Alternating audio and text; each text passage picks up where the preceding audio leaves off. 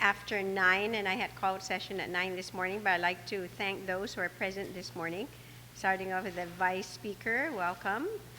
Senator Respicio, Senator Palacios, Senator Aline Yamashita, Senator Sam Abini, Senator Chris Duenas, Senator Sam Silva Tyron, Senator Frank Blas Jr., Senator Tony Adat. Wow, you're so far away now.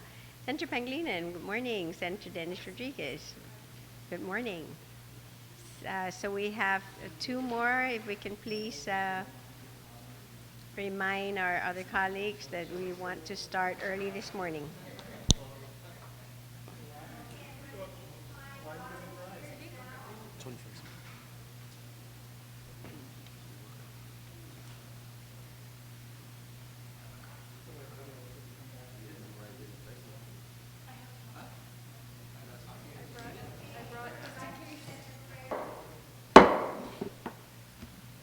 Buenas.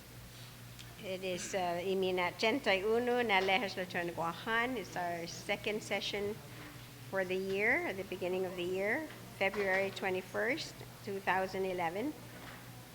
So this legislature is called to order. I'm going to ask among our colleagues here if you can please lead us in some of the morning prayers and recitation and the singing. So if I may ask Senator Ben Pangilinan if you can lead us in prayer. Please rise.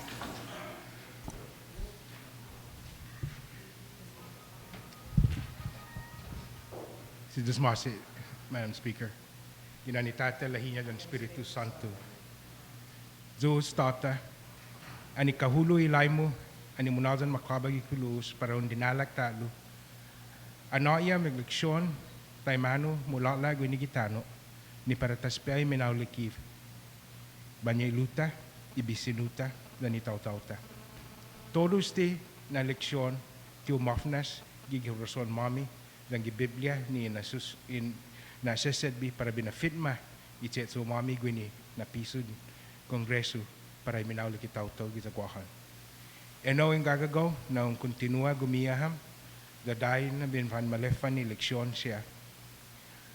In gagagaw lokwe sa inaho, taymano sinya para tasadbay problema ni fumafanaid gwini gimamayla siya na tempo.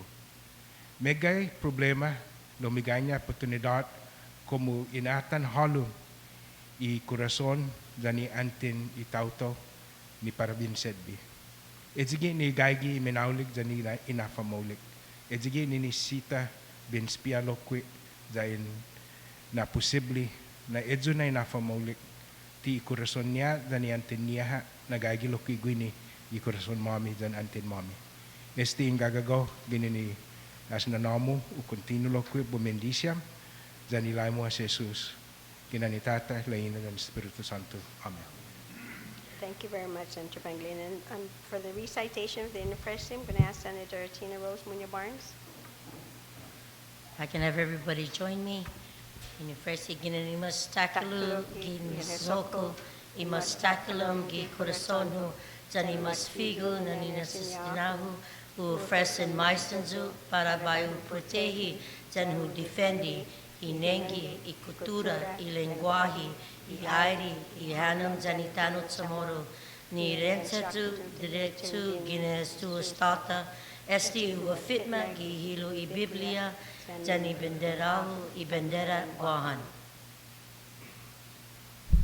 And the singing of the Guam hymn in Chamorro, led by Senator Chris Duenas. Panhongi Zamoru Purita Noguta, Kantai Matunanya, Litodu Iluga Para honra, para gloria, Habiba Isla Sen para honra, para gloria, Habiba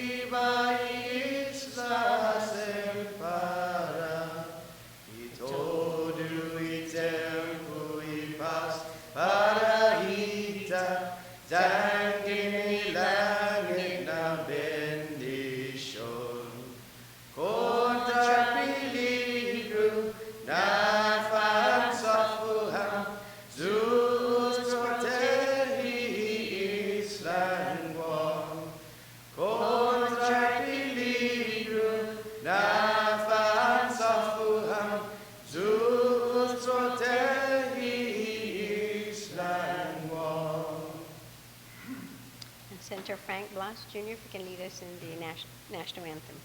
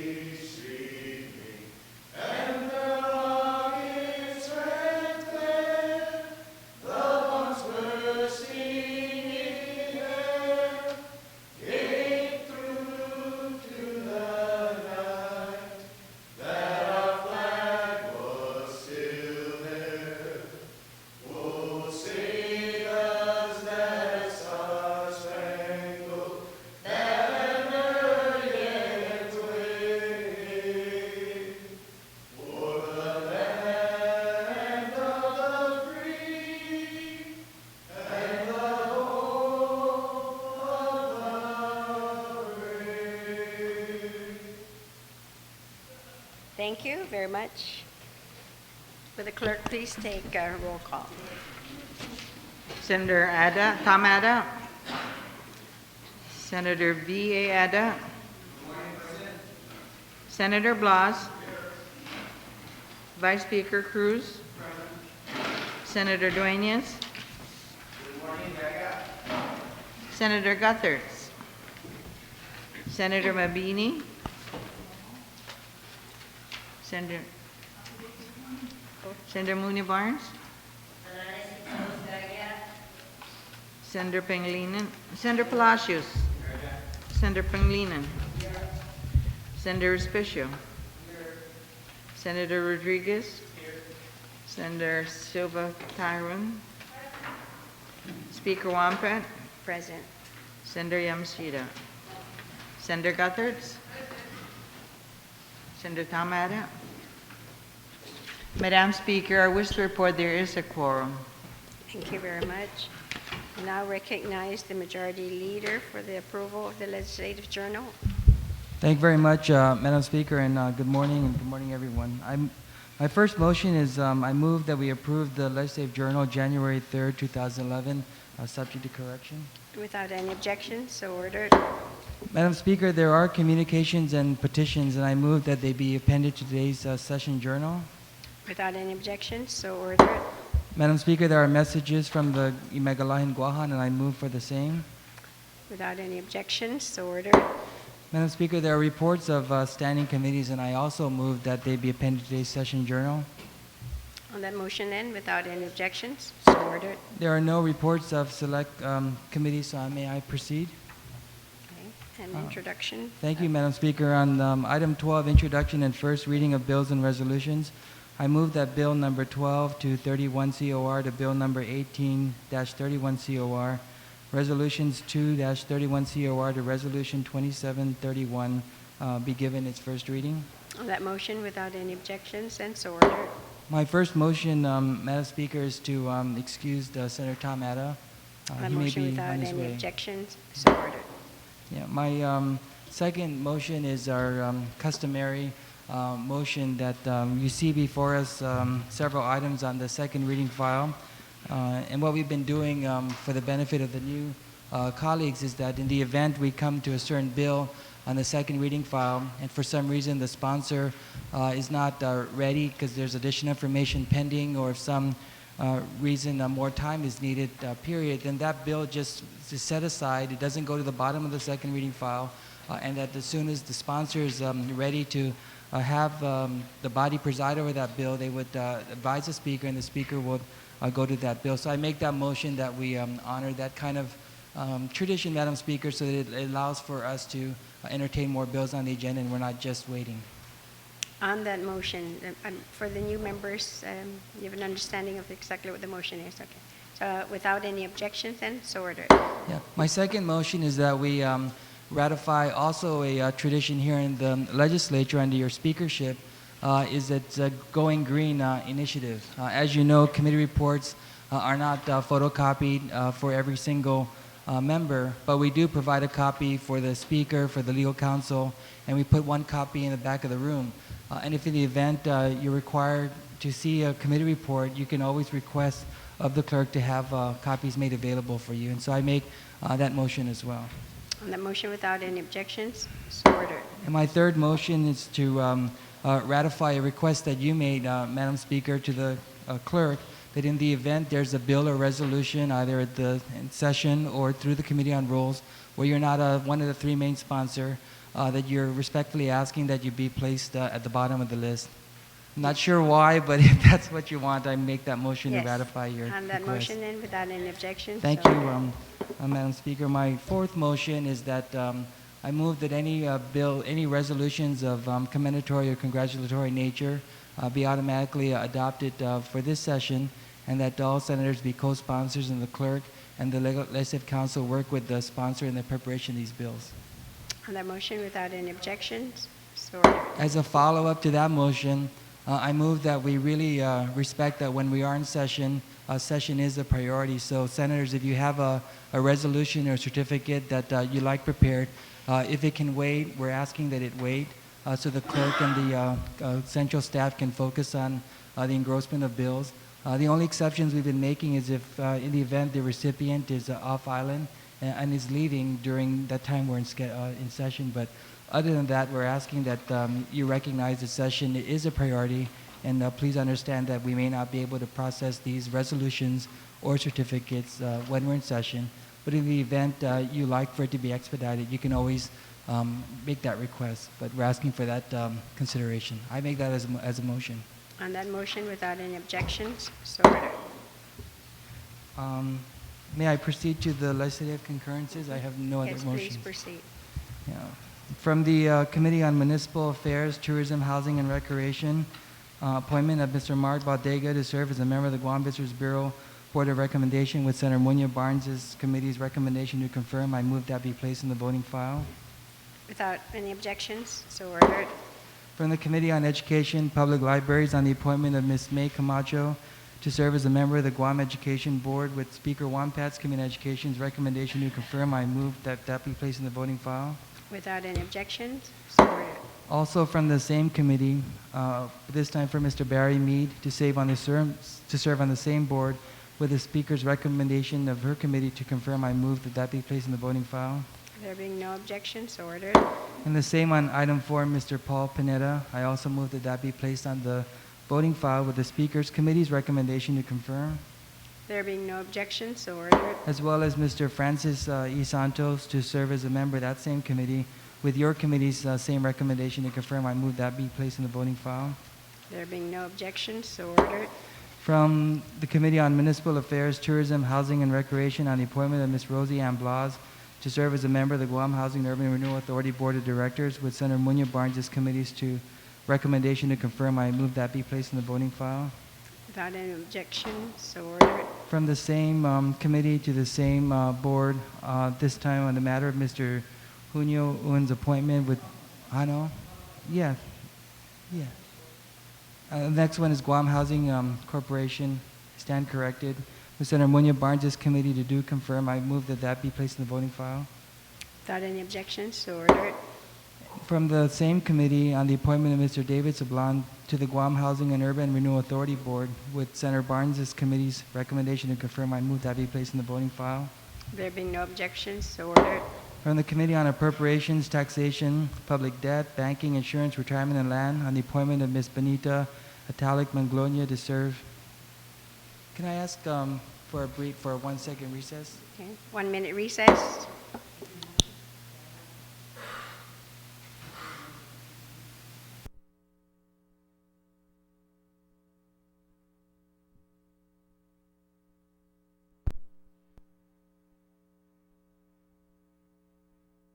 Yeah. Mr. Spicio, you are recognized. Yeah. On the appointment of Ms. Benita Manglonia to serve as Director of Bureau of Budget and Management Research with Speaker Benz committee's recommendation to confirm. I move that that be placed in the voting file. There being no objections, so ordered. From the Committee on Municipal Affairs, Tourism, Housing, and Recreation, on the appointment of Ms. Anisha Terlai to serve as Director, Department of Land Management. No, this is not right. Without any Wait, objection? this is not the right committee, Madam it Speaker. It's isn't? obviously from the Committee on Appropriations, Taxation, Public Debt, Banking, Insurance, Retirement, and Land. I move that with Speaker Ben's committee's recommendation to confirm, I move that that be placed in the voting file.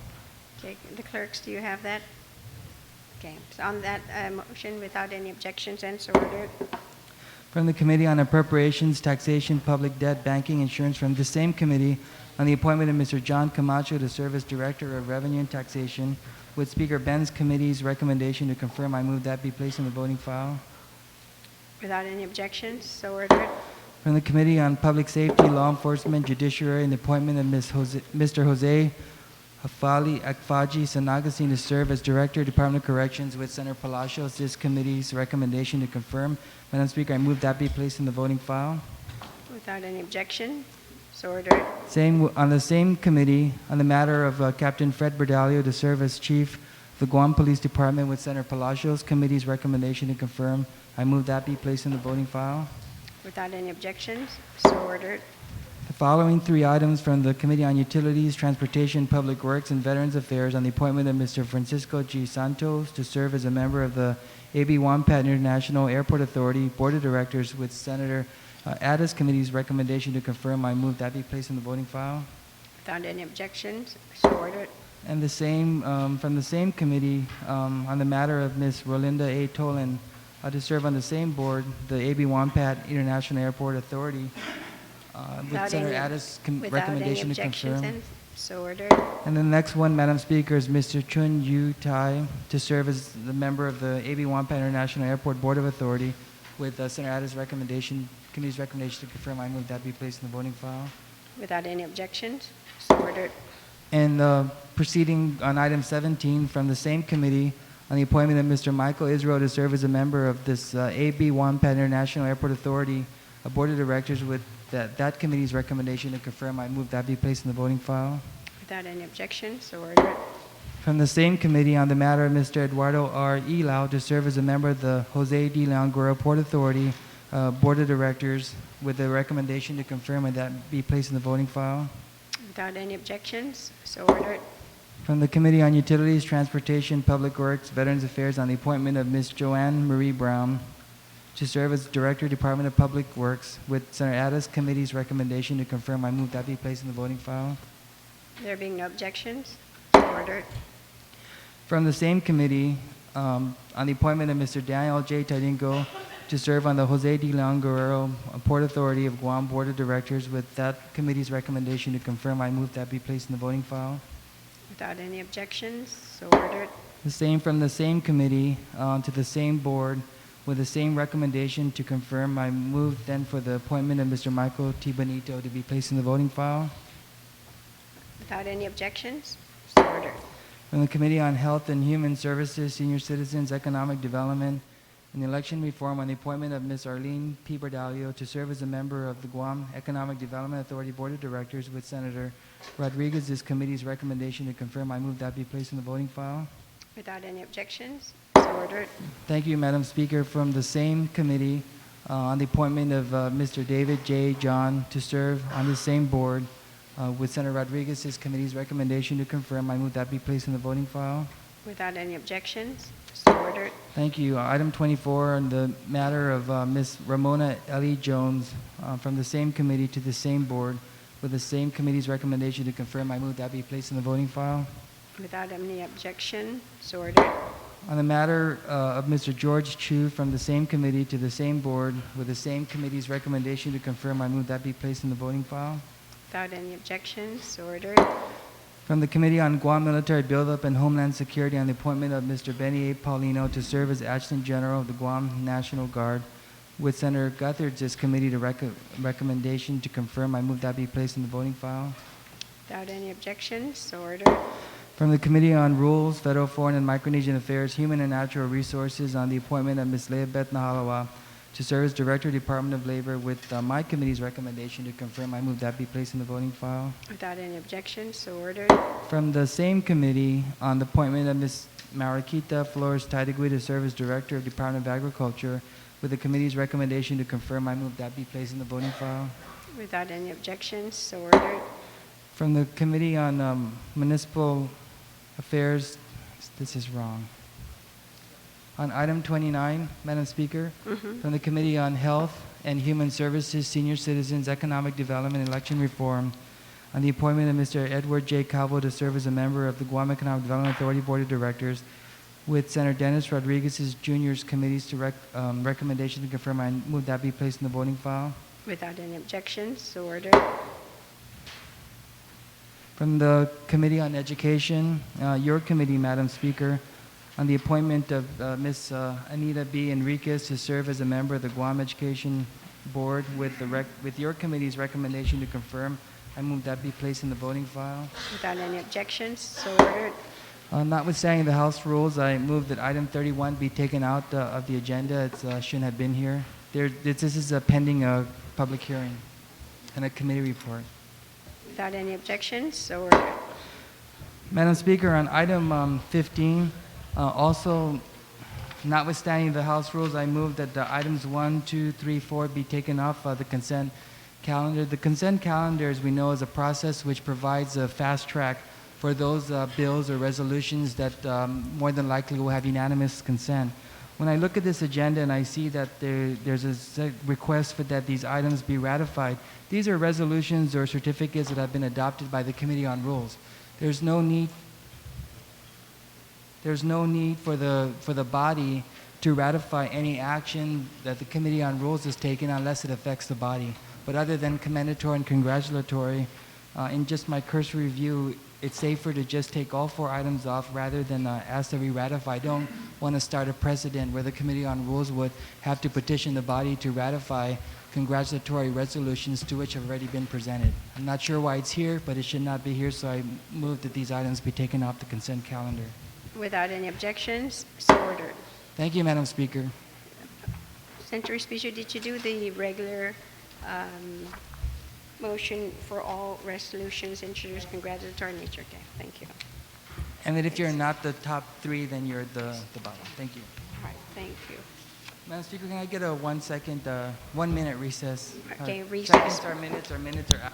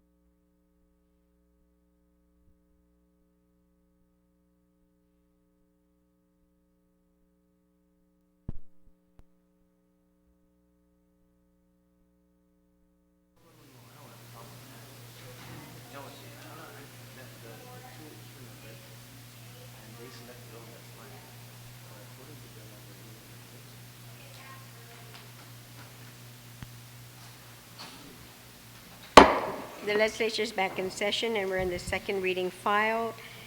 We will go with the first bill on the agenda, which will be Bill number 16-31 COR, and I recognize the author, Senator Palacios. Thank you, Madam Speaker. Madam Speaker, I move that Bill number 16 be placed on the third reading file for purpose of discussion, and if I may give an overview. Yes, please proceed. Madam Speaker, the current parole board was established 41 years ago, legally known as the Territorial Parole Board, comprising of 5 members with chairman directly appointed by the governor.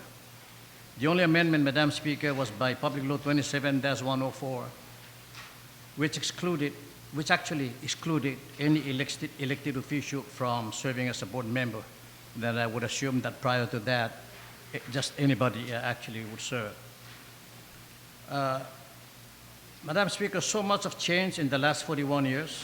For example, the naming of the penitentiary to the Department of Corrections, the naming of the Guam Penal Code to Criminal Correctional Code, also known as the CCC, and then now the Guam Code annotated. All these changes, Madam Speaker, reflect the change in times.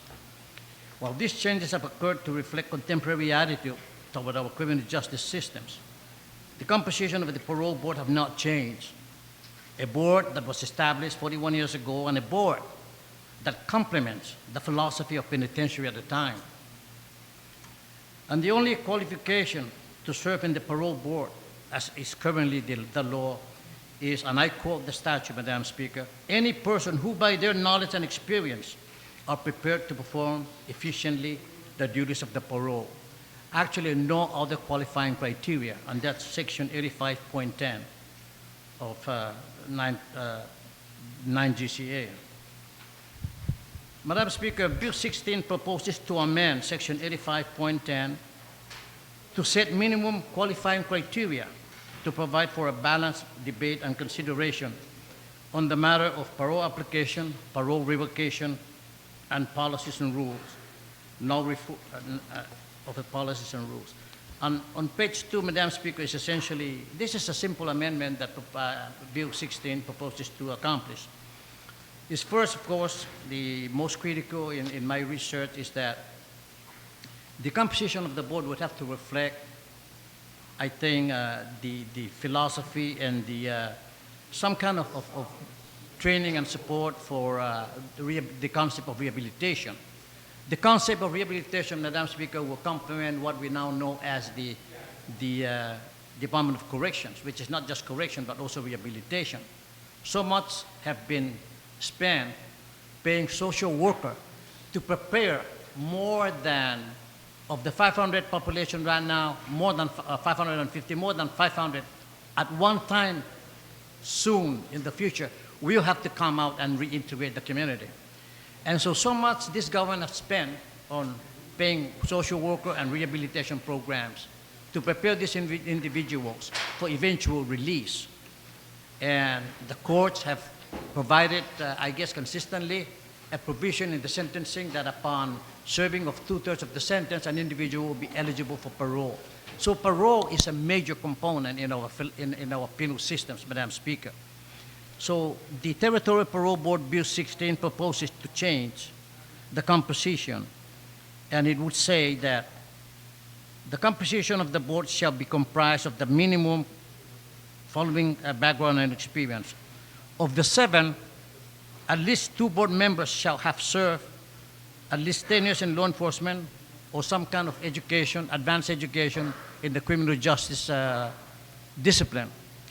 Currently, we have 3. I understand if the chairman has resigned, so now we have 2, both of whom are retired Guam police officers.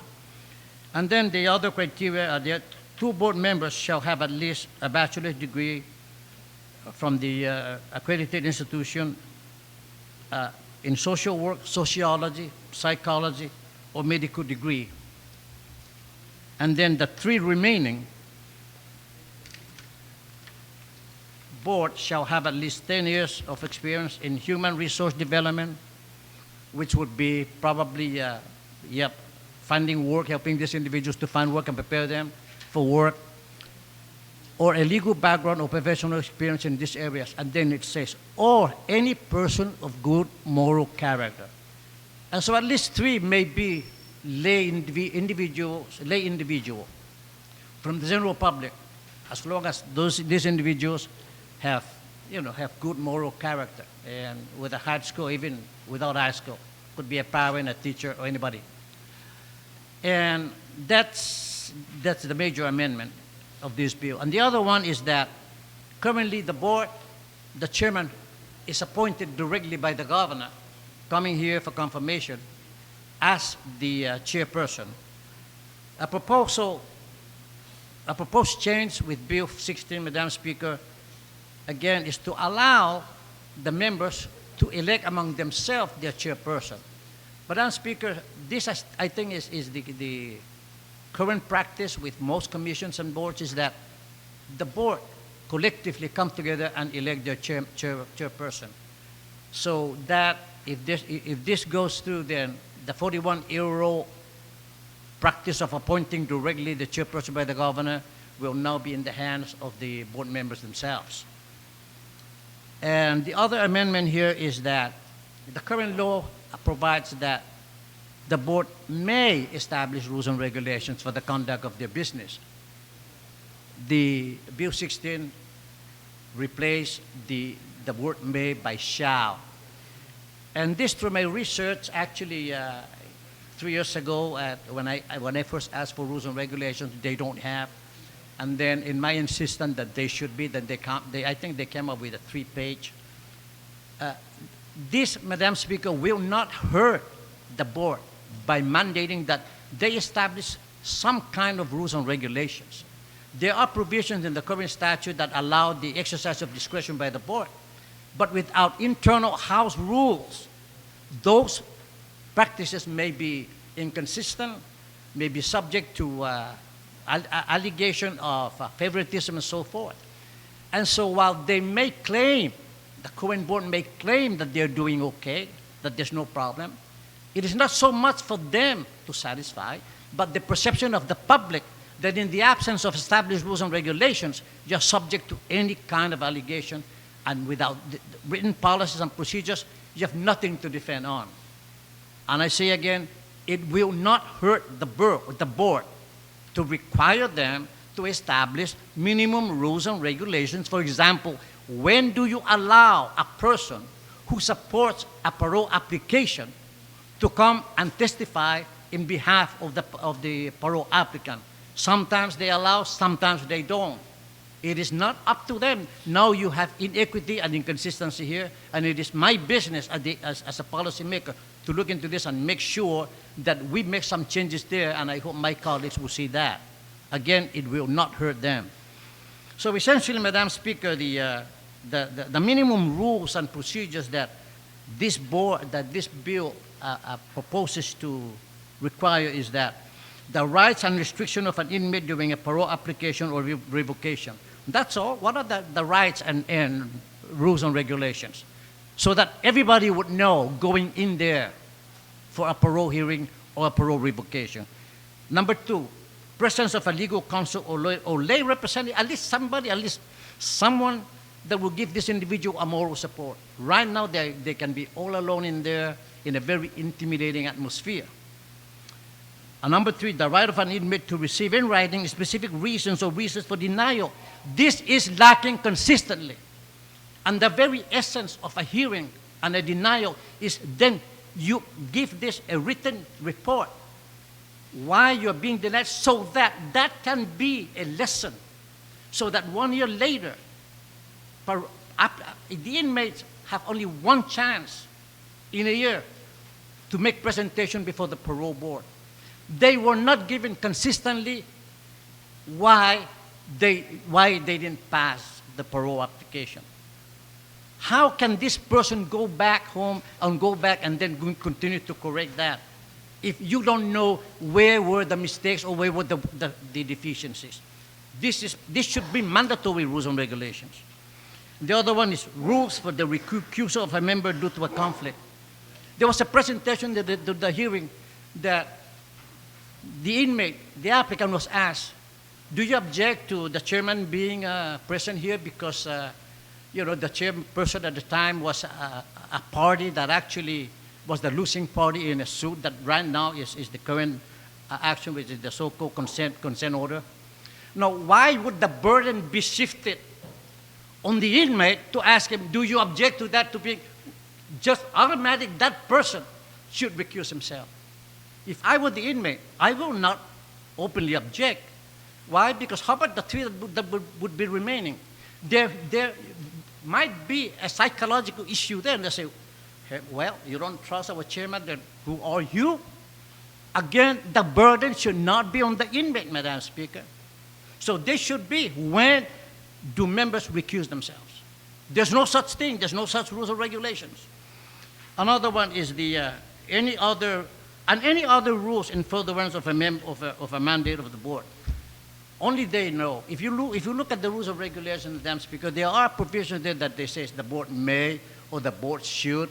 Now, anytime you have a permissive issue there, I think that they should be set with internal rules and regulations, the parameters within which discretion can be exercised consistently and regularly, again, for the benefit of those coming before the board.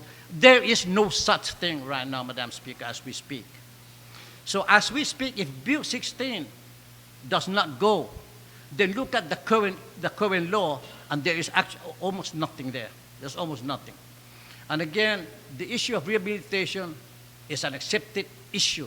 Rather, it's an accepted program, and much money has been spent, so much on this, by including 2 board members there with a background in education or by experience, so that then they, the board themselves, can actually come up with a balanced rules and regulations incorporating all this philosophy of rehabilitation, law enforcement, public safety, victim rights, and so forth.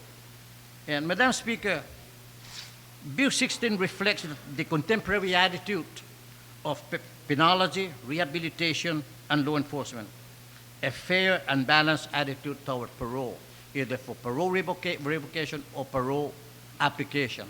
And with this, I ask my colleagues to please consider. And again, this is not a major amendment, but an amendment that I believe will bring to contemporary standards and contemporary philosophy and attitude the issue, the matter of parole, Madam Speaker. Thank you, Madam Speaker. Welcome, Senator Palacios. On the motion, I recognize Senator Munya Barnes. Si Zeus Mahasi, Madam Speaker, and Manana Si Zeus, thank you again for giving me the opportunity to speak on Bill number 16-31 CRs introduced by my good colleague from Chalampago, Order Chalampago. Madam Speaker, I really don't have any objections to this bill, and as the good author of this legislation spoke about what the new provisions are and how, as we look at updating and modernizing and making sure that there's a true check and balance here, I support those efforts.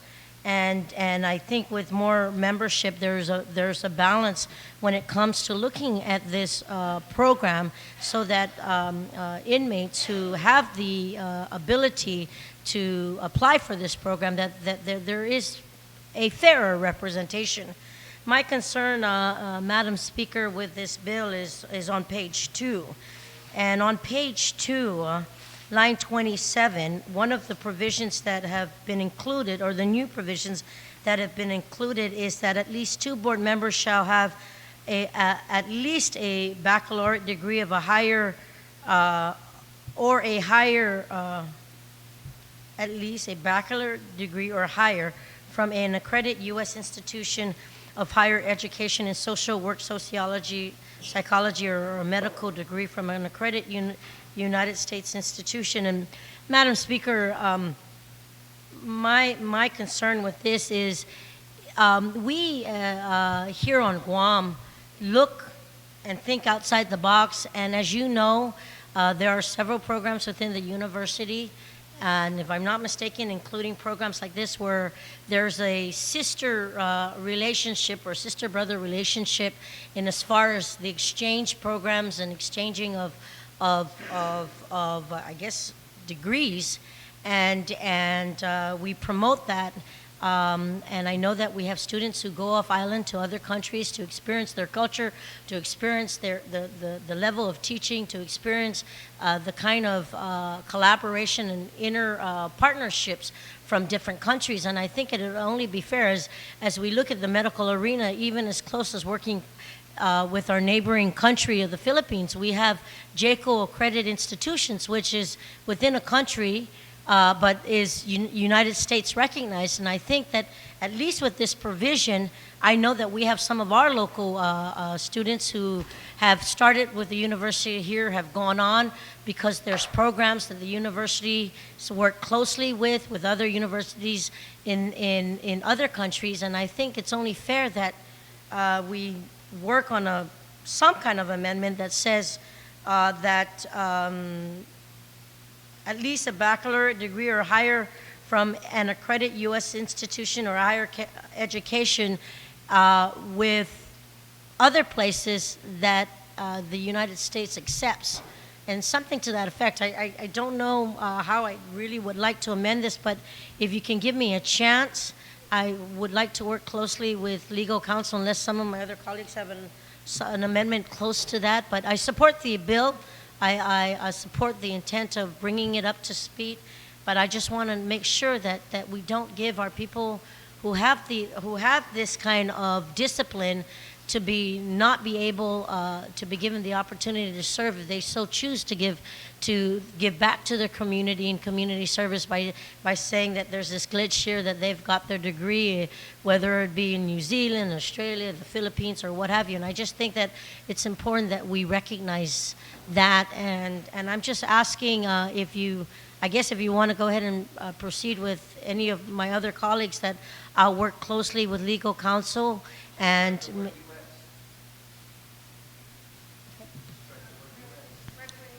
A brief recess. Yeah, I just. Why don't you just strike the word U.S.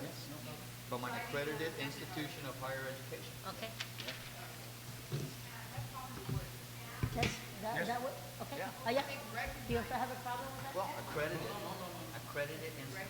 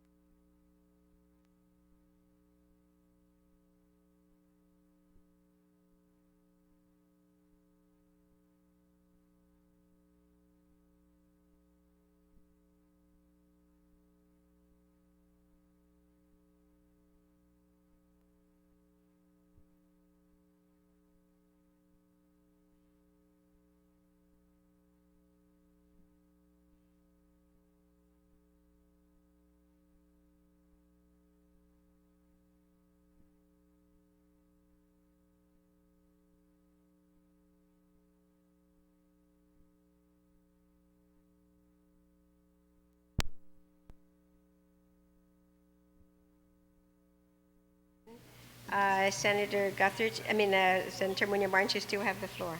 Si Diyos Masi, Madam Speaker Tatlo, during our recess, thank you for giving us that recess time, Madam Speaker.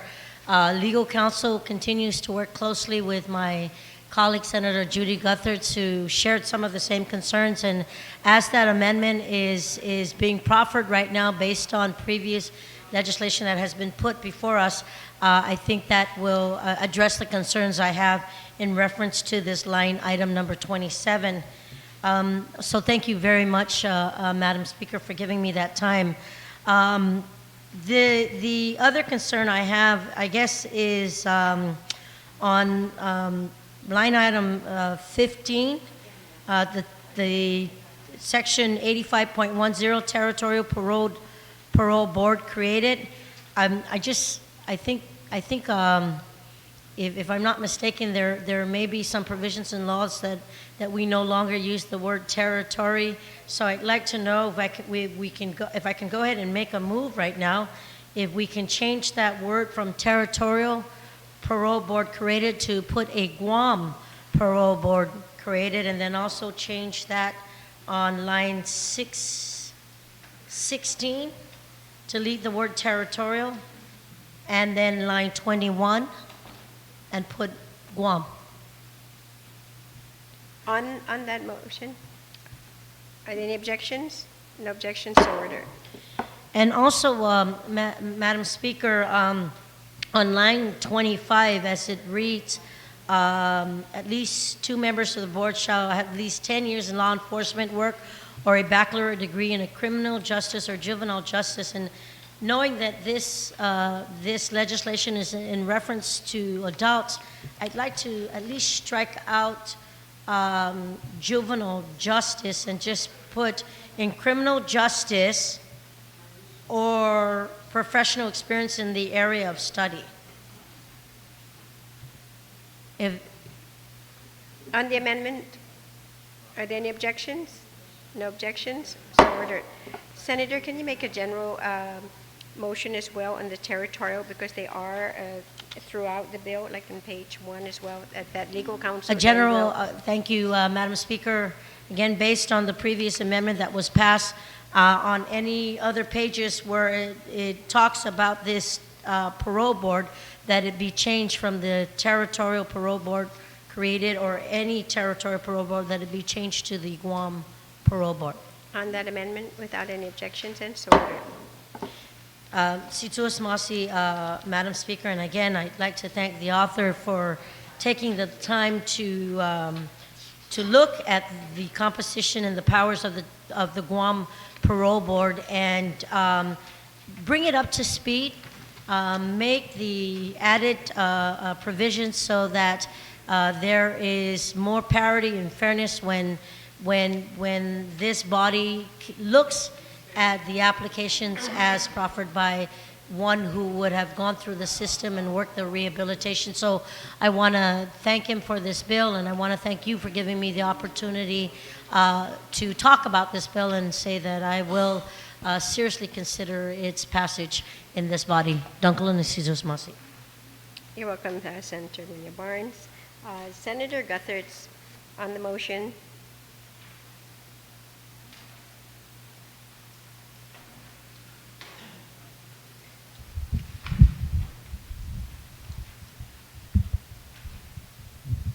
Thank you, Madam Speaker. You know, Madam Speaker, as pointed out by my colleague, Senator Munya Barnes, on page 2 of the bill, on line 29, saying an accredited U.S. institution, the language there.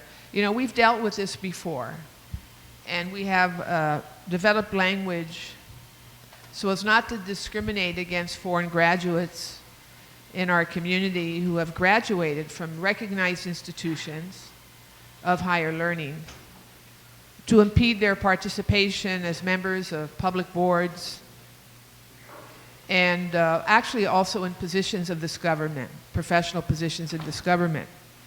So I'd like to offer an amendment, which is co-sponsored by Senator Barnes, which would basically apply, and I would ask legal counsel, with the permission of the body, to use this language wherever appropriate in the bill, because it's needed in more than one place in the bill. And the language would basically say, graduated with a degree from a college or university accredited by a United States accrediting body, recognized by the Council of Higher Education accrediting organization or its successor, or an equivalent foreign university. A foreign degree is equivalent to a degree granted by a college or university accredited by a CHEA recognized accrediting body when any of the following applies. First, such degree qualifies the degree holder for enrollment in a graduate or postgraduate program in a college or university accredited by a CHEA recognized accrediting body.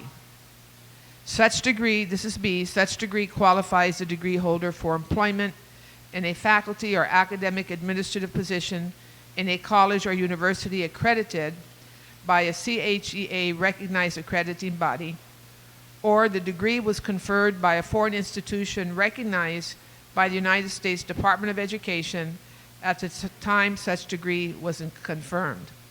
Now, the Council on Higher Education Accreditation is the foremost American higher education entity that evaluates and recognizes foreign degrees. And the CHEA is the same institution that we use at the University of Guam and Guam Community College in evaluating transcripts from foreign students.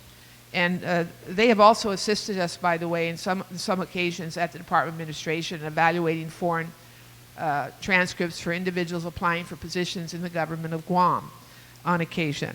So I think if we replicate this language, since we've used it before in the case of the Department of Education and also on the Appeals Board for graduates of foreign engineering programs and architectural programs, we should use the same language here. So I'd like to make the motion, Madam Speaker, on behalf of myself and Senator Barnes, that we adopt this language to be consistent with the previous language we used for foreign graduates, and that this language be reflected in the bill in those areas that are appropriate. And the legal counsel will make that determination. We know we have to do it with reference to line 29, but it's been brought to my attention by legal counsel there are a couple other areas in the bill that require the same language. Thank you very much, Madam Speaker. Senator Guthridge, we're going to take a brief recess.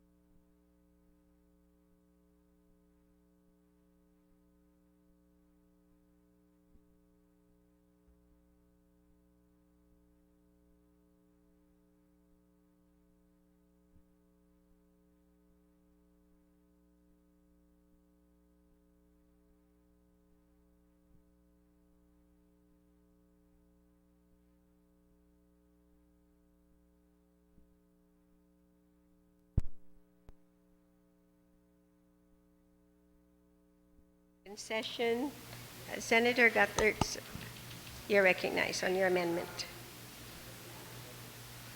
Thank you, Madam Speaker. As always, my speaker has come up with a shorter version. So I'd like to amend my original amendment with something shorter. And so the actual amendment would be as follows. Simply say, graduated from a college or university accredited by a United States accrediting body recognized by the Council on Higher Education Accreditation, CHEA, or its successor, or an equivalent foreign university. Okay. Thank you, Senator Guthridge. So on the amendment, without any objections, so ordered. Is there anyone else who would like to speak on the motion? Senator Pangilinan, you're recognized.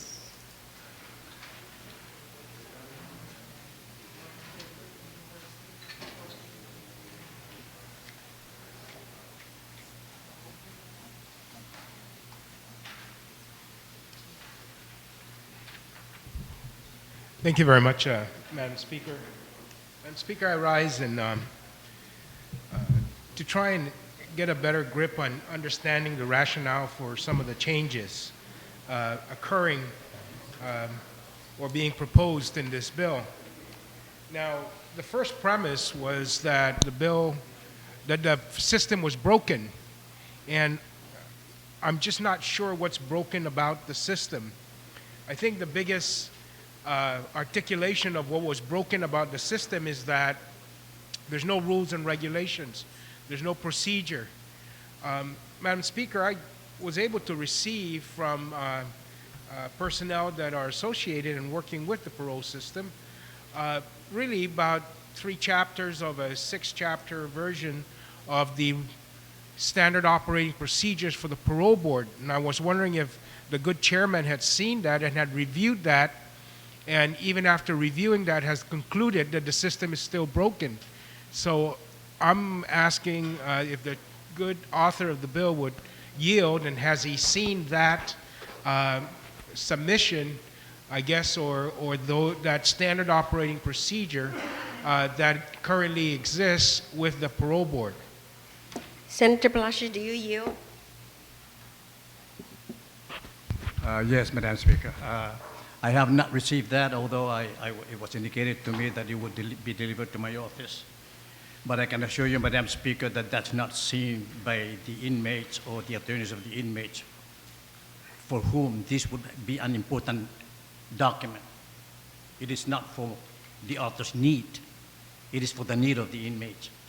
And I assure you, they don't know those rules and regulations. Senator Pangilinan, did he answer your question? Yes, but I guess now it just leads to more questions, Madam Speaker. If the author hasn't seen it, the inmates haven't seen it, the families haven't seen it, if nobody's seen it, but it exists, then maybe the solution is that, we kind of have everybody see that and see whether those rules and regulations or those standard operating procedures are incongruent with this or in conflict with what's being proposed here. Or is the intention just to liberalize the members of the board to what I've heard articulated, make it easier to get a parole? Is that our intention in trying to liberalize the system and the process? And if that's our intention, then let's be perfectly clear and put that forward, and then we all know that we're voting on that. So those are some of the issues that rise based upon the discussion that's occurred with the presentation of this bill, not only in this legislative session, but in the prior legislative session. Now, I certainly am one that supports the injection of new thinking into old processes. And when those new thinkings are injected into the old processes, the goal and the objective is to have better processes and better communication. And if this is going to do that, then I'm all in support of that. One of the things that I have not been able to look at is that the current composition of the board, in which is articulated as proposed in this bill, I didn't compare it with the old, and maybe this was also lacking in the old, or maybe it was just a common practice that over the last 40 years has become the practice and is now the process that's been almost common law or common regulation that every governor may have adhered to. But since we're changing the composition and the placement of these board members and increasing them, then maybe we need to articulate that common practice, which to me always seemed to make sense for the parole board, and that is that I would think that you would not want a person who has a family member serving a sentence or currently on parole sitting on that parole board. So I'm not, from my past experience in serving in the executive branch of the government and having worked with the late Frank Marion, I think he's the late Frank Marion, but Mr. Frank Marion, I'm sorry, who has lately of the parole board, had served on that, and I worked with him in terms of getting members on board and qualified and so forth. And I don't ever remember in those times that we worked together and when I was in the executive branch in the office of the governor at that time, and we kind of screened out to make sure that we didn't put people in there that may have biases one way or the other with regards to the process of the parole, the leniency of the board, or who have a tendency to be influenced by their current situation.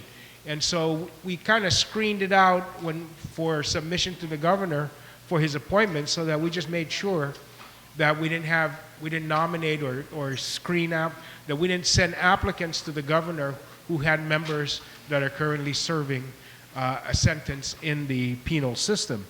And so I would like to maybe put that as an amendment in this bill that would articulate and add a new 4, I'm sorry, on section 2, a new section 3 on page 3 after line 3. That seems like a pretty good luck there. That no person who has a family member of the first consanguinity, I guess, so I would put it, serving a sentence within the Guam penal system or who is currently on parole shall be eligible to serve on the board. And again, this will just ensure that we get totally unbiased individuals in terms of familial ties that may influence their view on when people should get out because of the current family predicament that they may find themselves in, if they are in that kind of situation. So, Madam Speaker, I guess I'll have to put that in. No, I don't at this time. Okay, so we're going to take a brief recess then for you to do that.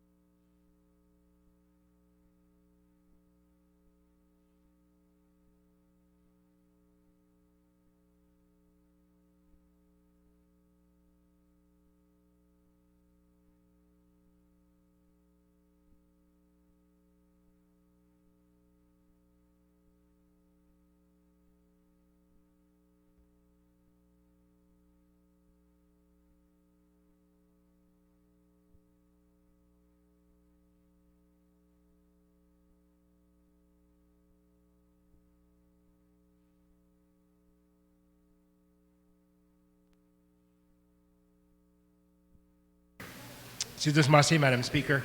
Madam Speaker, the amendment has been passed out, and it reads that no person who has a family member. Member. I'm sorry, that should say. Okay. Okay.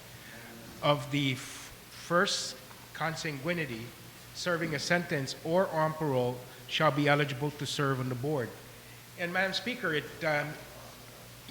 from my experience and my working with constituting members of the parole board in my former capacity when I served in the executive branch in the office of the governor, this was almost standard practice for us. It was an understood rule because we wanted to assure the public that we had individuals in there who did not have a vested interest, vested personal interest in the process as well as the system by virtue of having family members serving a term that would be coming up for parole. And so their view may be a little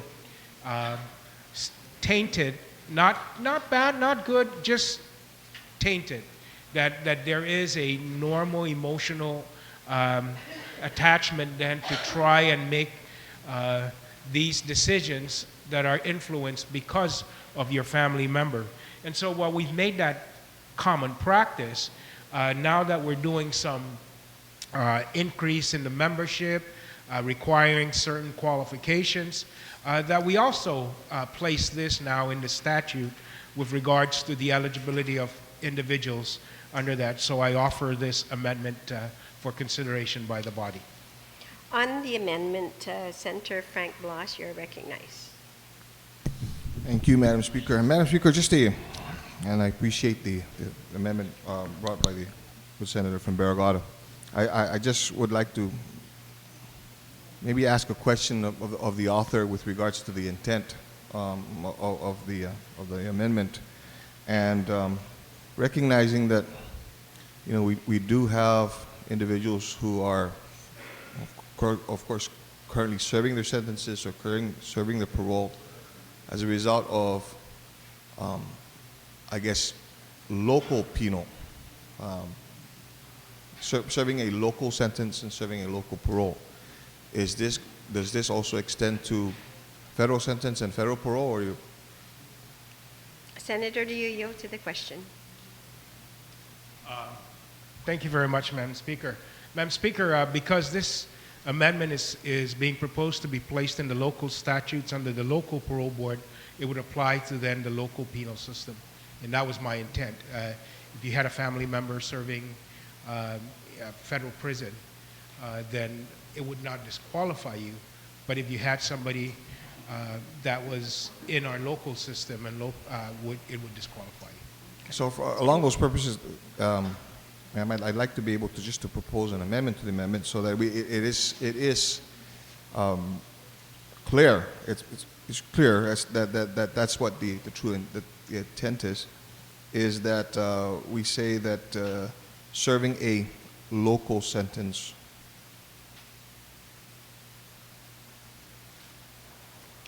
On the amendment to the amendment, are there anyone like to speak to it? Are there any objections? No objections, so ordered.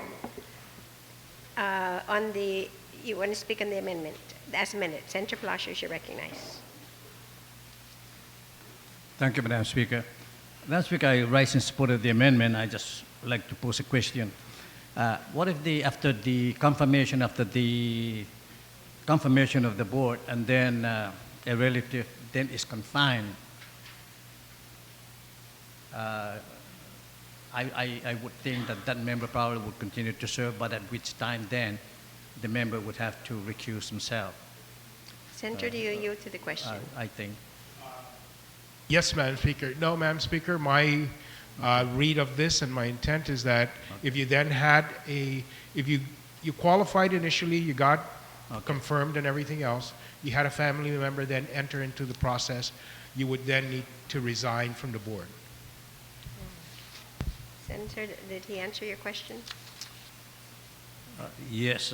So should that word then, if that occurs, then the member should resign or should recuse?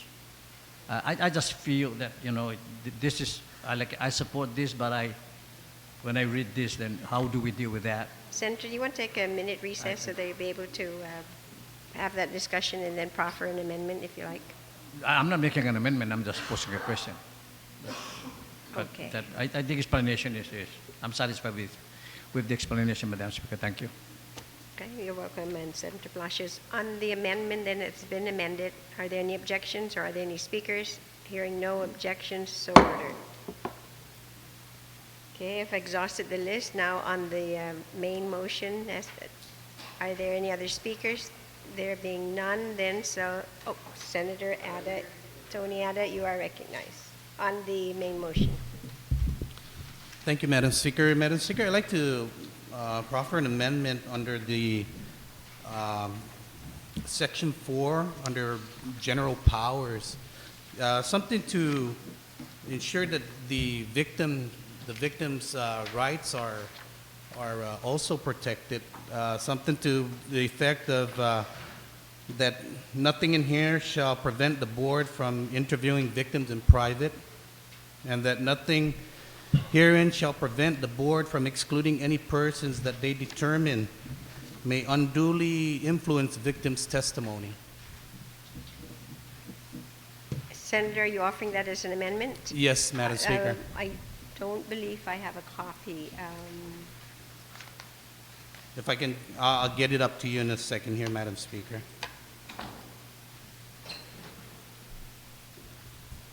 Do you have copies? Can I have for- a 1-minute recess, Madam Yes, Speaker? we'll have a minute recess.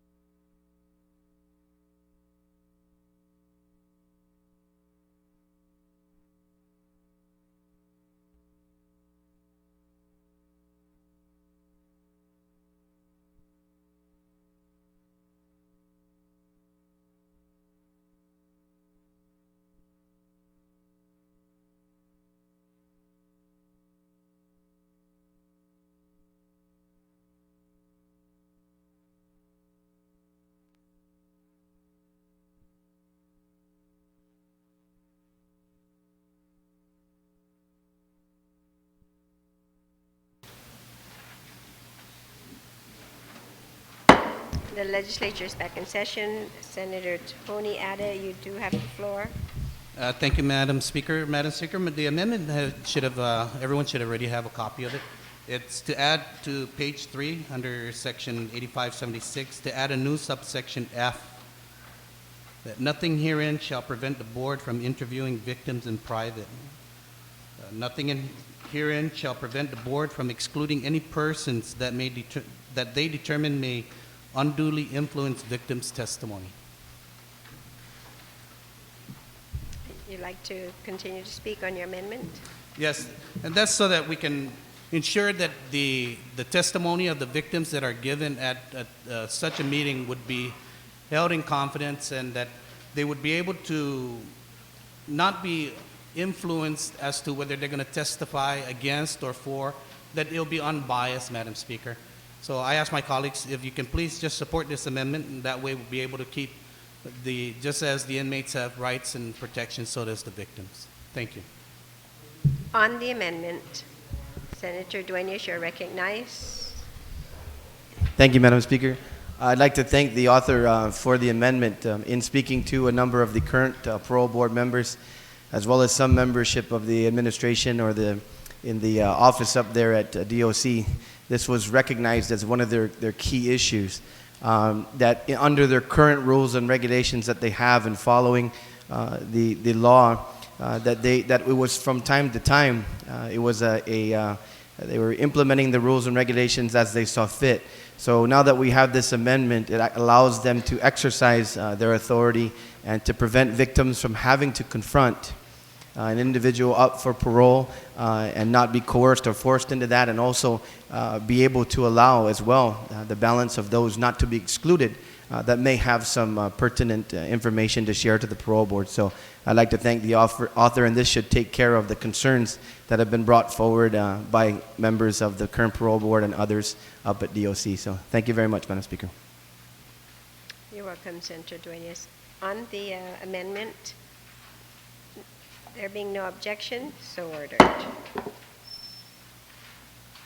On the main motion, is there anybody else who would like to speak? Okay. So there are no objections then to sending bill number 16-31 to the third reading file. Senator Palacios, you would like to speak. Okay, to close.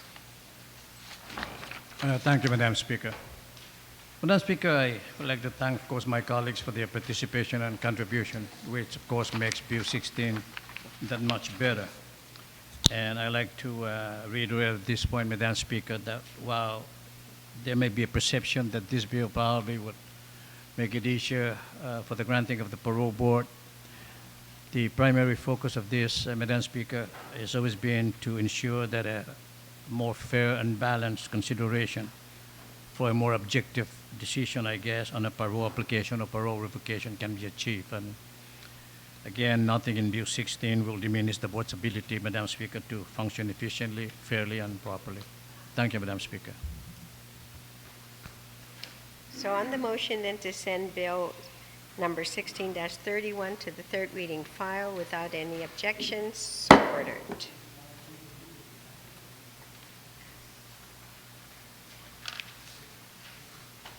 Bill number 33-31, I recognize the authors, Vice Speaker Cruz.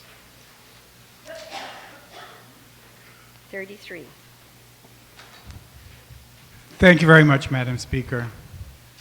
Madam Speaker, before I begin, I'd like to, well, let me make a motion to move 33 to the third reading file, and I ask for an opportunity to speak on the bill. You may proceed. Madam Speaker, before I speak on the bill, I want to thank the Chairman, Chairman Palacios, and the 12 members of this Guam Legislature who sat through 3 hours of testimony on Super Bowl Monday to hear Bill 33 and Bill 34. And I want to thank the public that came that day to testify for those two bills, and also the cyberbullying Bill 41. Because their testimony was so convincing that 9 members of the Committee on Public Safety voted to pass on Bill 33 and 34. 33 is the only one that's on the agenda. I refrain from saying anything about 34 not being on the agenda at this point. But 33 is on the agenda. And 9 members who attended that hearing, who are members of that committee, and 3 who are not members, sat through 3 hours and listened to some, I'm sure for some of them, heart-wrenching and shocking testimony by members of the community. I want to dispel one thing. I understand that some of my colleagues think I'm upset about something and have some major vendetta or in the introduction of these bills. I think some people think that I am doing something revolutionary. Madam Speaker, I only wish that I was doing something revolutionary. All I am doing is trying to bring Guam into the 21st century and to follow where the rest of this country has been going over the last 40 years. At the present time, the statute of limitations on sexual abuse against minors is 3 years after their 18th birthday. That was a very good bill about 6 or 8 years ago when the current Lieutenant Governor amended the law to include that. And that was that was the thought at that point, is to at least give the victims a few years after their 18th birthday, when they're finally old or we think that they're of the age of majority, to at least after their 18th birthday be able to move forward.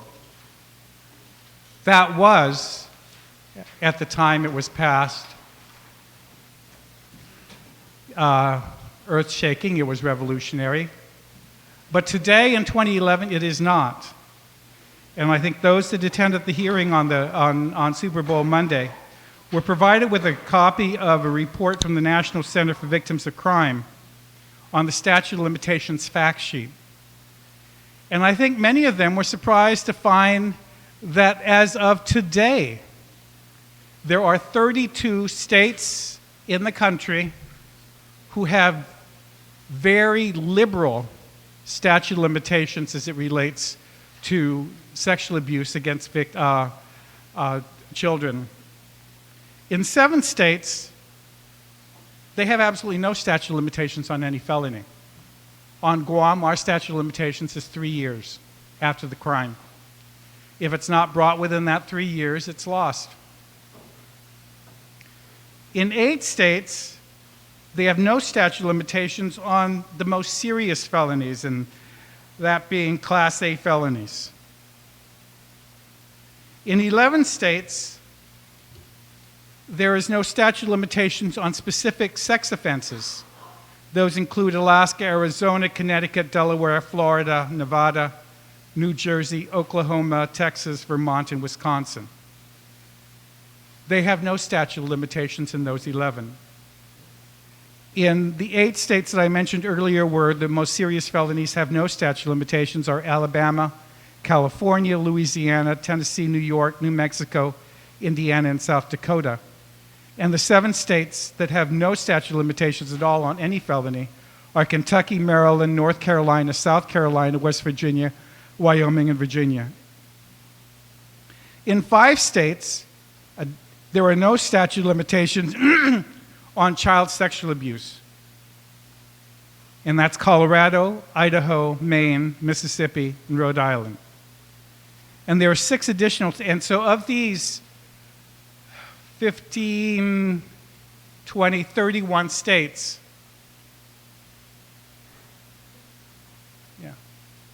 32 states, there is no statute of limitations as it relates to child sexual abuse. Whether it's specific just to sexual abuse of minors in 5 states or more expansive, any major felonies in any of the other states. So I just want to dispel that notion that some of my colleagues think that I have some kind of major vendetta going out in introducing this piece of legislation. It is something that has been going on in the country, and it is something that we should be addressing. In 6 additional states, Connecticut, Illinois, Louisiana, Missouri, New Hampshire, and Wisconsin, the statute of limitations in Connecticut is 30 years after the event. No, 30 years after the 18th birthday. In Illinois, it's 20 years after the 18th birthday. In Louisiana, it's 30 years after the 18th birthday. In Missouri, it's 20 years after the 18th birthday. In New Hampshire, it's 22 years after the 18th birthday. And in Wisconsin, it's 27 years after the 18th birthday. On Guam, it's 3 years after the 18th birthday. So, Madam Speaker, what I'm introducing today, or have introduced, and ask for consideration and support by my colleagues, is absolutely nothing revolutionary, nothing that can be seen as vendetta against anybody. It has absolutely everything to do with social justice for the victims in these crimes, and for the first time, to try to give the victims a right, as opposed to just protecting the right of the defendant or the perpetrator in these crimes. I hesitate to bring up one more example of where Guam is way behind the curve, but I will. just to show that there are other things that are going on out there besides what's happening in the States. Last April, the Roman Catholic Church issued a new edict out of the Confederation of Doctrine and Faith. And they changed the statute of limitations, which the church has been applying to pedophile crimes, from 10 years to 20 years. See, even the Catholic Church is way ahead of Guam. In fact, in one of the articles that I may have sent to some of you, were I think it's called the Catholic Paper, Catholicism Newsletter. It goes on and extols the fact that the Catholic Church has now decided that it's going to increase the statute of limitations from 10 to 20, and in some cases, even more. The way that the norm is written, it's currently 20 years from the 18th birthday of the child, but at least, and in some cases, even more than the 20 years. So, Madam Speaker, what is being proposed in Bill 33 is nothing unique. It is nothing revolutionary. It is just something to try to get the victims in this case, in these cases, justice. I know that there have been people that have called me, women who have, in their adulthood, suffered from sexual assaults, asking whether or not we could address their concerns. And I asked them for their patience. First, I want to see if we can change this, and then with a large number of women in this legislature, hopefully get all of you to join me in an amendment to take care of the rest of sexual assault and have that statute of limitations addressed. But the other thing that I want to point out to my colleagues is that this legislature is not adverse to having a unique statute of limitations. If you go to the 10GCA on statute of limitations, you'll note that there is one exception to the statute of limitations on felonies. And that one limitation states a real interesting one, except for crimes committed by public officials. And it provides for exception to the 3-year statute of limitations to 3 years after that public official leaves office. That's to make sure that if an employee knows of the wrongdoing of their supervisor or their director or their governor or whatever, they know that they've misappropriated funds, that it gives them until that person leaves government service and no longer has the authority over the employees and for fear of retribution and being fired, the statute of limitations will run 3 years after the person leaves office. So this legislature has shown in the past, with some of you that are here, that have been here longer than I have, in passing that piece of legislation. So I'm hoping that besides the 9 who voted to pass this bill, that the additional 6 members will also vote in favor of passage of Bill 33. Madam Speaker, I not only want to bring those stats to your attention, but just as it relates to children, just as it relates to victims of child sexual abuse. Those of you that attended the hearing heard the testimony of Dr. Ellen Bez and Nurse Santos from Healing Hearts. Dr. Bez was my internist, or yeah, I guess I have to use it in the past term. She was my internist. About 5 years ago, she gave up practice and devoted her full time to Healing Hearts. I was amazed. One, I was hurt because I didn't want to have to go through finding another internist. But I was amazed that someone would give up a lucrative practice of internal medicine to devote themselves to healing hearts. I didn't want to ask why. I didn't know what the answer would be, and as a lawyer, I don't ask questions that I don't know what the answer is going to be, and some questions I don't want to know the answer to. And I couldn't figure out why it was, and every time I spoke to her about trying to make sure that Healing Hearts had money, that their building was funded, that they got additional funds, or that we were in the last legislature trying to take it out of mental health to try to provide it with more security in someplace else so that there wasn't that stigma of Healing Hearts being part of mental health. She was just absolutely distraught and just broken up. And I couldn't figure out why. On the 21st of January, I had a meeting here at the legislature that was attended by many of the new members of the legislature. It was an orientation that I wanted to provide my committee members about the state of youth services on the island. And we were going through various departments. Finally, towards the end of the day, it was mental health.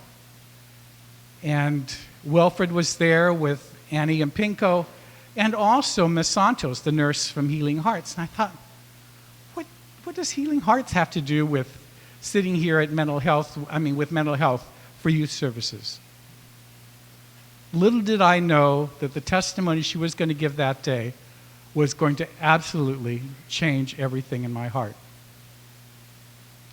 She testified, not testified, but she gave a report. She goes, in 2010, Healing Hearts dealt with 117 sexual abuse victims. 117, Madam Speaker.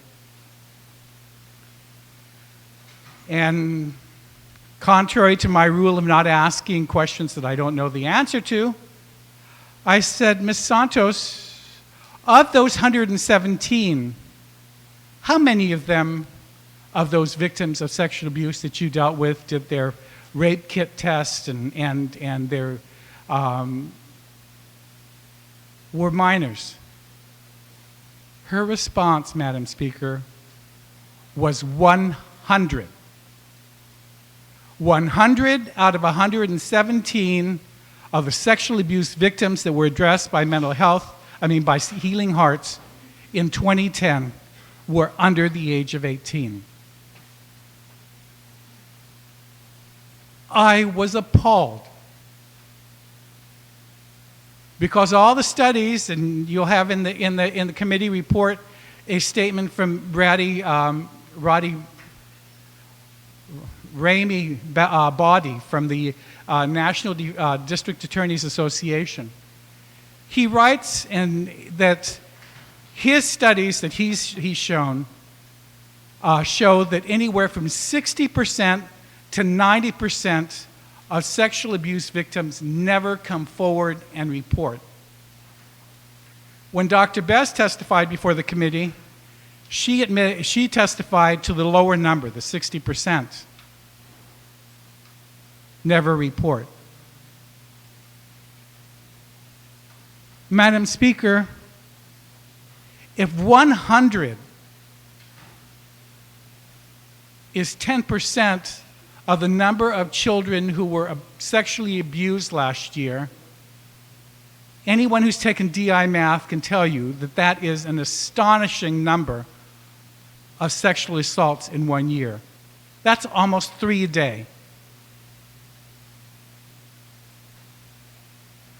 And anywhere from 60 to 90% of them are not going to testify or come forward with it. Call it serendipity, or I don't know. Just the stars and alignment. The week that you guys sat and listened to that testimony about the need for this legislation and for the window legislation in 34, here on Guam, on the front pages of the paper, were 2 stories that were absolutely shocking.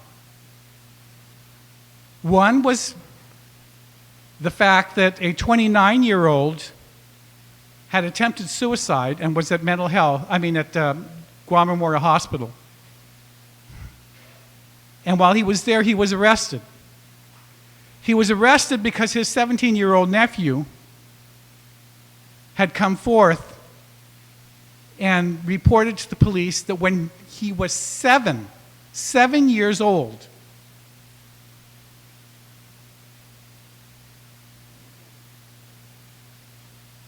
this 29-year-old, well, at that point was 20, had sexually abused him numerous times.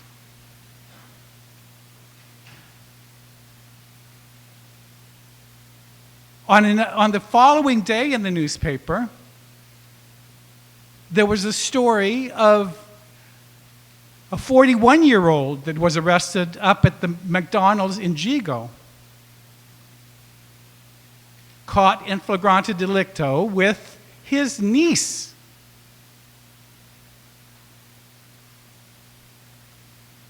And he admitted to having had sex with this young niece of his since she was 15.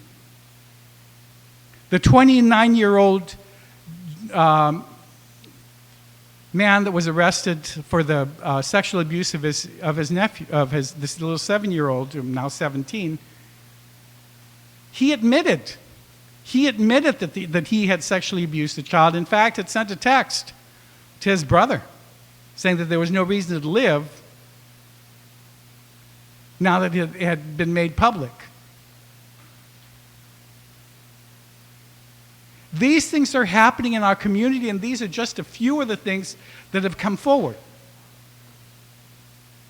If you read Mr. Boddy's testimony from the National District Attorneys Association, you'd be shocked at the stats. But we don't need to look at the national stats, Madam Speaker. We just have to look at the stats here on Guam and be concerned about the fact that 100 of 117 cases in 2010 involved sexual abuse of children. And that this was only the very tip of the iceberg, and the rest of it would never be addressed.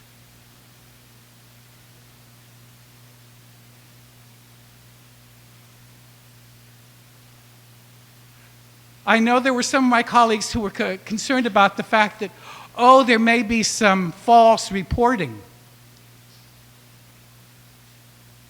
That if you have a long period of time, that memory might be vague and the testimony would not be that good because of the passage of time. On Guam, we currently have no statute of limitations on only one crime, and that's murder. The only witness to that murder is the defendant himself or herself, because the other one is dead.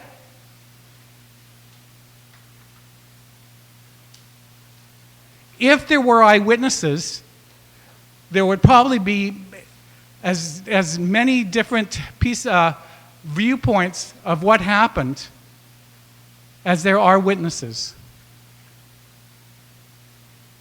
But Madam Speaker, I can tell you as a victim myself that you never, ever forget that experience when it happened to you. When I did my testimony, my deposition in the California case, 40 years after the event, the lawyers were amazed at the detail of the description I could give of the room behind the chapel, how many steps it took to get up the landing, how many steps to the room where 6 of us boys were staying, and the direction and how many steps to Father's room and into the sacristy.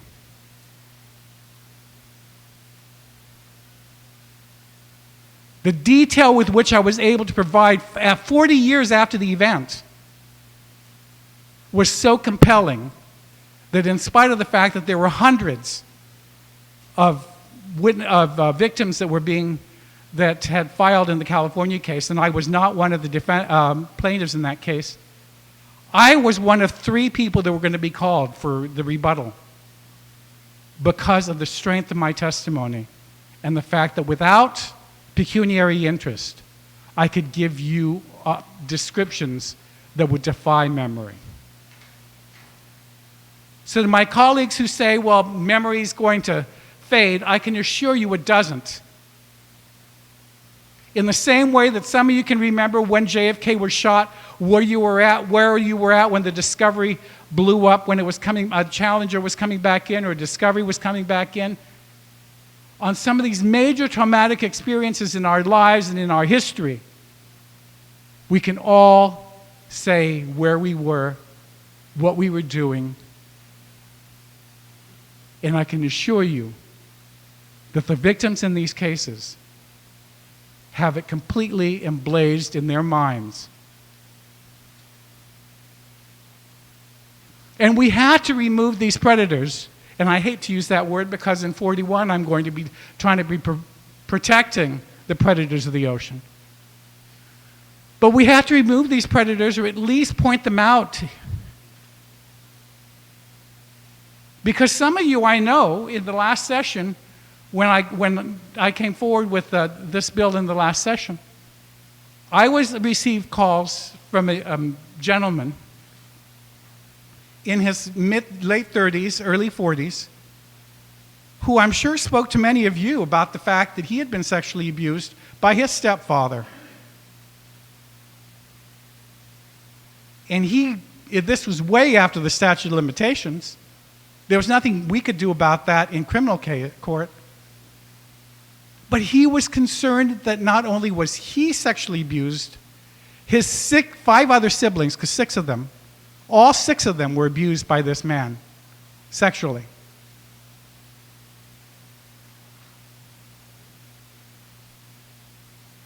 And that man has gone off to other households and many other children.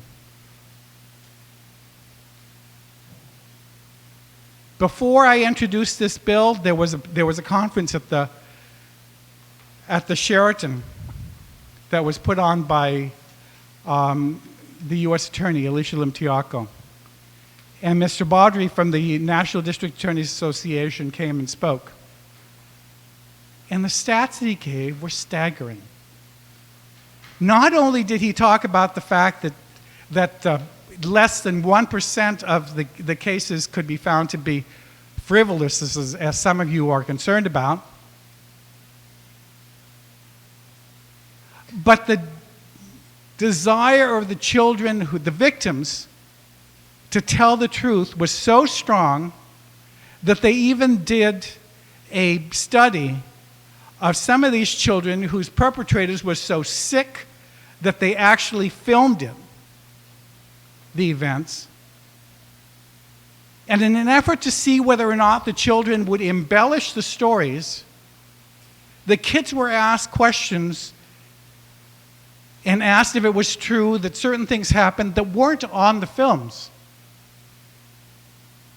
And Madam Speaker, I am proud to tell you that all those children kept to their story regardless of what it was. They did not embellish. They didn't add another layer or another that I was handcuffed or I was whatever. They stuck just to what was on those videos. And they didn't realize that the people that were asking the questions were just trying to test them to see whether or not they would embellish.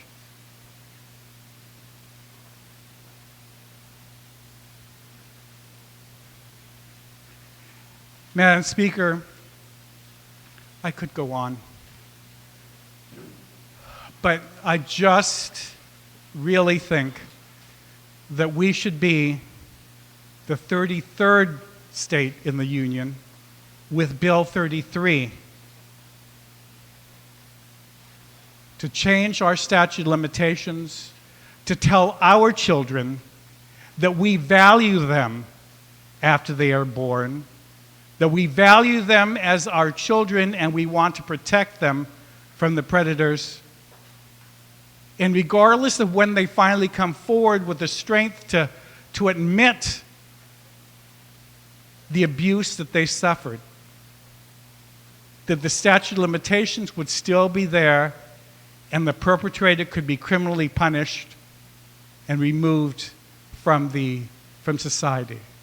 Because there was one other stat that I want to leave all of you with that Mr. Wadri mentioned at the hearing, at the conference at the Sheraton, because it really, really concerns me.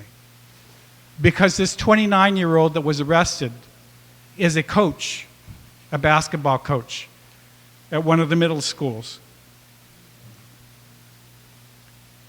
The studies are showing that a pedophiliac, a person who enjoys having sex with underage children,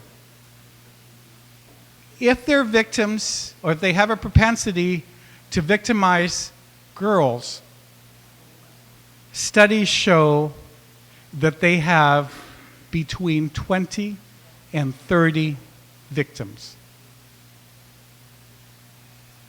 The ones that victimize girls have anywhere from 20 to 30 victims. If that's not disgusting enough, the stat that he gave about pedophiles who have a propensity to abusing little boys, the studies are showing that they have as many as 150 victims. I'll repeat that, Madam Speaker. The study is showing that pedophiles whose propensity it is to victimize and sexually abuse little boys, that they have been found to have as many as 150 victims. That, Madam Speaker, is the reason why I introduced 33 and 34.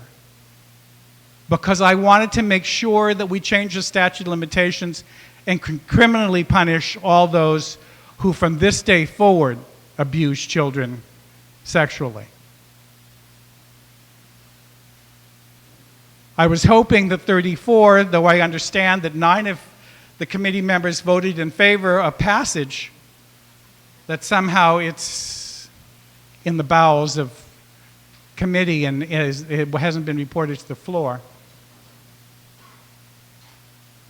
But I wanted to make sure that we as a community could point those people out so that the coaches that are out there, the stepfathers that are out there, the stepmothers that are out there that are going from household to household and having a bevy of children at their disposal to abuse can be stopped. So that we know who it is. And we know that they have numbers of them, Madam Speaker. And we as a community have sat back quietly and allowed, oh, everybody knows, Uncle John or this one or...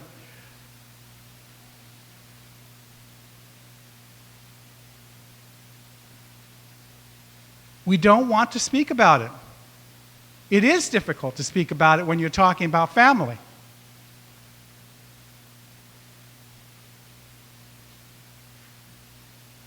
But in the California cases that were done, the one with the most victims that was prosecuted or was a party defendant in the case, the one with the most victims that had come forward was a person with Guam ties. And I know that because he's my mother's godchild.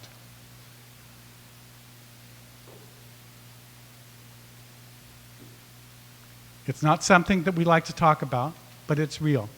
He at 28 that came forward. The priest that victimized me, only 12 victims came forward. I was a 13th, but I wasn't a party plaintiff. But he had been doing this since the 1950s.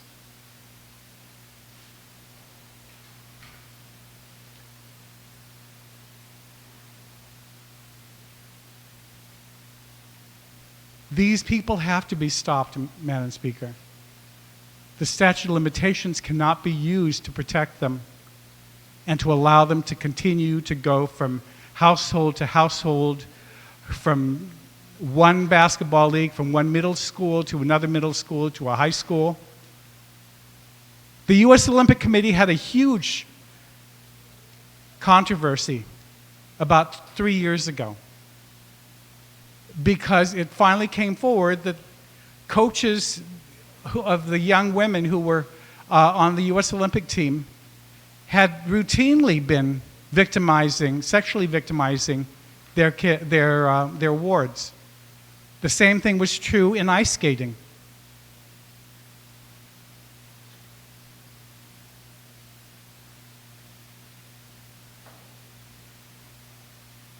Madam Speaker, I hope that my colleagues will join the 9 members of the Public Safety Committee who voted to pass this bill, that the rest of my colleagues will join me in making Guam the 33rd jurisdiction in this country to have no statute of limitations on the prosecution of predator pedophiles who commit these crimes against our children, and make a statement that we are there to protect our kids. I thank you, Madam Speaker, and I thank the good chairman for having conducted the hearing. And I commend my colleagues for their willingness to sit through 3 hours of testimony and be convinced by that to vote to pass this bill. Thank you, Madam Speaker. You're welcome, Mr. Vice Speaker. Madam Speaker, just for a point of information, just in case anybody's following, the committee report Yes, I already that's reported attached it. to this, has Bill 34 attached instead of Bill 33. So I think we need to state that for the record since we adopted the committee report. Yes, that you're right. I had already had Sergeant at Arms follow up on it because I tore that page out as well on mine. But thank you. On the motion, then, are there anyone who would like to speak? Okay, you are recognized then, Senator Pangilinan. Just Marcy, Madam Speaker. Madam Speaker, I rise in support of this legislation. And while the author has characterized it as, and his efforts in presenting this as not being earth-shattering, not being groundbreaking, I do want to characterize it as, number one, being honest, and number two, being courageous. You know, Madam Speaker, one of the beauties of our community is that we have a very deep family roots that extend and support each of our family members. And that is the strength of our community, that is the strength of our culture. But on the matter that's before this body and before this floor today, it is our undoing. I think that we can resolve some of these things within our own family structure. And we cannot. And we cannot depend that we will work things ourselves. It doesn't happen, it hasn't happened. There is also this very deep value that we have called mamahlo. And when we think about this subject that is being presented, it is very namamalo. And instead of finding the strength and the courage to accept it and open it up, we think we are finding the courage and to bring it in and solve it within ourselves and not expose ourselves and our families to this minamahlo. And we see that we cannot and we do not. And it is time for us as a body that works in setting societal standards and goals also, that we open this up, we be honest about it, and we provide every opportunity that we have for those that are harmed by this to come forward and not be barred by time. So I do want to say that while we are not out there on the cutting edge with this policy as it relates to the other states that have placed this kind of policy in place, we are finally being honest and being courageous in this community. And this author is forcing us to look at that. And while we all may be a little uncomfortable because of our family structure, our cultural structure, this is not part of our culture. There's nobody that can argue that this has happened and we have worked with it. We have not worked with it to the benefit of those that are harmed by it. And it's going to take something like this to allow us to face ourselves and face our families. And I stand in support of doing that today. You know, Madam Speaker, just in case anybody thought that the statute or the stats that was stated about the 2010 statistics that the author and the retiring speaker had stated, where it was 85% of the cases in 2010 dealt with minors at the Healing Hearts Crisis Center, that may have been an aberration. We just need to go back one more year into 2009, and it was 72% of the Healing Hearts Crisis Center victims were minors. Go back one more year to 2008, and it was 75%. So this is something that has shown us that we just haven't been dealing with this. And this is not targeted at anybody. This is saying that this problem of abuse of our most vulnerable, the children in our society, cannot be limited to resolving it to the time frames that we've given these victims the right to resolve that and to come forward. And we may have all of the challenges associated with having somebody come forward years and decades later. I think the courage and the honesty is to deal with those issues as they come up and not to shut them out because they might. That we have a system of justice in our community that will allow both sides to come forward and defend themselves. And that it is our duty as a government and as a society to ensure that the victim is given that opportunity at all time and in all places in the future.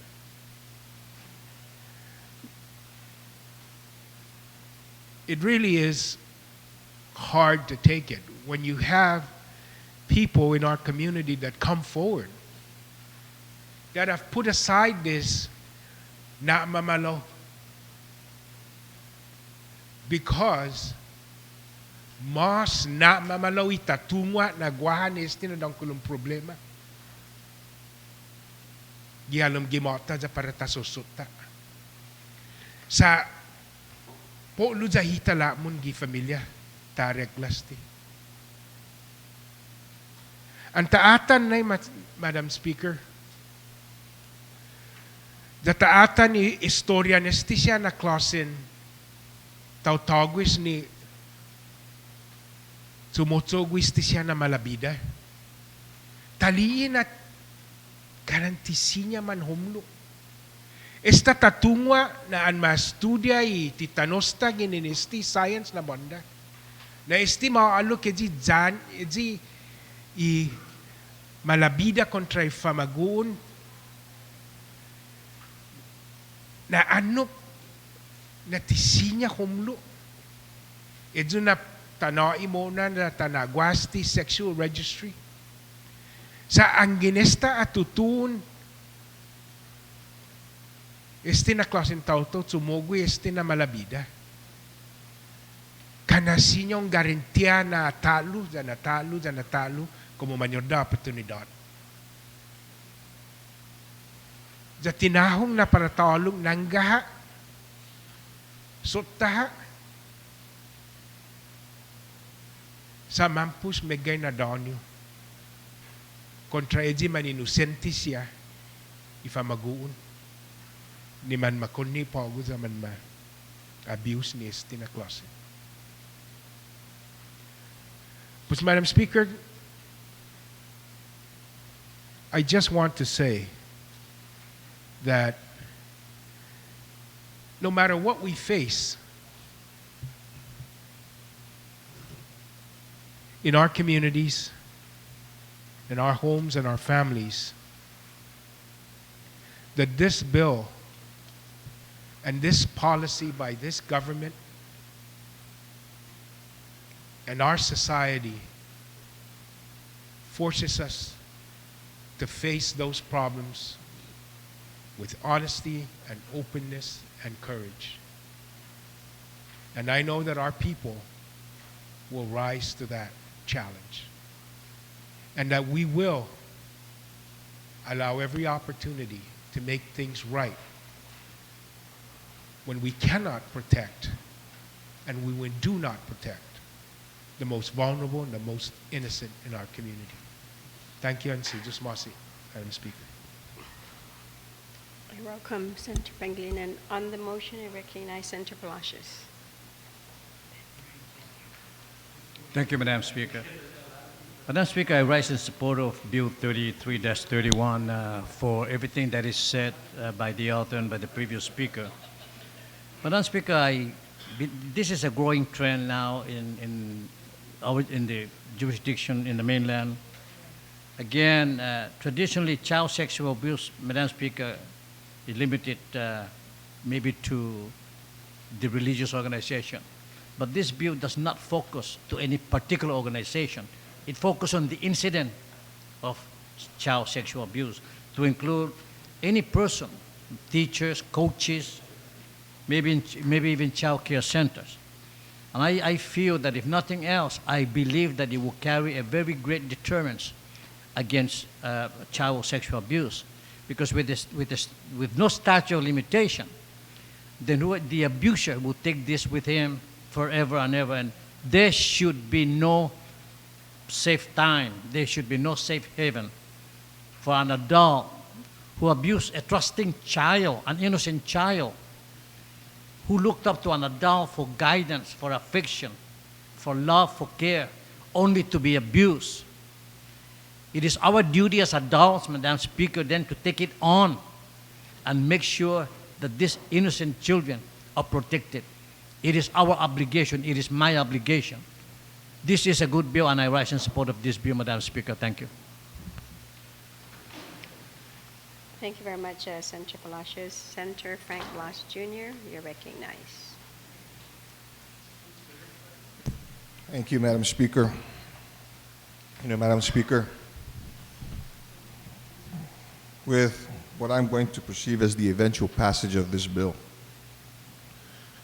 I'd like to put out a forewarning to anybody who has decided to prey on our most vulnerable, to be very afraid. To be very afraid that you have decided to take advantage of those members of our society who need the help of society to get them through. And what you have before you, Madam Speaker, as well as the rest of our colleagues, is I'd like to be able to proffer an amendment that would protect those individuals in our society who may not have had, at the time that they were abused, the comprehension or the capacity to be able to comprehend that what was being done to them was wrong.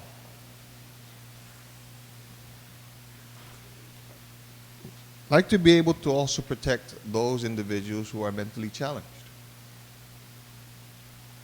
who after many years and after struggling, and albeit no longer at the, when the offense was committed on them, they weren't at the, they were already past or in the age of the majority. Yet, their ability to comprehend was not at that age. As a matter of fact, it was at the age of the below the age of adolescence that we protect them as well. And I'm glad and I agree with the author of the bill that maybe we should go even further. Stand right here, ma'am, and tell you I have no qualms in taking statute of limitations away for any offense, criminal sexual conduct offense. As a former member of law enforcement and having to deal firsthand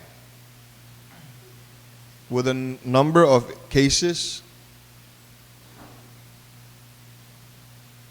that involve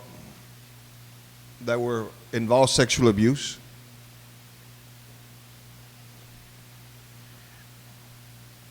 I can tell you just through my observation and through my investigation that a lot of times it's embarrassing for them.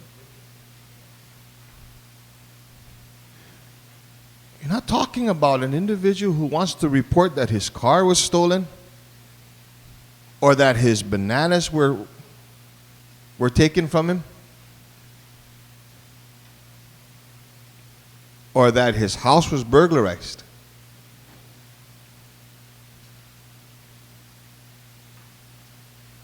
You're talking about an individual who has to report that they were violated.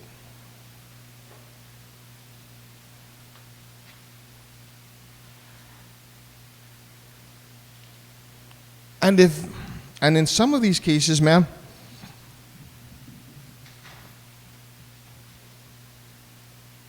even for an individual who wanted to report the incident, it's very difficult for them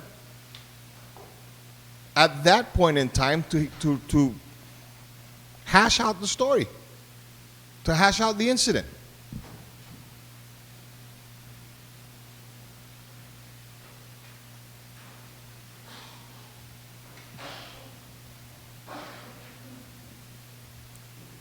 And a lot of times this is because they recognize what has happened to them.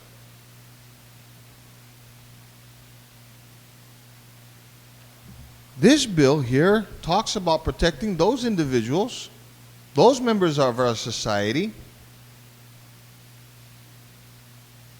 who are still trying to learn the difference between right and wrong.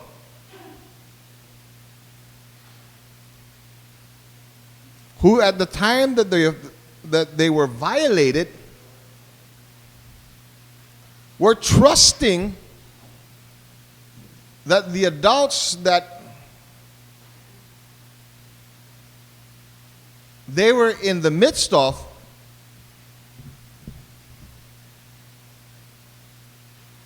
were doing everything to them in their best interest,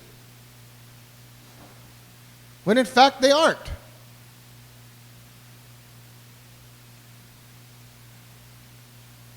So at the same token, I ask my colleagues to consider this amendment because as we also want to protect, as we protect those individuals who we see as the most vulnerable in our society, we also have to recognize that there are those individuals that are past the physical age. They're into their adulthood. They may not have the mental capacity or comprehension to be able to believe so. And that these individuals who take advantage of them also should be very, very afraid.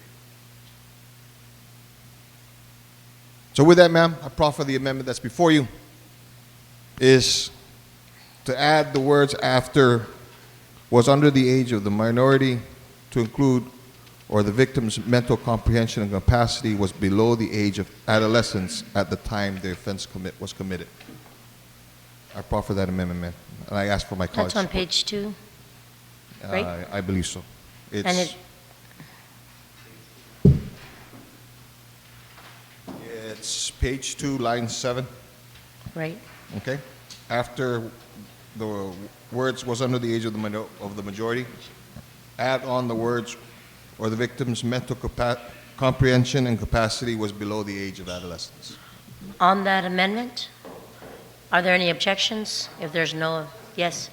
Senator Respicia, you're recognized on the Blas amendment. Thank you very much, Madam Speaker. Madam Speaker, I certainly rise to support the amendment, but will the author yield to a question? And my question is, would we then need to identify someone who will certify that their mental capacity is below the age of 18? Senator Blas, do you Because yield on to the basis question? of this amendment, I could tell you that many people may qualify for something like this, and I'm just concerned. And ma'am, if I can, and I'm looking at one of my colleagues here that may be able to answer this, if I can yield my ability to answer the question to, Senator, do you if he Senator, I know so you permits. directed the question to the author, but there is somebody else who may want to answer. Senator Yam. No problem, Senator, Madam Speaker. do you with, yield, Senator Yamashita?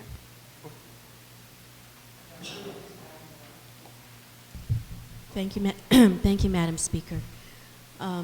Anytime one of us is identified with special needs,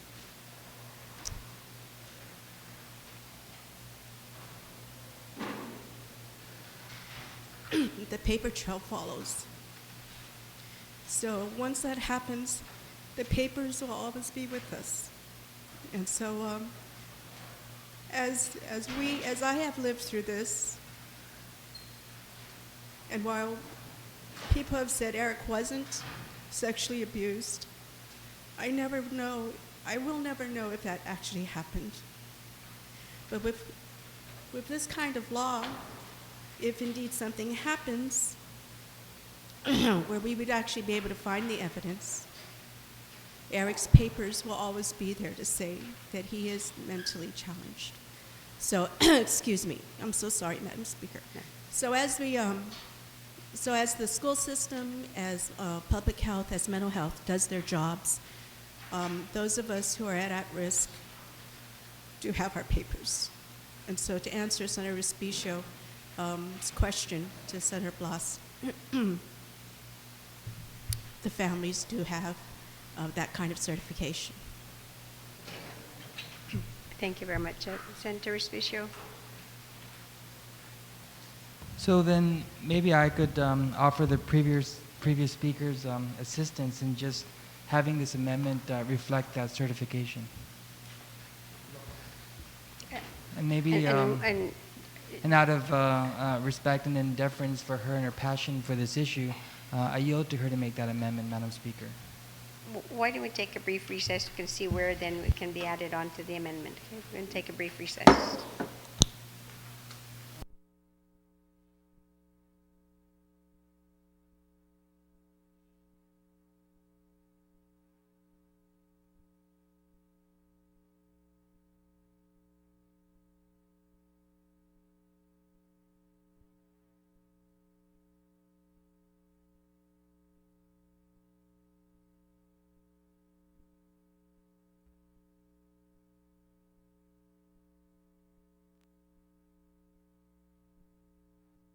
Madam Speaker, if you recall, I originally rise to support the amendment because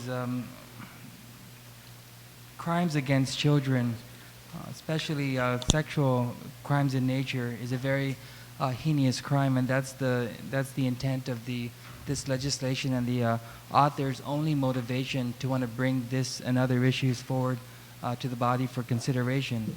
And when I was looking at this amendment where it expands that to say, or the victim's mental comprehension and capacity was below the age of adolescence, I mean, it's even more heinous to prey on persons with disabilities, and so I certainly feel the emotions expressed by the previous speaker.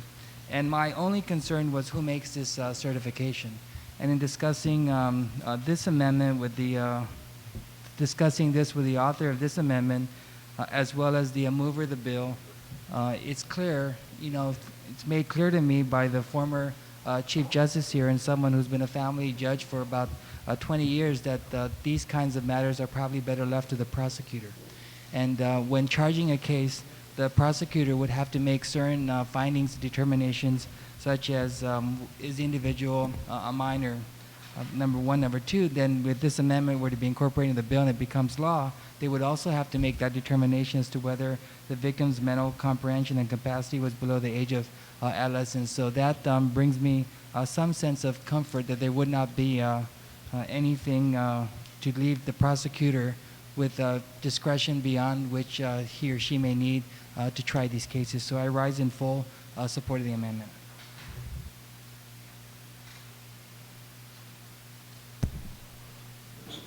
Thank you, Senator Respicio, because I was supposed to be for a question, but because Senator Blas too has the question, but I can give you another opportunity to speak after. Okay. Senator Blas, then, is there? Thank you, Madam Speaker. And Madam Speaker, I want to thank first for allowing us to take a little recess, and for the question from the good senator from Magana Heights. I agree, and these are things that we're making sure that we tighten up the amendment to the proposed legislation, so that there is no question. And I appreciate the conversation not only by legal counsel, both legal counsels, but also from the good senator from PD, for being able to help to clarify and recognize that, and as is, if this is to remain and if this is to be now the statute for Guam, that there is that requirement by the prosecutor to prove this element, in as far as the case. I also want to thank my good senator from Tamuning, my good colleague and freshman colleague at that matter, for being able to help to provide insight and her knowledge in as far as the process. It was very difficult, but I recognize and I understand her passion for this, which is why one of the things, before I proffered the amendment, one of the first people that I went to see before I even put it on the floor was to meet with her, basically to find, if I got the right language, am I saying things right? I don't want to offend anybody. And so with that, Madam Speaker, again, I ask my colleagues for their support of this amendment. It will help to also continue to protect. Madam Speaker, give me a 1 minute break. 1 minute, please. 1 minute recess. Okay, sorry.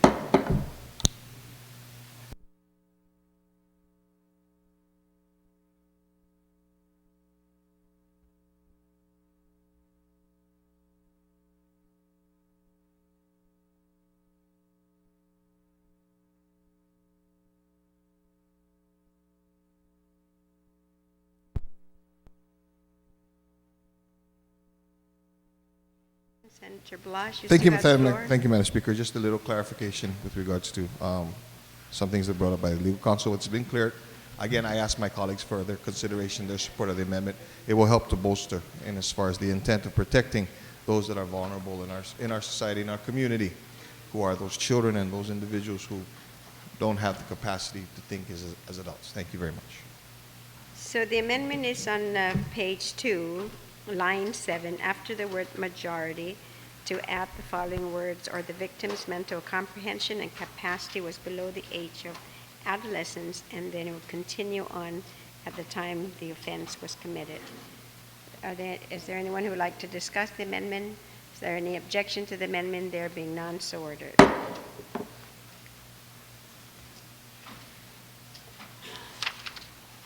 On the motion, I have Senator Tina Rose Munoz Barnes.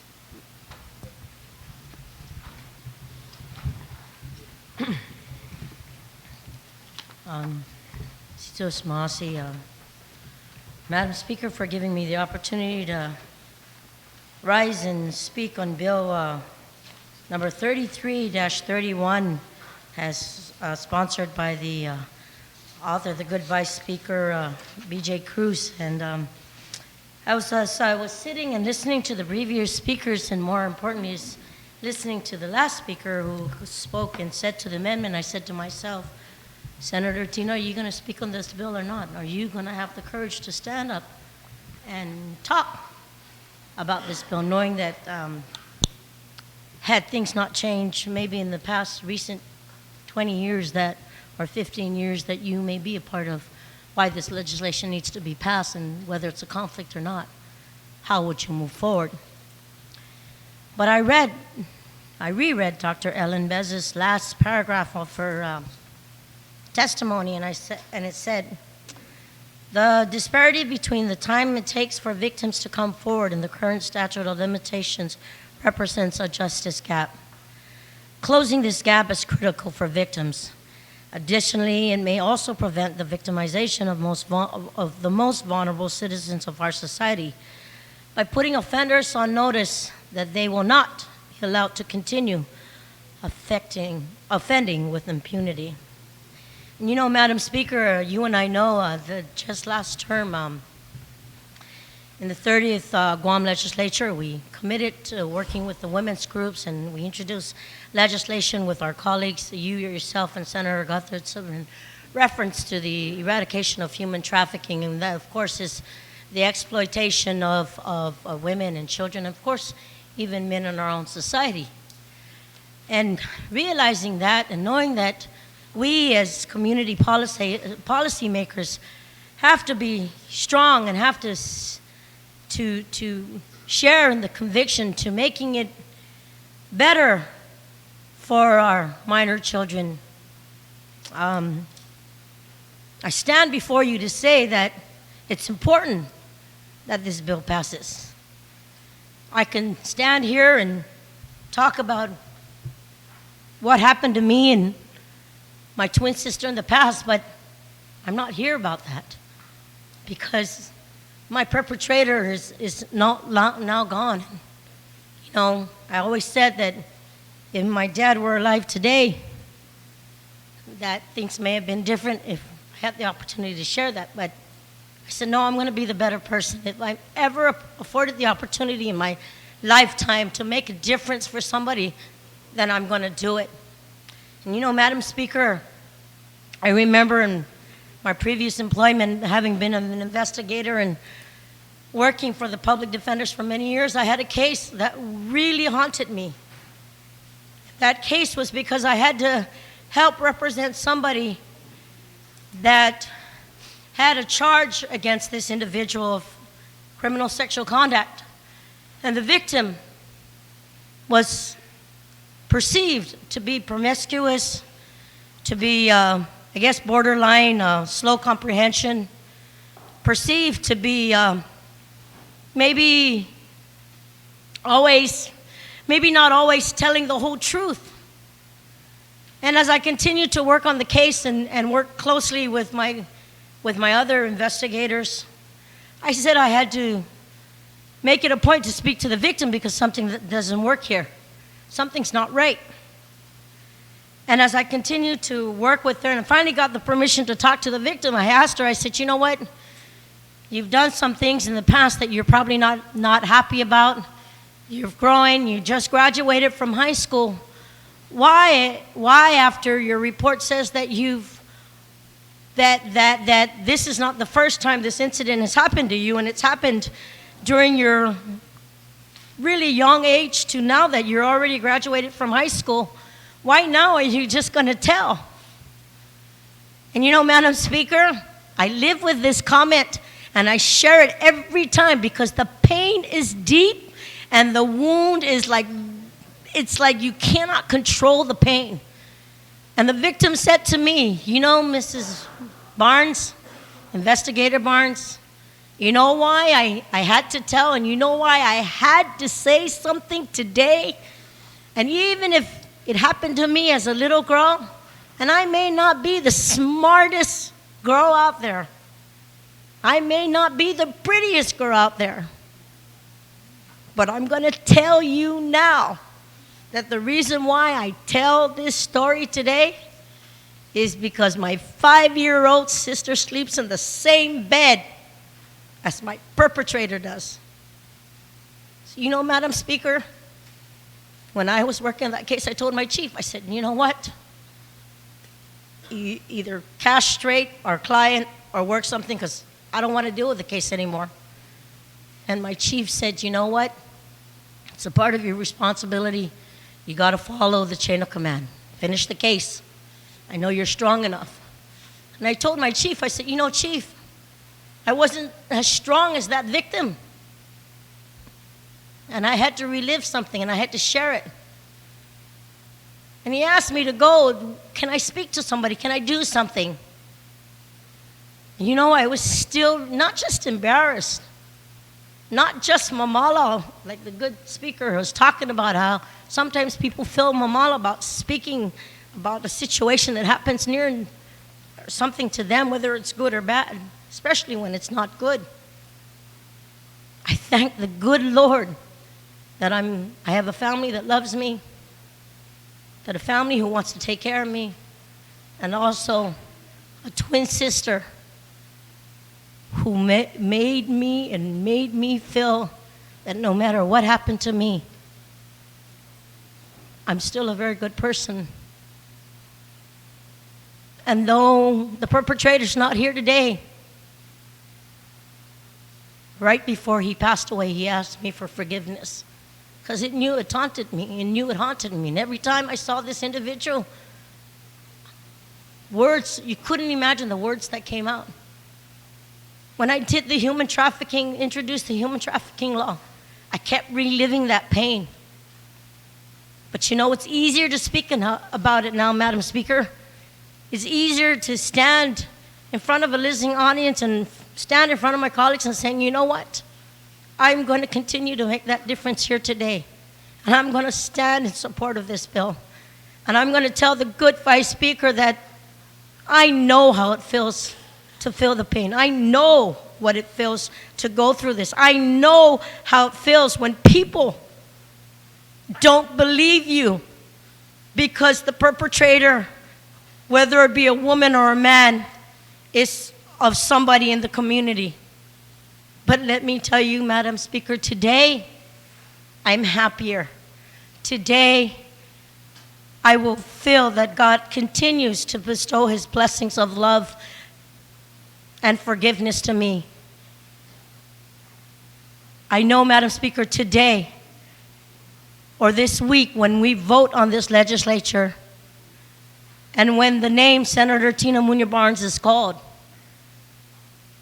the vote on this bill for bill number 33, and I'm hoping if bill number 34 comes out, that I will have the affirmative hunggan be bota estinalai sa mas malik paritatalta but ifamagonta, and most especially for those who didn't have the courage many years ago to say something. Well, probably can come up today after this bill is signed, and knowing that there are other bills that help out, that will make a difference. Thank you, Madam Speaker, and Dunkel and Masi for giving me the opportunity to rise and support and speaking to bill number 33. And Vice Speaker, thank you for letting me share in helping out of this bill. Thank you. Thank you very much, Senator Muñoz Barnes. On the motion, Senator Rodriguez.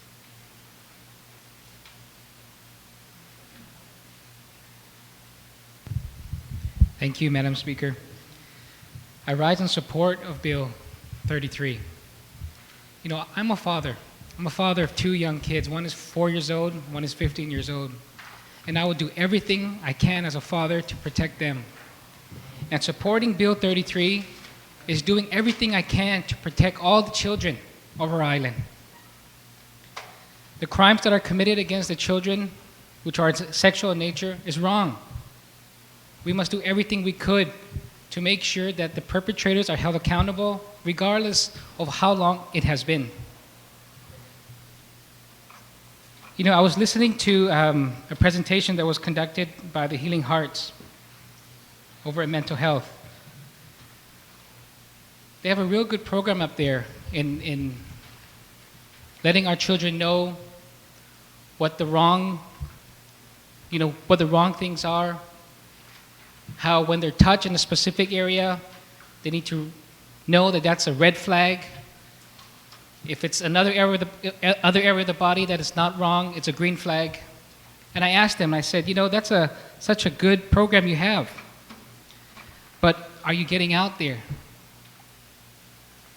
And they say, you know, they do as much as they could with what limited resources they have. And I know it'll be time for us to discuss the budgeting of the government, mental health one of them, as they come before us. So as we rise in support of this measure, we must also think about when the time comes to make sure that we give the ways and means to agencies, departments like mental health, programs like the Healing Hearts, that we make it a priority so that they can go out there and let our children know, let the young people know early on, and not wait for years to pass. And I know sometimes it's needed, where a victim can't just come out right away because of certain reasons.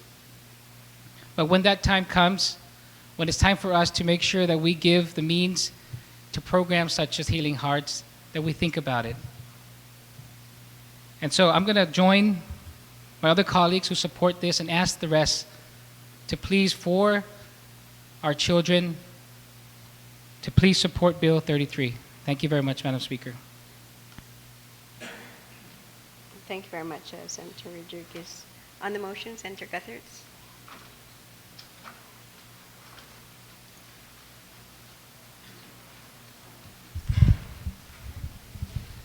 Thank you, Madam Speaker and colleagues. Good morning.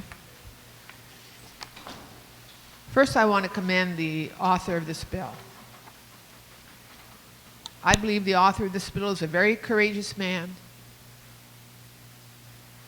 who has a deep interest and commitment to the children and young people of Guam and to everyone else in our community.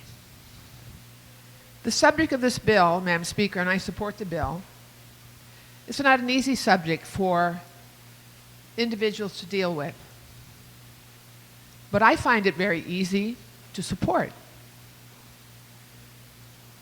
Because like some of my other colleagues, particularly Senator Frank Blas and Senator Adolfo Palacios, I've been in law enforcement. Senator Barnes talked about her experience in investigating cases such as those that the bill deals with. But as head of the former Department of Public Safety and as acting chief of police, I had to sign off on a lot of cases that were forwarded to the Attorney General's office. And they were very graphic cases, including interview testimony from victims. And you know, the sense that I got in those 3.5 years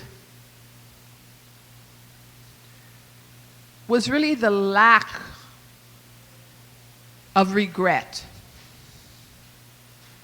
by the perpetuators of this behavior. It seemed quite universal to me. They want to get away with whatever they can. You know, what's interesting is these crimes are crimes of secrecy. There's no audience. There's no real witnesses.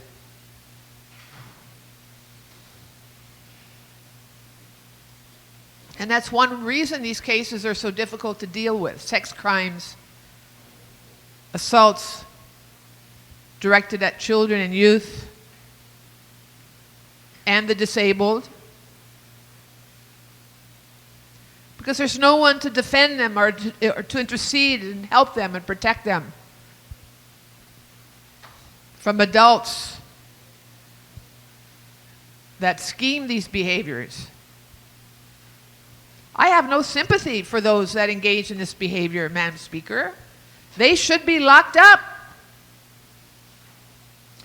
When I was with the Department of Public Safety, I have seen certain judges protect the perpetuators of this behavior. I'll never forget the case involving a police captain who was molesting 3 of his stepdaughters. One Friday afternoon, at 4 o'clock, I received a call from Child Protective Services pleading for my assistance. They had just received a court order calling for the removal of these 3 young girls from a house in Sinyahanya. And they informed me that the house was owned by a police captain who was their stepfather. And that morning, one of the girls finally had the courage to somehow get down to the Child Protective Services office and make a complaint against her stepfather for molesting her and her sisters over a 7-year period. One of these girls got pregnant, 13-year-old girl, by the stepfather, who was a police captain.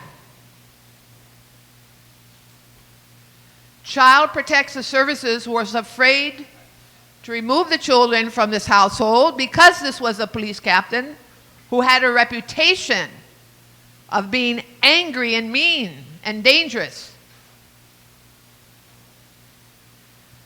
Immediately upon getting this invitation, I called in my operations chief, Chief John Ogden, now deceased. And Captain Ogden and I went to the Central Precinct because the police captain was head of the Central Precinct. And I met with the police captain with Captain Ogden with me. And I told him that we have a court order to remove his 3 stepdaughters from his home and place them under protective custody with Child Protective Services.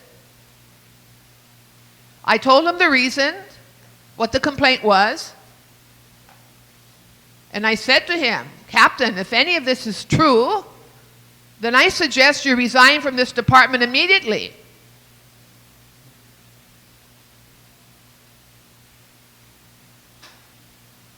We asked for his gun, we asked for his badge, we put him on administrative leave, and Captain Ogden, with a special enforcement unit, went up to that house in Sinyahanya and removed those 3 girls.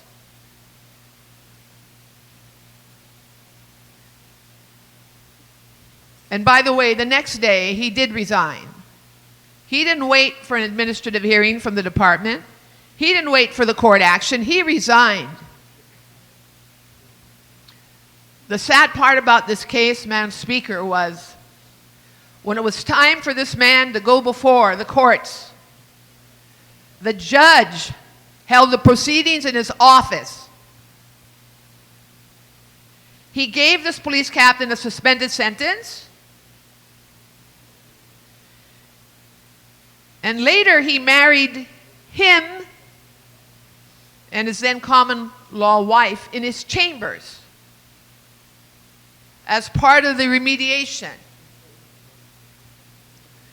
The mother of these girls knew what was going on. She should have been charged as well. She was not.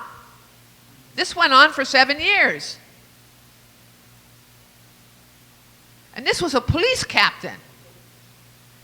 Yes, people in high places, people in positions of responsibility are capable, just like others, of taking advantage of innocent individuals or disabled individuals unable to fend for themselves. And we have a responsibility in this government to say enough is enough.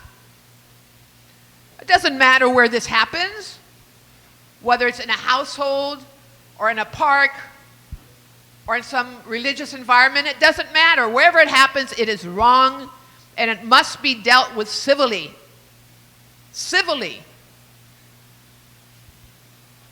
We have to take a strong position on victimization of the young and the disabled with sex crimes. And I say to you, I have seen cases over and over again where the punishment does not fit the crime. To me, there's nothing worse than a sex offender molesting children or sexually assaulting children. Nothing worse. And they should be locked up. They should be locked up. They should pay their penance to society, hopefully get counseling. But we have to take a strong position, so I wholeheartedly support this bill. But it's not just enough if this bill becomes law. We need the police department to do its job, we need the prosecutors to do their job, and we need the courts to do their job.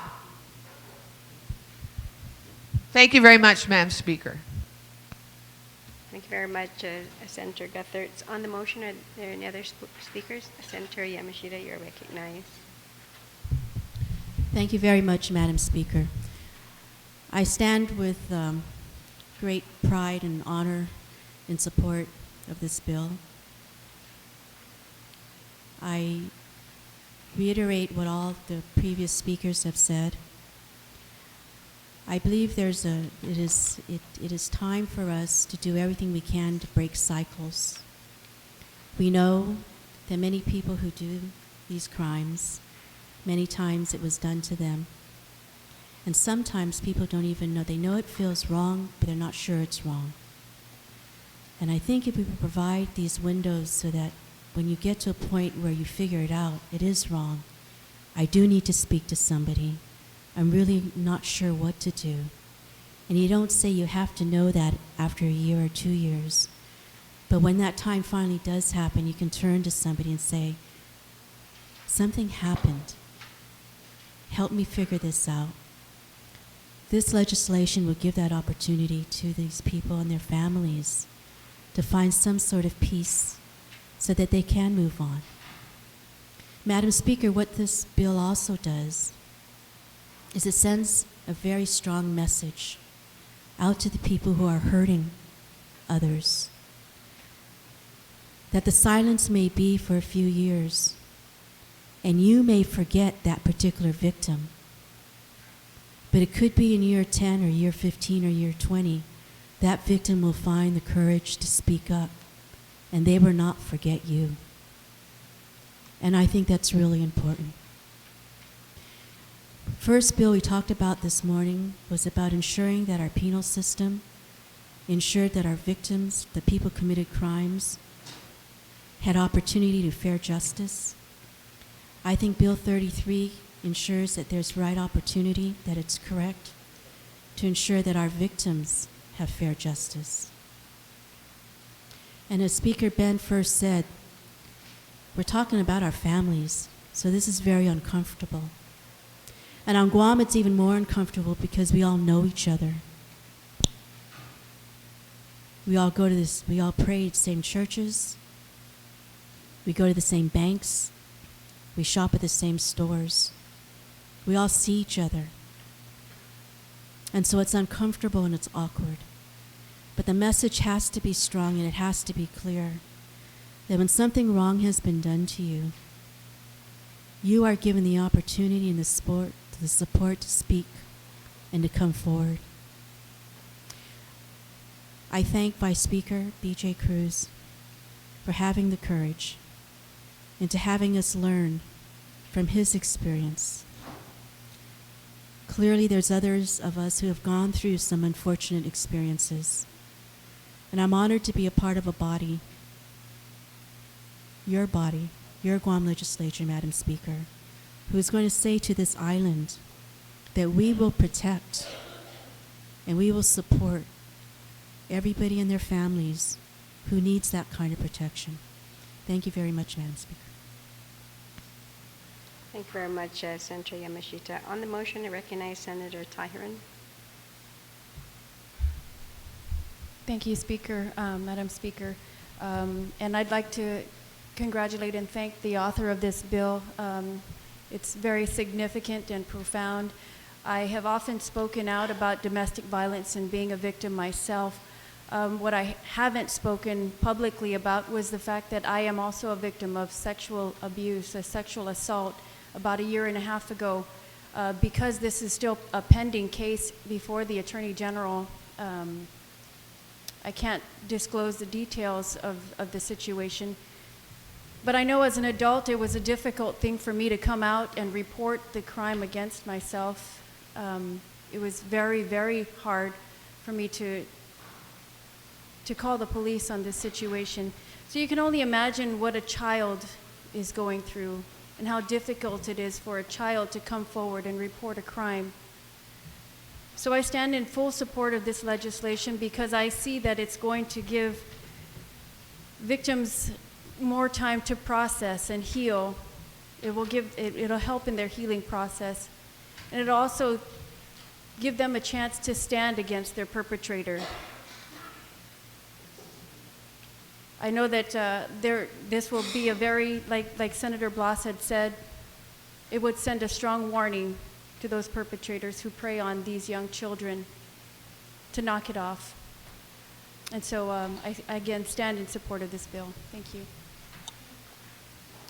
Thank you very much, Senator Tyron. Is there anybody else? Senator Mabini, you are recognized on the motion. Madam Speaker, thank you.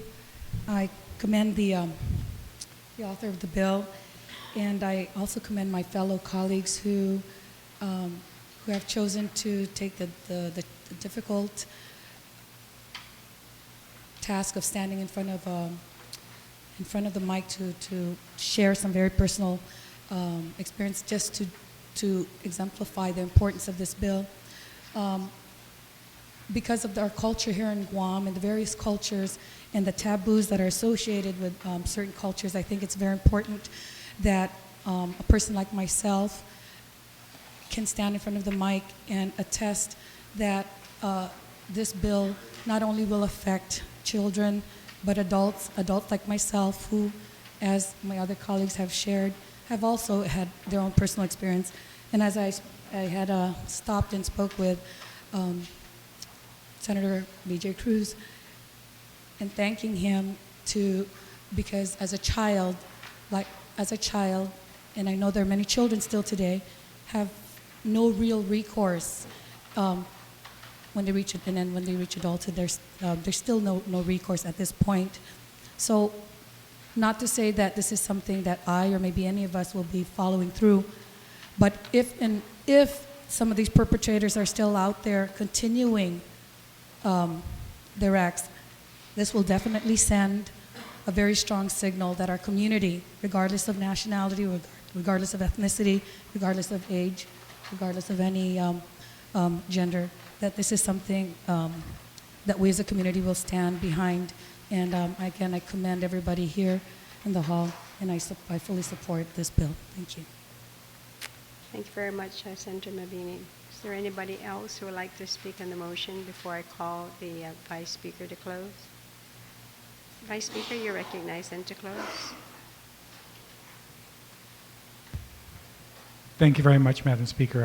I am so proud to be a member of this legislature, to listen to my colleagues rise in support of this legislation to protect our children and our most vulnerable in our community, individuals with disabilities that cannot speak up or have anybody understand what they have gone through. And so I want to thank all of them for that. I really don't think that there was much more to be said. All of you understand it. The 9 members of the committee who had voted in favor, and now I hear others of you that weren't on the committee speak out in favor of this. I feel confident that Bill 33 will help Guam become the 33rd jurisdiction of the country to protect the children with an unlimited statute of limitations on sexual abuse committed against them and the ones that are and the mentally challenged in our community. And so I want to thank you them. Before the legislative secretary left, she asked if I would make a motion to add her as the second co-sponsor, and as my vice chair, I would, hopefully without any objection, add Senator Tina Rose Munoz-Barnes as the second co-sponsor on this bill. On that motion, then, without any objection, so ordered. Thank you on that, Madam Speaker. I thank my colleagues for their support and look forward to the vote later this week. So on the motion then to place Bill 33-31 on the third reading file without any objection, so ordered. We are going to take a lunch recess until 2 o'clock this afternoon. We are in recess.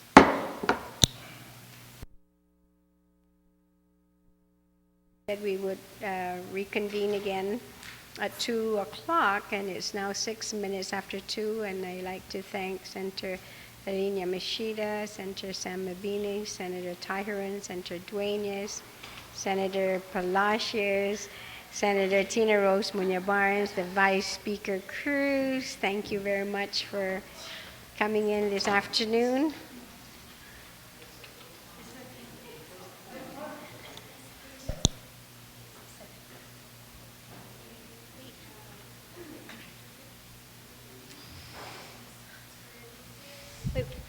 Madam Chair. Thank you, Senator Tony Ada, for joining us this afternoon. Madam Chair, if I could ask for a 1-minute recess to... Oh, we haven't started yet. Oh, okay. Can I go talk to you then?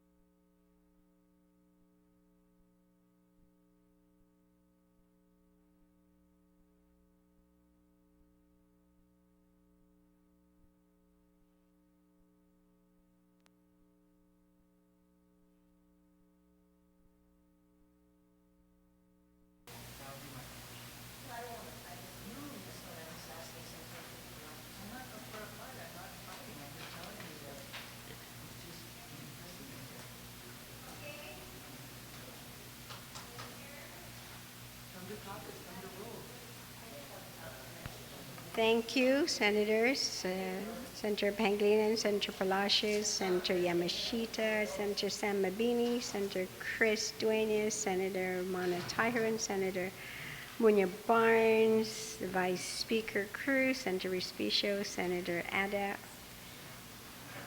Very good. We have more than a quorum, so we're going to start in a few seconds as soon as the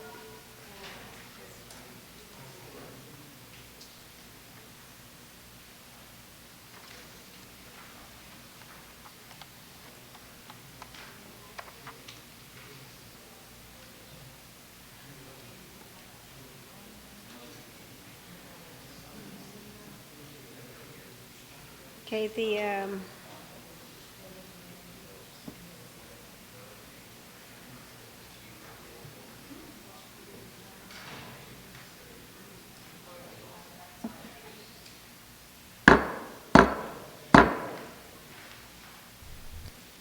the legislature is back in session. Thank you very much for coming in early and starting a little bit early.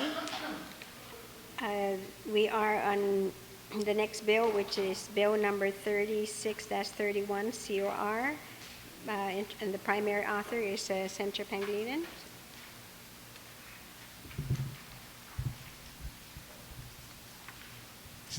Madam Speaker. Madam Speaker, I'd like to move that Bill 36-31 COR, substituted by the Committee on Health and Human Services, Economic Development, and Election Reform, be placed in the third reading file. I'd like to discuss the bill. Yes, Senator, you may proceed, but maybe can you explain the new? Yes, Madam Speaker. The new format of the bill, it's not a new version, it's a new format. There's a committee report, and in the committee report, the format that came out of the Committee on Rules included the underlines and strike-throughs of the original bill, and then as amended by the committee, by the author and then the committee. One of the changes that we made when we from the original introduction to the final as adopted by Committee on Rules was that it became a separate chapter of the a new article of the chapter 50. So there would be no underlines or strike-throughs because it's a brand new chapter. In the original bill, there were a couple of sections that included amendments to the existing article, but those amendments were not part of the original bill as substituted. And so the format then just shows you a new chapter and everything's clean. So it's all new legislation and not amendments to existing statute. So that's why the format is clean. Thank you for that explanation. Thank you very much, Madam Speaker. Madam Speaker, Bill 36-31 is a bill that comes to the assistance of our members of the community who struggle every day with the economic conditions on Guam in trying to survive as a small business operation. Even without the challenges that we see today, it is a struggle for every small business to try and survive and grow their operations with limited resources, limited access to capital, and other challenges faced during normal economic times.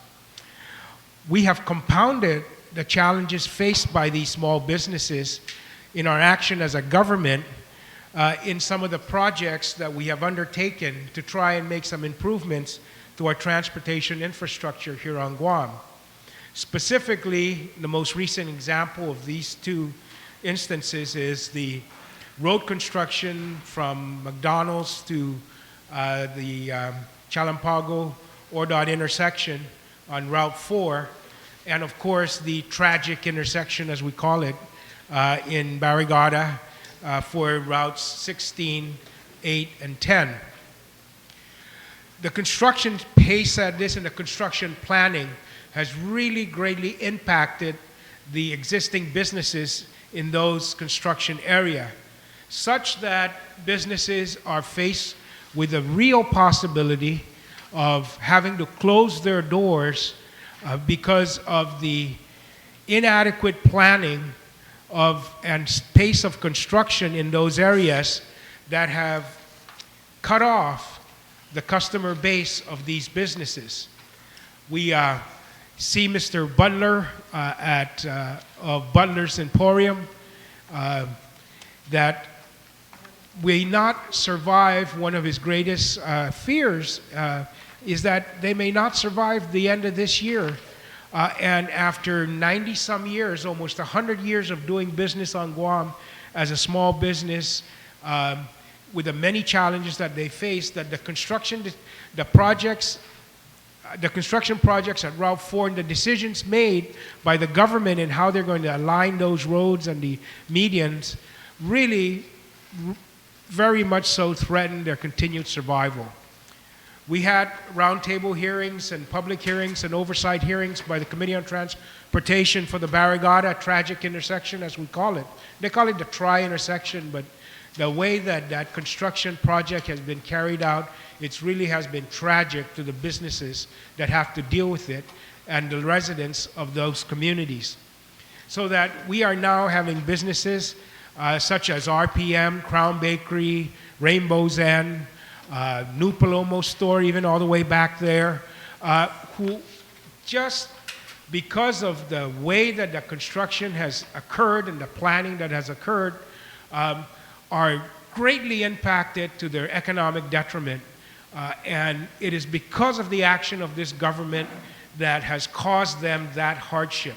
and threatens the livelihoods and the livelihoods of the business owners, and even more importantly, the livelihoods of the workers in those businesses.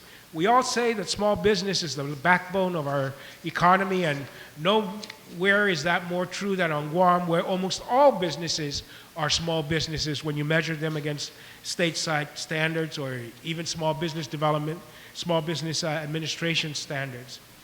And so we have seen the need to come to the aid of these businesses and provide them some relief in terms of giving them access to financial resources to keep them open during the construction period and hopefully weather the storm and continue then after we finish these projects where they can be able to recover and then of course continue with their operations.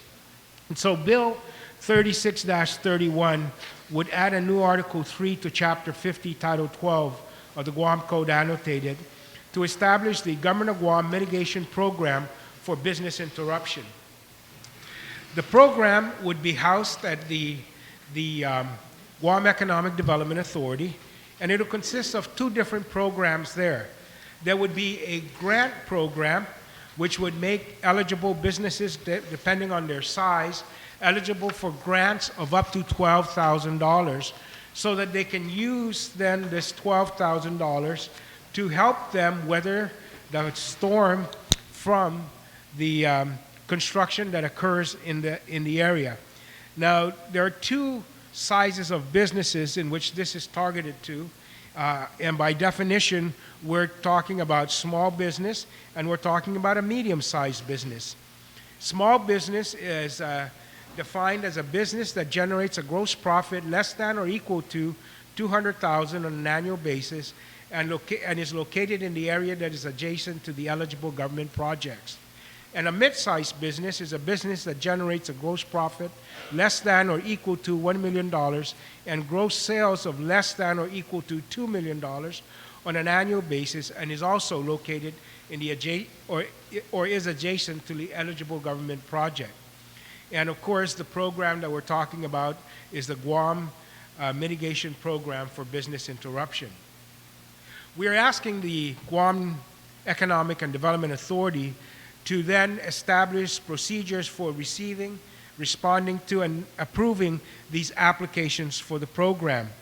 And as I mentioned, there are two programs that would be established. One is a grant program and the other a loan program. To be eligible, an applicant must meet the following. One, they have to be a bona fide resident of Guam and a United States citizen or a permanent resident alien. Number two, that they shall not have any outstanding taxes due to the Department of Revenue and Taxation or any outstanding debts to GMH, which are not subject to an approved and current payment plan prior to the commencement of the eligible project.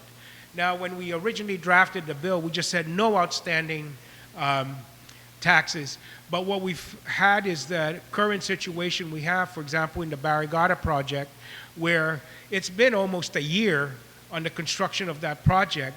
And so these companies there, because of the restricted cash flow from restricted business, because of the disruption in traffic patterns there, may have fallen behind prior to during the construction period. And so we're going to allow them, even if they fell behind during the construction period, and to be eligible for this loan, because that's really why we're trying to help them, because the construction period has disrupted their business operations. But anything prior to that, they should have a payment plan and be current with filing their information. Of course, their business license has to be current, and they have to be current in reporting taxes due to the department. The other streamlining that we want to do with this program is that right now, if you're going to access any kind of financial assistance from the Guam Economic Development Authority, you're required to have two banks decline you for regular loans before you're able to be granted any kind of financial assistance from GIDA. And so because this is a business interruption program, we're going to waive the requirement that you be declined by two banks to access financial assistance from GIDA. Then the application, of course, would come to GIDA, and they would develop their process for handling this. And one of the issues also is that part of the application, that the applicant has to be willing to work with the Small Business Development Center at the University of Guam for some technical assistance to help them through the process of developing a recovery plan from the assistance that they get through the Guam Economic Development Authority. And it would not be limited to the Guam Small Business Development Center at UOG. It could be other similar organizations. You have organizations such as SCORE, which is an arm of the Chamber of Commerce, which provides retired executives to assist ongoing businesses with their financial expertise. You may have the Guam Veterans Outreach Program that is now staffed, and they have a financial consultant that's able to help them in financial planning and financial recovery programs there. So when you're going to access yourself for these government funds for business interruption, that we're requiring you to also avail yourself of these free services to help you through the planning process and ensure a greater chance of success of weathering this storm, this business interruption storm. Now the $12,000 is a grant program which doesn't need to be repaid. It's non-renewable, and it will be disbursed in 3 equal payments over a 3-month time frame. And then if you have used the proceeds of the grant, you still have the option of applying for a loan under this program. Now, the loan are for applicants who are owners of mid-sized business. The grants are only for the small business in which their net operating income has to be less than $200,000. The program for loan is up to $100,000, which shall have the following limitations. It shall be used to subsidize, of course, the general operating expense, including to but not limited to rent, employee salaries, benefits, supplies, utilities, and other necessary expenses for the implementation of a business recovery plan, such as even relocation expenses. Sometimes you're just not going to be able to survive in the location you're at, and you have a better chance of relocating and surviving in another location. So this kind of program will allow expenses to be used for that purpose. Or you need to diversify your product base now, because you may want to do something that doesn't require foot traffic in order to access additional businesses, and any kind of investment you need to invest in that kind of diversification would qualify under this program. Then the loan will be repayable in a period not to exceed 10 years, and the interest rate will be used based on the U.S. Treasury Index and up to 4%.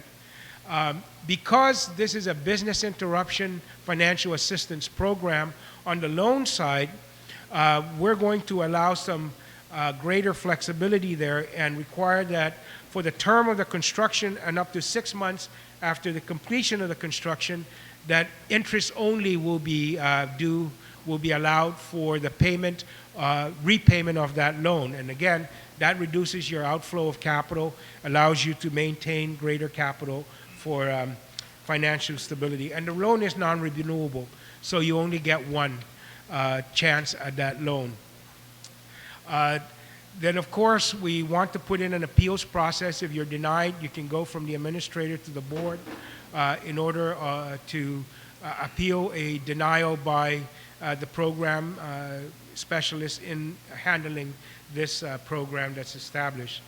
Now, what we're doing here is we're finding some seed money to fund this program immediately, because there is immediate need for this assistance right now for our businesses, most especially in the Barrigada area and maybe even the Sinahanya area that have been greatly impacted by the disruption of their business activity. And that there's a seed money of $500,000 that will be made available. So the Economic Development Authority may also obtain business interruption insurance policy coverage of up to $2 million for the purpose of distributing grant benefits pursuant to the program established in here, and the payment of the annual insurance premium for the policy coverage shall be taken from bond origination fees generated by GIDA. And then the Guam Economic Development Authority shall make available up to no less than $500,000 and up to $1 million from their Guam Economic Development Fund Act. This is a program that was seed funded by grants from the U.S. federal government, and they actually have monies available for loans in this grant, and so we're dedicating up to at least asking GIDA to make available $500,000 and up to $1 million for these businesses that are suffering business interruption due to the government construction programs. Then, in addition to that, we're doing an appropriation of $400,000 from the fund balance on the Guam Economic Development Authority as seed capital for the program as well. Now, there was some testimony by the Guam Economic Development Authority about the availability of this $400,000 and that they're saying they don't have the money. Well, you know, I beg to differ, Madam Speaker. When we looked at the activity that has occurred at GIDA over the last year and a half, 2 years, one of the unexpected income that they've received has been the generation of bond fees or financial advisor fees from the bond issues that have been issued by this government. And we've had maybe 5 or 6 of those. We've had the GPA bond, GWA bond, the deficit bond, the landfill bond, the JFK bond. All of these generated income for the Guam Economic Development Authority. So when we look at the financial position of the Guam Economic Development Authority, their operating fund balance, this is the operating fund balance, not their capital loan programs, but the operating fund balance in 2009 had a positive balance of $773,000. In 2010, their fund balance had generated $94,000 in positive balance.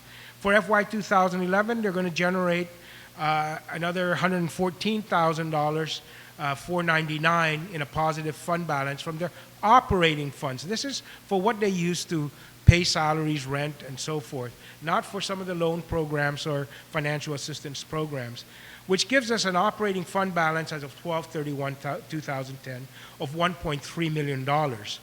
In addition to that, and then the bond fees generated by GIDA over the last issues have totaled $394,000. So as of 12/30/2010, the positive fund balance for the Guam Economic Development Authority is $1.3 million.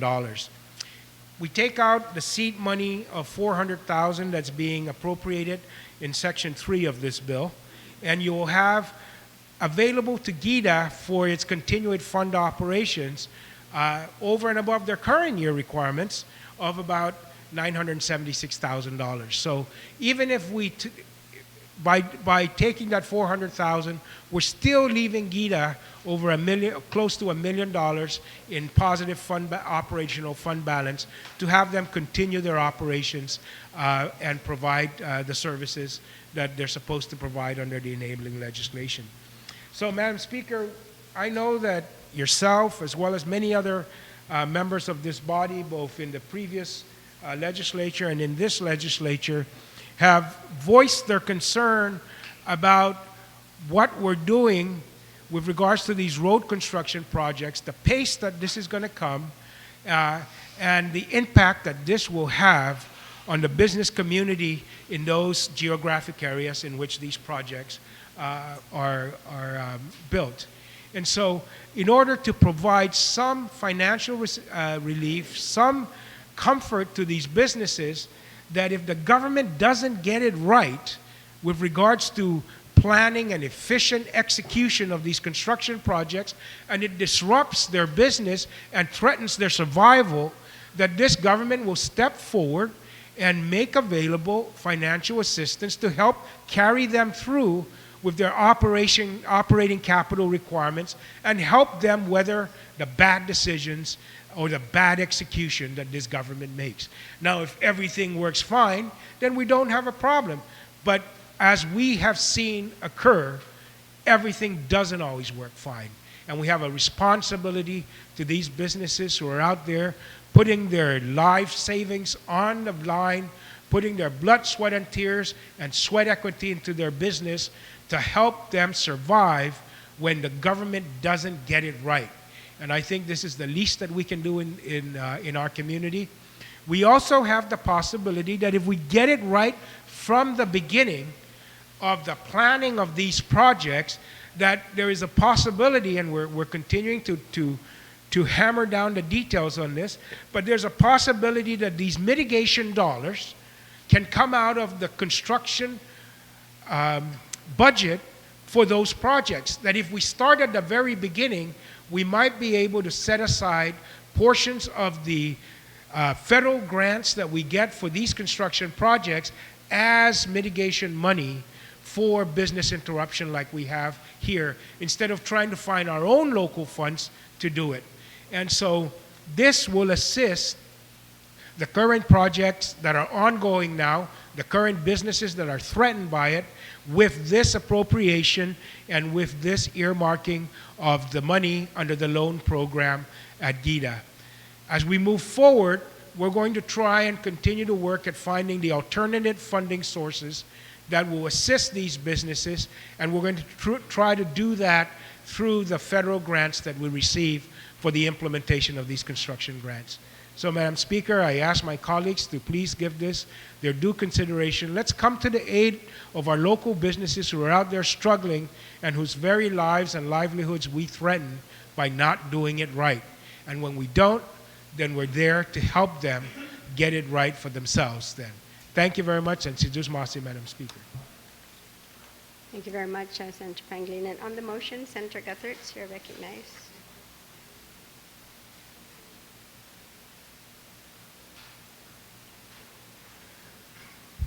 Thank you, Madam Speaker. I'm in full support of the bill, and I am preparing an amendment which would add a new section to the bill. And legal counsel is helping me with that right now. But let me say, Madam Speaker, on the bill first, that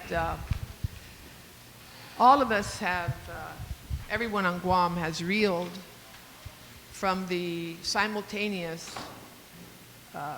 major road thoroughfare construction projects that have been going on.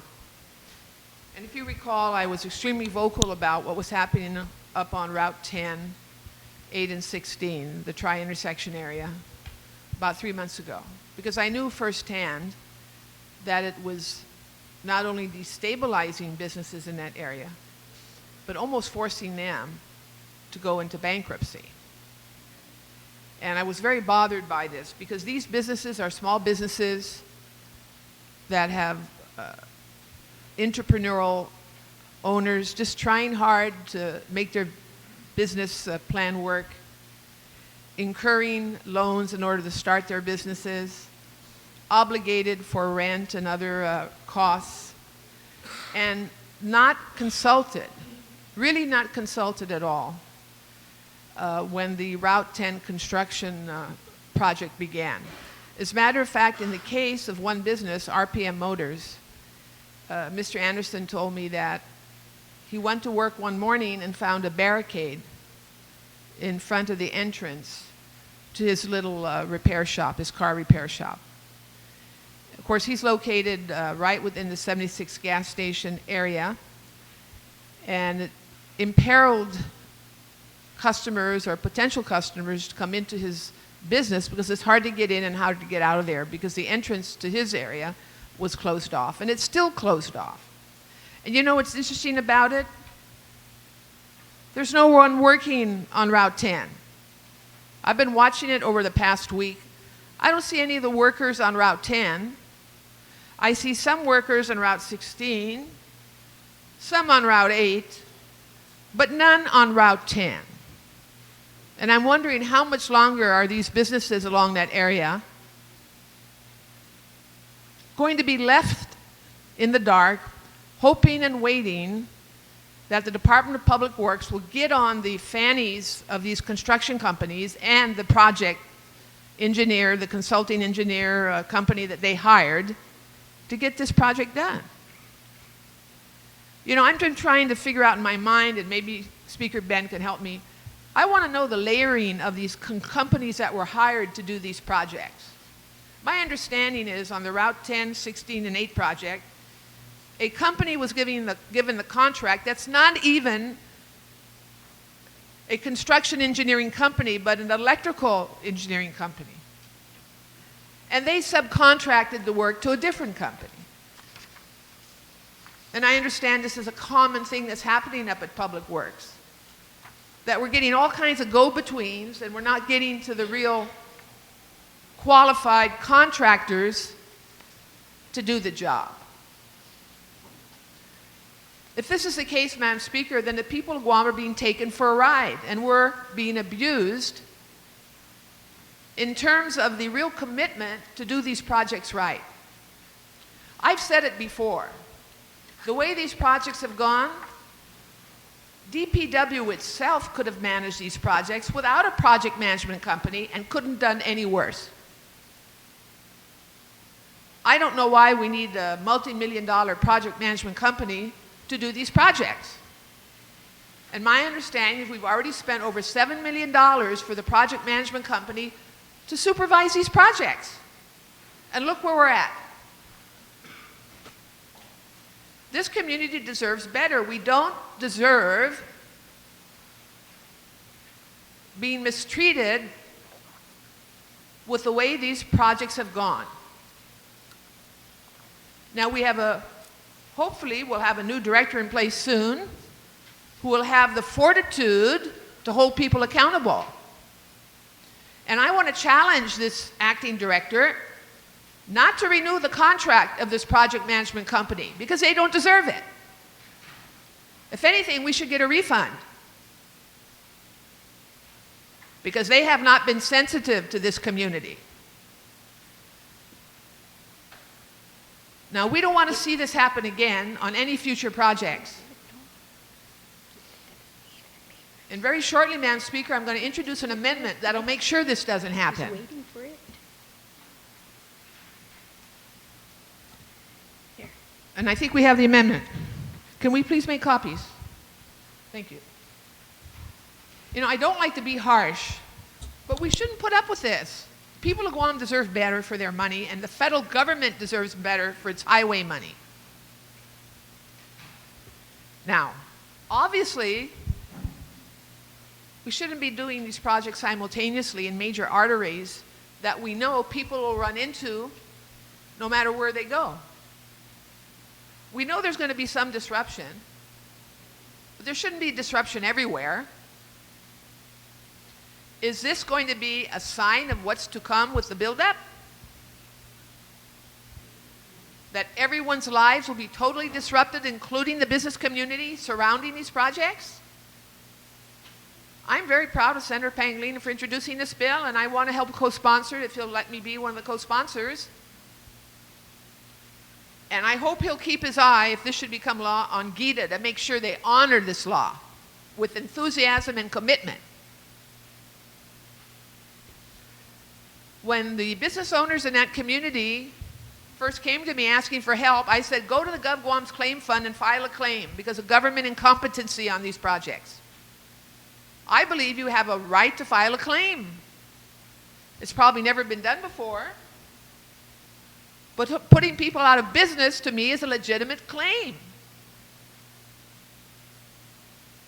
especially without prior notification and consultation and mitigation measures. The only time we got a commitment out of Public Works to do something is when we held an oversight hearing through Senator Addis' committee at my request. And we challenged the then Director of Public Works. And we asked him, did you meet with the community? Did you have a mitigation in place? Did you reserve monies for the villages affected so they could put in the road bumps to protect the villages that became the alternate routes because of these projects, you know, inconveniencing, destabilizing people in their villages? You know what I'm talking about in Barrigada? All the routes, the alternate routes. Madam Speaker, there are houses there are children there playing, there's elderly people walking on the roadways within the villages. Very dangerous situation. And the mayor of Barrigada told us he spent over $40,000 of village money to do the mitigation himself because he was fearful for the welfare of people in his village. The villages should not have to pay their municipal village funds for this purpose. It should be a responsibility of Public Works to build that into their construction plans. When they know they're going to inconvenience communities because of these road projects, they must put in mitigation funds. But they didn't do it. They didn't do it. Now, if you look at the amendment, Madam Speaker, basically what it says, add a new section to the bill to read. The Department of Public Works shall not initiate construction on road projects without holding a public hearing and filing with the Guam Legislature proof of the hearing and plan mitigation to satisfy concerns of the community and businesses that will be impacted by the construction. DPW shall budget for the cost of mitigation to villages for rerouting traffic into neighborhoods when tranquility of the neighborhoods is impacted by construction. DPW shall not initiate construction on any project in the central, northern, or southern portion of Guam while construction is ongoing in the same portions of Guam. Meaning they can't have multiple construction projects in the same area at the same time. This way we can at least pace these projects in ways that doesn't totally destroy the lives of people, the lives of businesses, their ability to get to work, to get home, to get to school, to get home, and more importantly for emergency purposes so that emergency vehicles can move, whether it's ambulances or police cars or any other kind of emergency vehicle.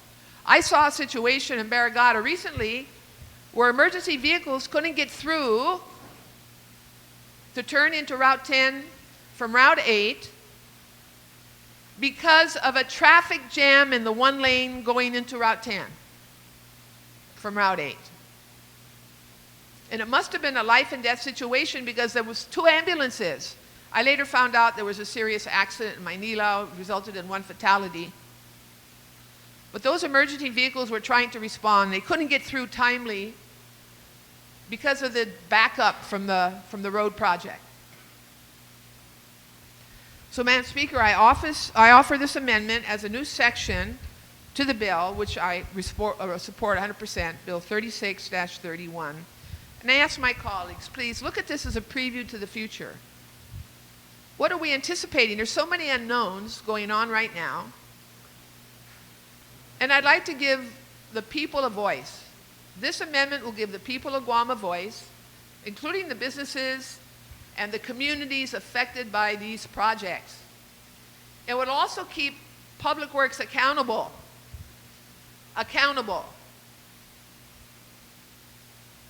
And I would hope that Public Works would hold their project management company accountable.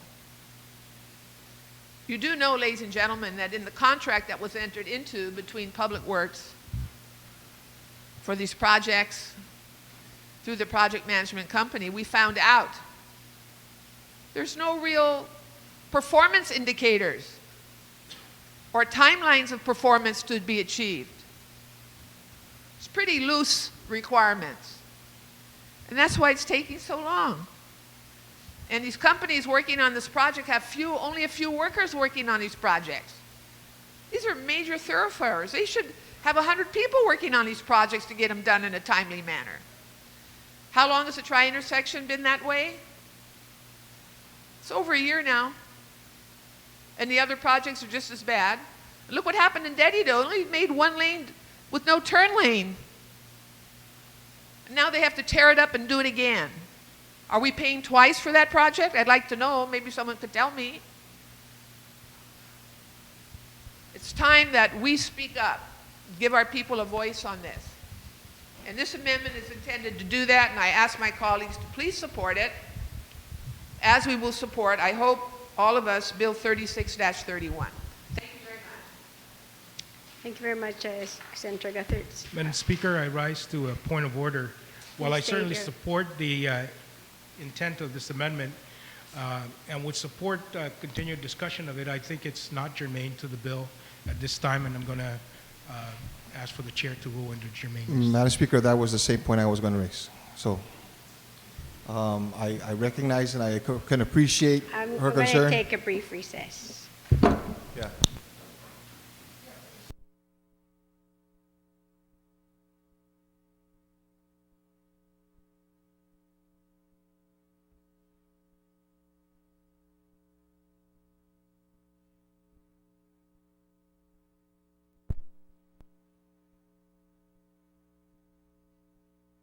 Colleagues, they'd prefer that I do this as a separate bill, which we shall do immediately.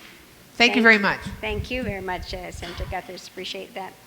On the motion, then, I'd like to recognize Senator Chris Dueñas. Senator Chris Dueñas. Okay.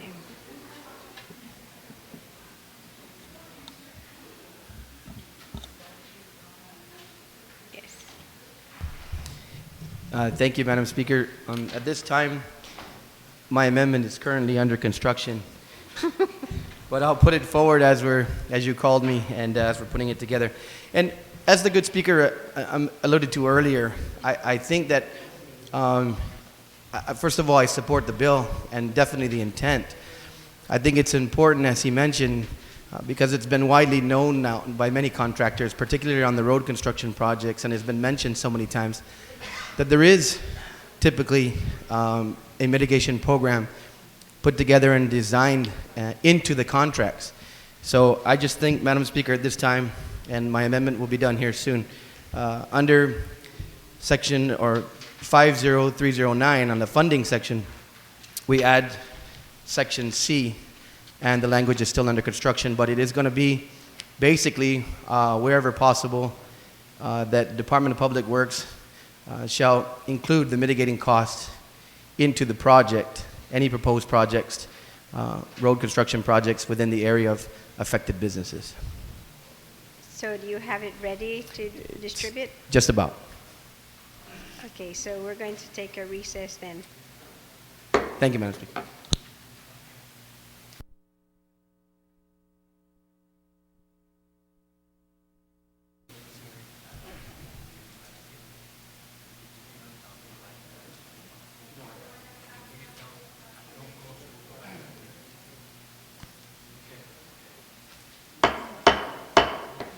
The legislature is back in session. Senator Dueñas, you do have the floor.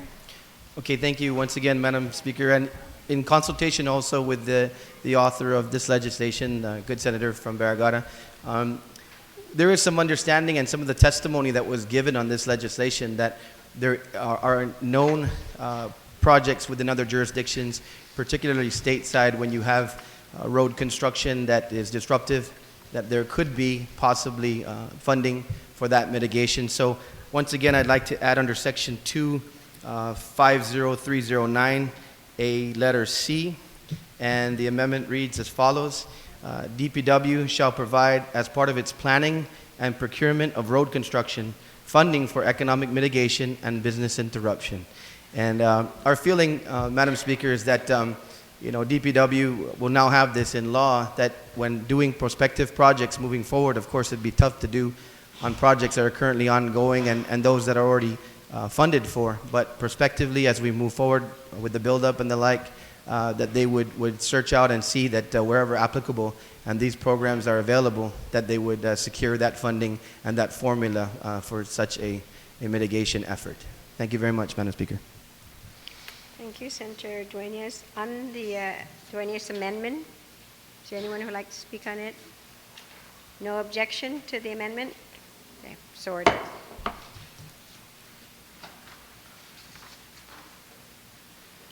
On the motion, Senator Ada, you're recognized. Tony Ada. Thank you, Madam Speaker.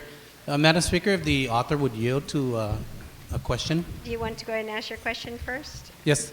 According to looking at the bill on the funding source, it says that the funding source will be from the bond origination fees generated by GIDA. On the testimony that was provided during the public hearing, according to the GIDA acting administrator, Carl Pangilinan, that the fund no longer exists. So where would the funding for this bill come from? Senator, do you yield to the question? Senator Pangilinan? Thank you very much, Madam Speaker. Madam Speaker, the appropriation of $400,000 is from the fund balance of the Guam Economic Development Authority as the seed capital. And I guess maybe I'll just repeat myself. When we looked at this, part of the revenues that GIDA has are these bond origination fees. And the bond origination fees goes into its operating capital. And in the financial statements that GIDA had, now GIDA saying they don't have the money. I think the more accurate statement was GIDA has plans for the money. And so in the FY 2009 audited financial statements, the fund balance of GIDA's operating budget, the operational fund balance was $773,058. For 2010, they added $94,499.20 to that fund balance of $773,000. For FY 2011, they added $114,499.75. These are preliminary audit numbers that we can find from GIDA's financial statements. Then their income from the bond origination fees totaled $394,210. If you add all that up, that gives you an operation fund balance of $1.376,266.95. That's their operating fund balance over and above their current year's operating budget. And so we would deduct $400,000 from that $1.3 million operating fund balance surplus, which would leave GIDA then an operating surplus fund balance of $976,266.95. Now GIDA is saying, oh, well, you know, we're going to be short because we've transferred some leases from the Port Authority, from GIDA to the Port Authority and so forth. But its current income will still cover GIDA almost entirely, even with those losses of the revenue for their current operating expenses. And even if they ran a little short, they'll have their operating fund balance surplus of $976,000 after we deduct the $400,000 to help them carry them through this couple of years in which they may have a surplus. And then they can, of course, generate new income, find the ancestral lands is beginning to, they have an operating agreement with the Ancestral Lands Commission in which all of the leases that are being entered into by the Crown lands under the Ancestral Lands Bank inventory, GIDA gets to keep 30% of those lease payments, I believe, for income and administration. I'm not sure of the 30% number, but that's a number I heard. I'm trying to verify it. But they keep quite a chunk of all of the leases. So they may have lost a Port Authority lease because they've turned the property back. They just gained a Matson lease that is down at Polaris Point. And if I remember correctly, that might be $1 million a year lease for the next couple of years, maybe. $100,000 a month. I'm not sure exactly what those terms are, but even at $60,000 a month for that, there are other leases that are in the works now under the ancestral lands, of which GIDA will then help, the revenue stream from that will help support their operating expenses. So GIDA has the opportunity to generate new money. And again, it comes from the operating fund balance surplus of the Guam Economic Development Authority. And that's just a long-winded way of explaining where the money is going to come from. Very much. Senator Haddad, do you feel? Oh, yes. Thank you, Madam Speaker. Thank you to the good senator from Bergata. On the motion, are there any other speakers? There being Senator Blush, you're recognized. Thank you, Madam Speaker. Madam Speaker, I recognize as far as the concern and the intent with regards to this legislation and My issue, though, is as much as, and I see that we utilize the occurrences of what is happening at the tri-intersection, that being routes 8, 10, and 16, and to some degree, the construction activity that had occurred along Route 4 and continues to occur along Route 4, most especially at the Sinahanya intersection. And I too recognize, in as far as, you know, the hardship that had been placed on the various businesses, you know, that are within that area, and that as much as we would like to help and as much as we can help, that we should help. I mean, one can argue that that's just a part of, or you decided to put the business there, so, and as a result of this, these things could occur, therefore these are losses you're probably going to take.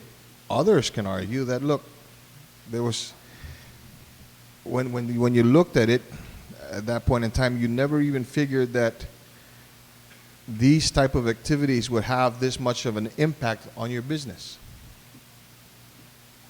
And so, I can appreciate the efforts that's being proffered here to be able to assist these businesses to get through these hardships. But with regards to, maybe my concern is maybe there could be some tightening up of some of the language that's contained here. One of the areas is it speaks about businesses adjacent to the projects, or even before we go to being able to tighten up or to clarify what is meant by adjacent, is although we've used the references of the tri-intersection in Sinahanya and recognizing there's going to be a plethora, if I can use this word, of other construction activities that fall in line with, you know, the military buildup, and as far as this whole military buildup construction. Language here, basically, and I'm going to refer to basically on page 3, where it starts to, on Article 3, on actually line 22, it says to mitigate the impacts of government projects. My concern is if you get past, if you get past the legislative intent and you recognize, this body recognizes what this thing is for, but I'm afraid that 2 years down the road, when you say government projects, it opens it up to every government project there is. And I don't know if that's going to, if that is the intent, or maybe I can ask the author of the bill to yield to the question as to, was that the intent, or is there a way that we can be able to tighten this language up so that it, you know, if you have a government project, how big or how small it may be, this doesn't automatically and necessarily qualify you for this mitigation program. Senator, do you yield to the question? Yes, Madam Speaker. Madam Speaker, the hope is, and the intention is that while we set up the general parameters of the program, that there's a provision in here that it requires GITA to submit its rules and regulations. And so we would articulate to GITA that in those rules for the program that they would, under the general guidelines presented here, can be more specific and put in these geographic areas, for example. There was suggestion, for example, at the public hearing that we develop zones for qualification, that there'll be a red zone, a yellow zone, and a green zone. And in those zones, depending on your geographic proximity to the project itself, that in a red zone you'd be eligible for 100%. In the yellow zone it'll be 70, and in the green zone it'll be 50.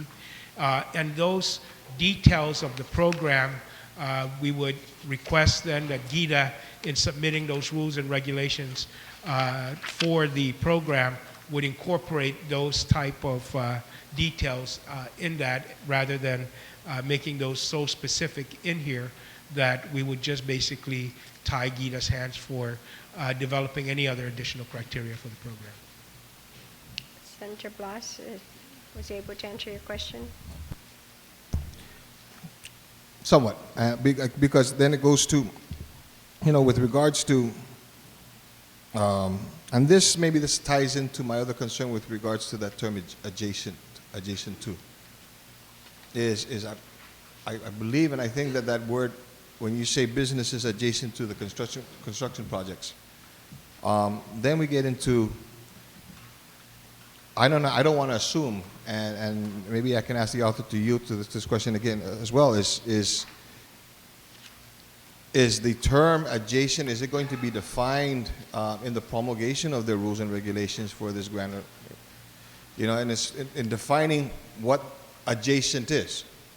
I mean, are we talking as is in the proximity of our, Route 10 or the tri-intersection?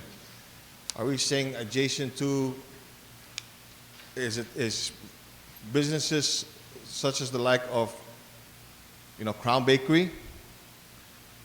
Or adjacent to, can that be also businesses as a result of businesses that are further down the road from Crown Bakery but are also affected, not necessarily by the construction project, but because of the traffic of the construction project? Senator, do you yield to the question? Sure, Madam Speaker. Once again, Madam Speaker, when those kind of issues are presented, once again, the purpose of the public hearing was to kind of ferret out some of the details on it.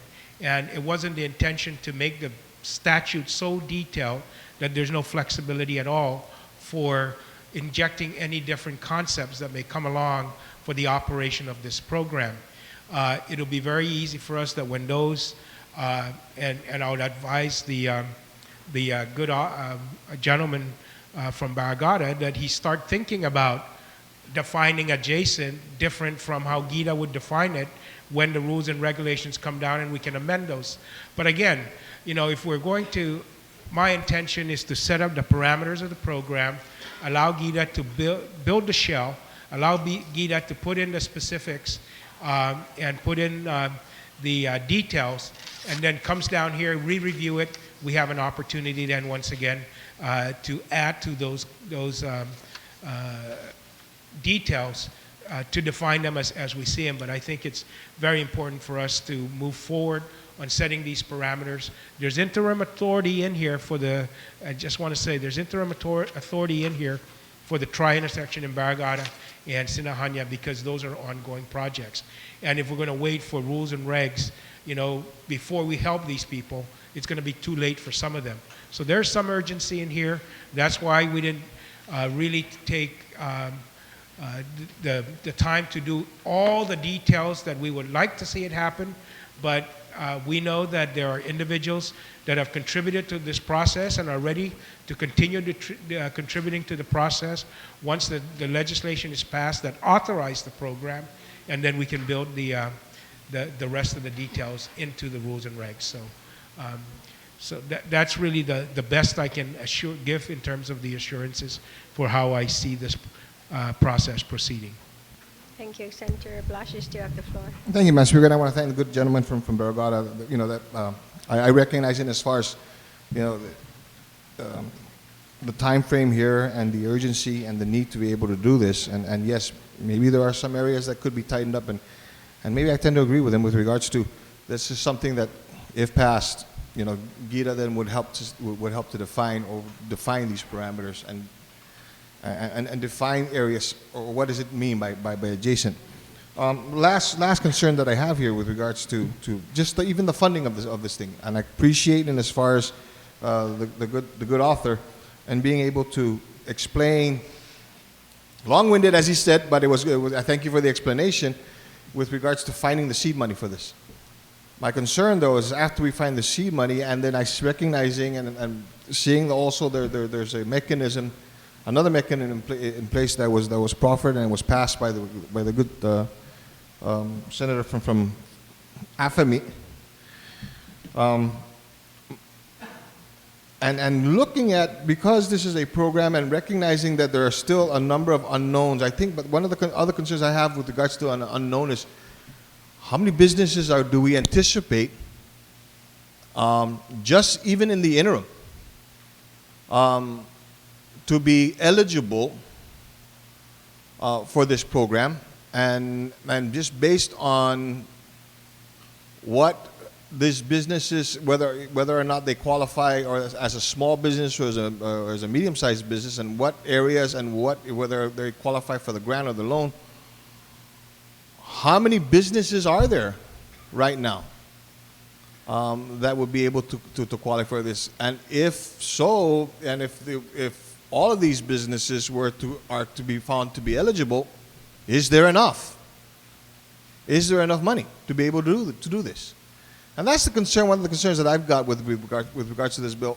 I appreciate, and if the good author doesn't mind, and so that in the convenience and the effort of being able to move the conversation along, there may be other questions I may have that I'm sure that I can come and approach him and speak to him about. But there are other concerns. There are things in the committee report and information from GEDCA that I'm still going to need to have answered and to ask him to have answered before I'm comfortable with this. I like the idea. I recognize it in as far as having to be able to provide some level of assistance and because of the inconvenience that have been caused. But my concern again is some of the definitions, some of the parameters that have to be defined, making sure that these parameters are defined for this thing to come through, and then most importantly is where is this funding source going to come from. Thank you very much, Madam Speaker. Thank you very much, Senator Blas. On the motion, is there anybody who would like to speak on it? Then I'm going to call on the author then to close. Thank you very much, Madam Speaker. Madam Speaker, I'd like to make one amendment that I would propose, and that would be on page 10 of the bill, Madam Speaker, on line 6, the number 9 after subsection 503039. 9 should be deleted, so I move to strike 9. That was for the... Page 10, line 6, after section 50303, there's a 9 there, delete the 9. Delete the 9. Okay. Page 8. I'm sorry. At the beginning, I mentioned that there was 2 versions of the bill. There's a bill in the committee report, and there's a bill that was put on your desk that has no strike twos and no underline. And the reason for that was because of the fact that the bill is now a brand new chapter and there's no amendments to existing statutes. So, yeah. That's why I was concluding that they got the wrong bill. So there was, those versions were placed on your desk earlier. Okay. Yes, that's true. And I did ask the senator to explain that at the very beginning. So it would be to strike that 9. Yes, so on that, then amendment without any objection, so ordered. Thank you, Madam Speaker. The other, Madam Speaker, is that the legal counsel may have has identified just a structural and formatting issue where we provide funding for the program. On page 9, under 7, on line 7, we have section 50309, and the title of that section would be funding. And then for the program, so the funding sources of the program shall come from the following sources. And of course, the business interruption insurance, they may do that. And then the reprogramming of the Guam Economic Development Fund Act of 500. And then we have section 3, which is an appropriation also for part of the program. And legal counsel has has indicated that it may be more appropriate to place that appropriation just under funding, under 5309. So we would just to take that section 3 and delete section 3 and just put a C and then put appropriation. But there's a C No. already. Yeah, we have a C, so would Okay. that be a D? Okay, we'll take a minute recess.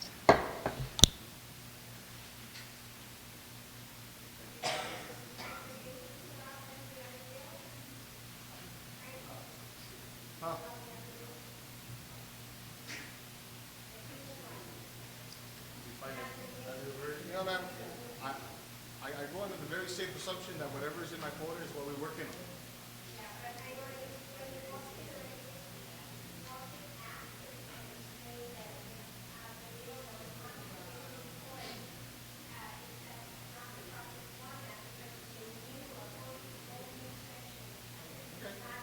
I'm not gonna blame, I mean, I don't blame the author. I mean, this is what I was given to work with, and that's what I'm working with. Okay?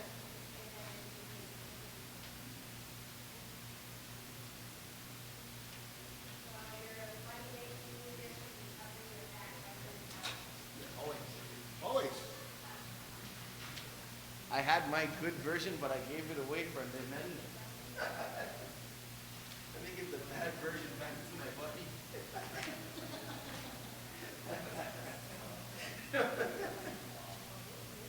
Hey, it didn't affect page 6, brother. Page 6 was still okay.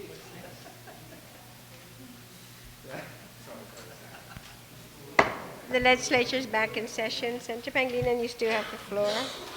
I'm sorry, Madam Speaker. And again, after further consultation with legal counsel, the suggestion was to leave the appropriation there, but rather than put in, then strike the word seed capital on line 27 of page 9 and said as for, after the word authority rather, so from the fund balance, Guam Economic, for the grants pursuant to section 50306. Because there's the loan program, the loan is being funded by a earmark of the existing GIDA loan program under B, above there, and then the appropriation for the grant would come from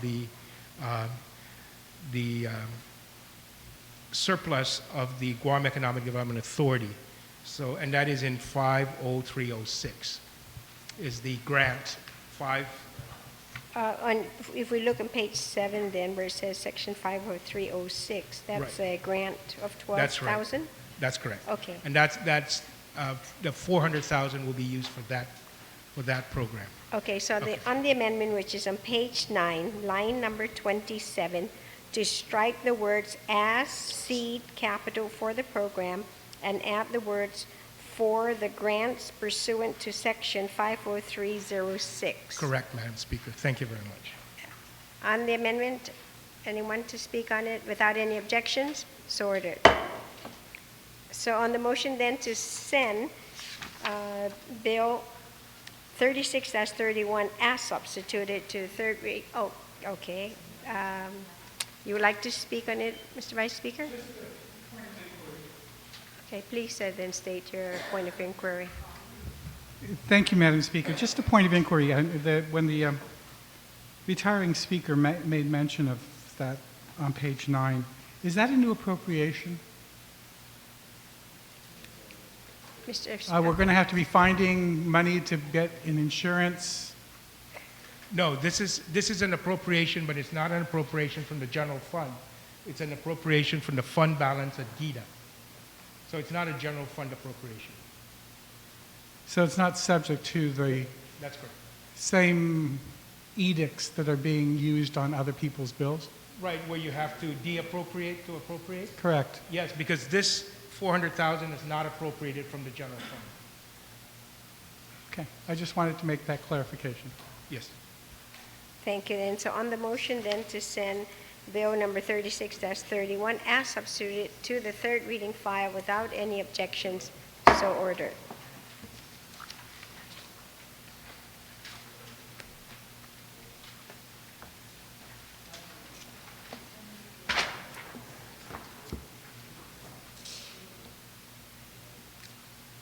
Okay, the next bill on the agenda is, let me see. We don't have 41. Do you have 40? Do you have 41? Okay. All right, let me see. I have bill number 44. I don't have 41, so we're going to go ahead and continue bill. Oh, no, I'm sorry. Wait a minute. Yes, I do have 44. So, does everybody have bill 44? No, 41. No, I have 44. I don't have 41. It was sent to us this morning. Okay, we're going to take a brief recess because I don't have.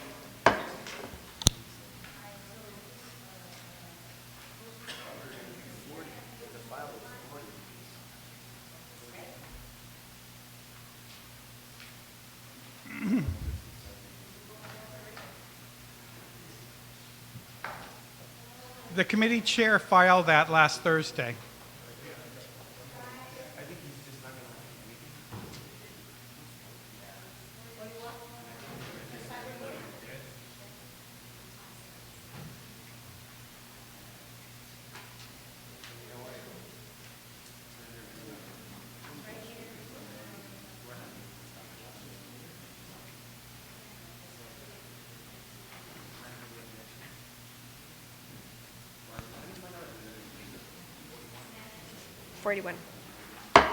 The legislature is back in session. I recognize the Vice Speaker on Bill 41.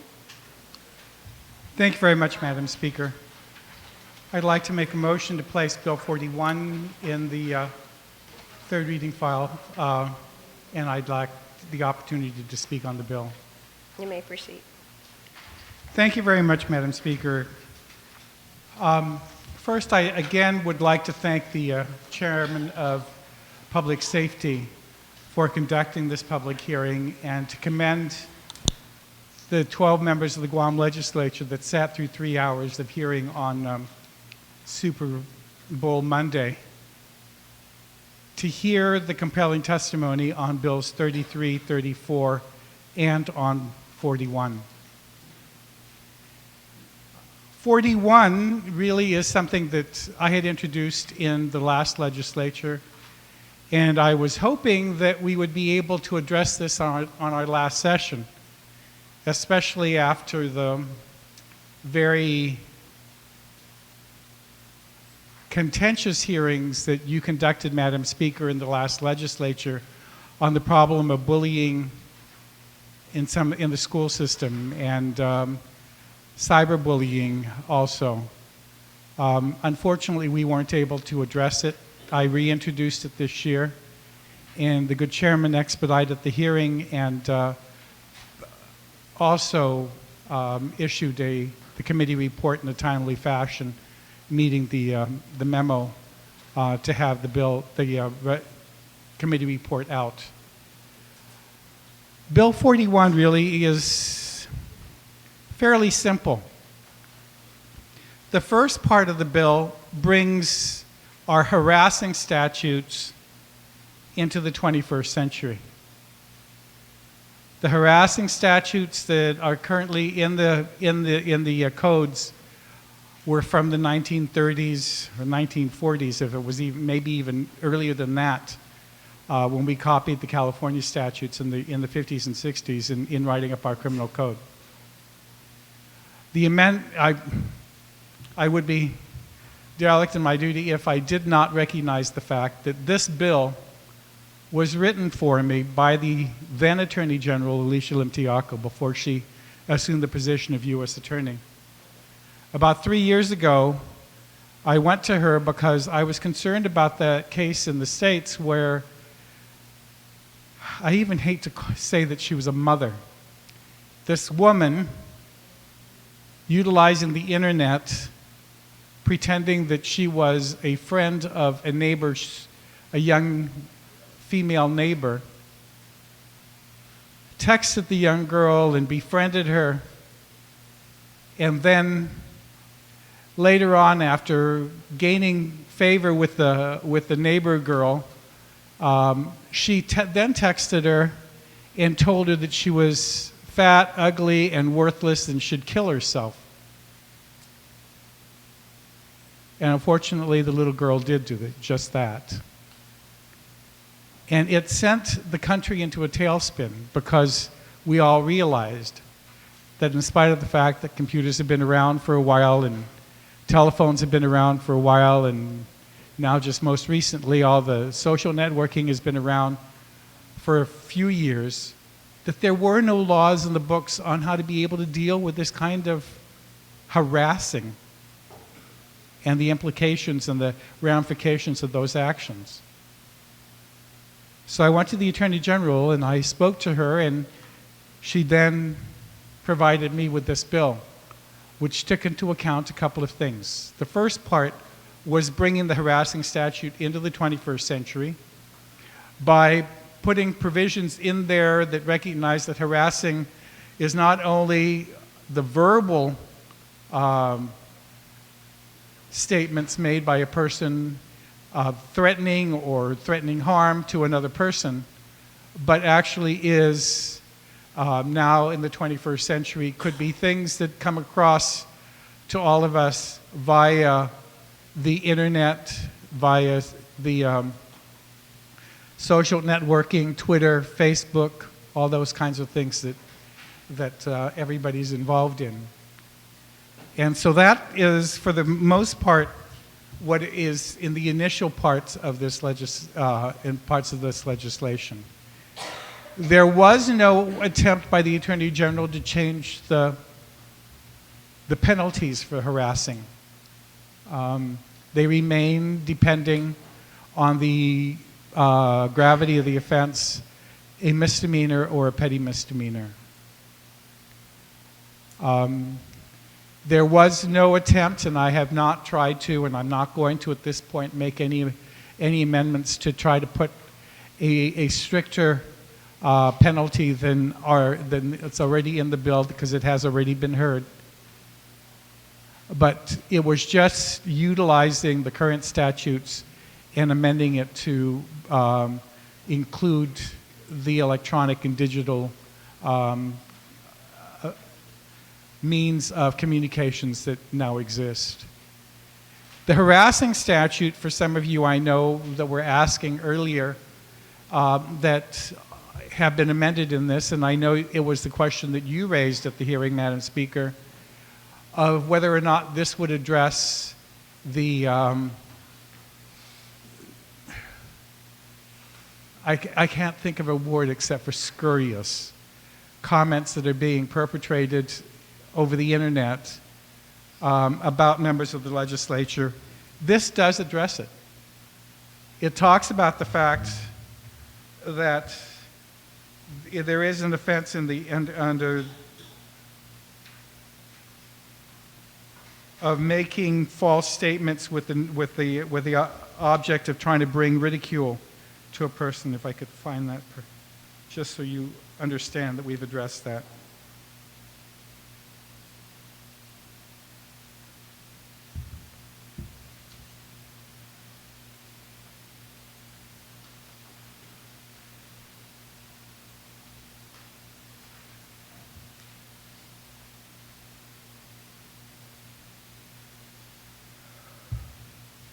I'm sorry, Madam Speaker.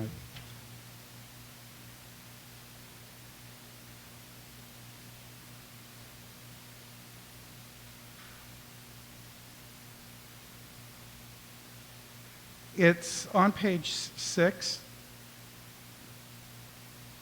where via or by use of computer network, computer system, telephone network, data network, text message, instant message, or otherwise directed at a specific person which alarms, annoys, or distresses the person and which serves no legitimate purpose, such course of conduct must be of a nature to cause a reasonable person to suffer substantial emotional distress and must cause substantial emotional distress. So I know that some of you have suffered substantial emotional distress from some of the comments that have been made. My staff refuses to allow me to go on that internet because they don't want me to see what's being said. So I've not suffered any emotional distress, consequently, since I have been told not to go on there.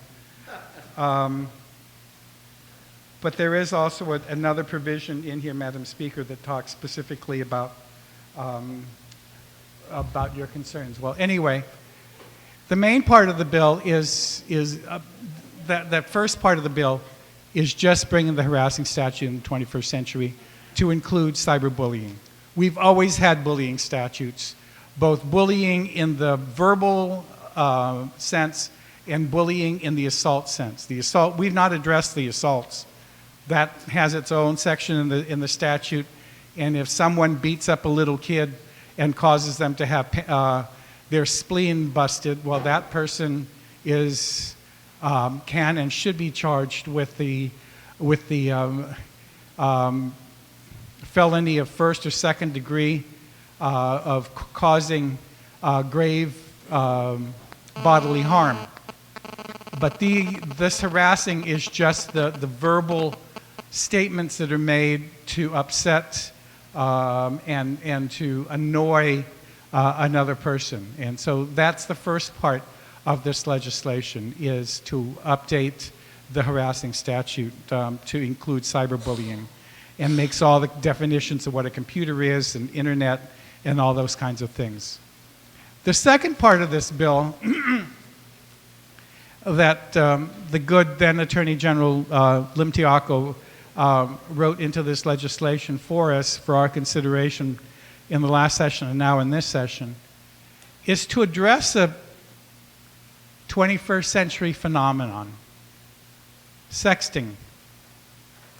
It's something that we should all be concerned about.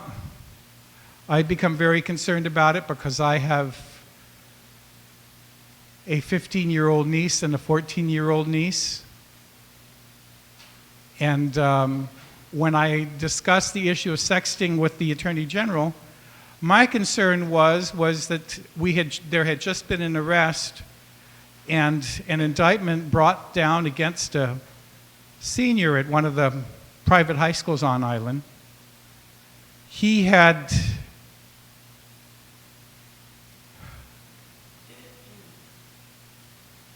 photographed a part of himself, of his anatomy, and sent it to his younger girlfriend. Now, Madam Speaker, I'm not condoning that. I'm just saying that we're dealing with young people who don't understand the gravity of their actions.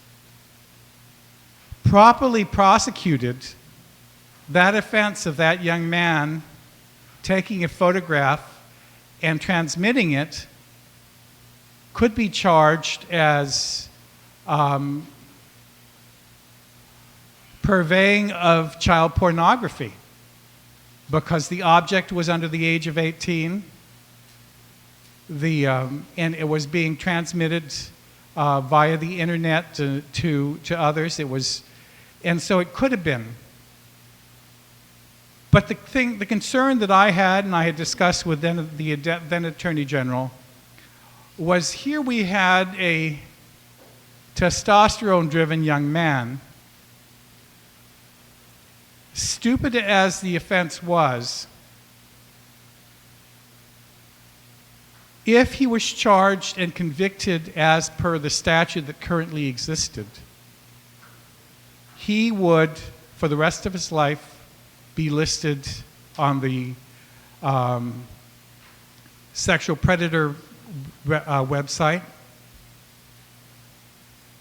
would probably not be able to get a job in the future because he would be listed. And I asked the Attorney General, is this really what we want to do? Fortunately, she had been spending a considerable amount of time traveling to the States to meet with various attorneys general throughout the country. And this was a topic that was being discussed at the AG's meetings. And there was a movement in the country to try to address this issue of sexting, not to decriminalize it, but to try to assist these young people whose judgment has not matured to understand the gravity of their offense and provide them with some guidance. And so the current thinking with the attorneys general throughout the country and the way that the second half of this bill was written as it relates to sexting was to make it a status offense if it was the first offense by this young minor. And it would be an offense by which the Attorney General's office would be able to have a diversionary program where they would take this young man or this young girl under their wing at the Attorney General's office, have them understand that when you publish something on the internet, it is there forever. When you become 23 and you're applying for your first job, your future employer may be able to download some of these things and it may work against you. And so there was going to be a whole educational program that the Attorney General's office was willing to undertake. And I was very heartened to hear that at the public hearing, Attorney General Rapadas sent 3 of his staff members to the hearing, and all 3 of the staff members conveyed the intent and the sentiment of the Attorney General that he stood ready to assist in moving forward with the educational program, the diversionary program that was proposed in this legislation. He understood and supported the intent of the sexting legislation, that it was by no means an effort on our part to condone this behavior on the part of our children, but it was going to be a way that for the first offense and first offense only, that they would be put through this diversionary program. If they persisted, that's their problem. They're going to have to be out there for the rest of their life suffering the consequences of their action. But the Attorney General and this legislation wants to give an opportunity for us to educate these young people to have an opportunity to understand the ramifications of their action. And Attorney General Mtiaka, when she wrote this legislation, went so far as to include in Bill 41 provisions in here that would require the cell phone companies on island, those who provide internet and texting capabilities on this island, that would require them, through the Consumer Counsel's office, to provide, when they sell telephones, a whole set of warning listings trying to educate young people about the fact that this sexting and even the cyberbullying are crimes, and that they should understand that there are ramifications to this bad behavior.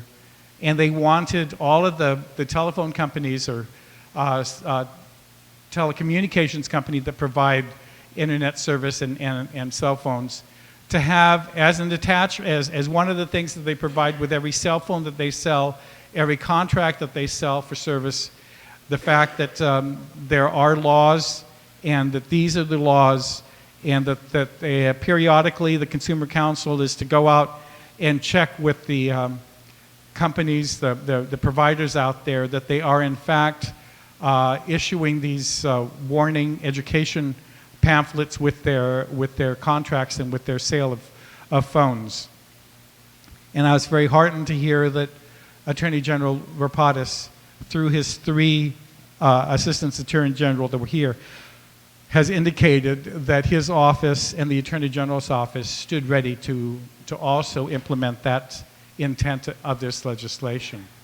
And so for those who, and I know most of you attended the hearing, you heard the explanation of the kind of educational process that the diversion program was going to provide, and if successfully completed, the first offense would then be struck from the, would be dismissed, and there would be no offense showing on that minor's record. But if there was a second offense, that minor would not have the benefit of the protection of this statute.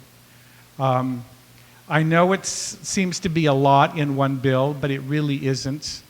And I'm hoping that since most of you, 12 of you, attended the hearing, that all of you are fully aware of the intent of this legislation, and that since 9 of you have indicated through the committee report your support for it, I'm hoping that the other 6 members of this legislature who are not members of the committee and some of the ones that attended the hearing would also remain committed to seeing this legislation through.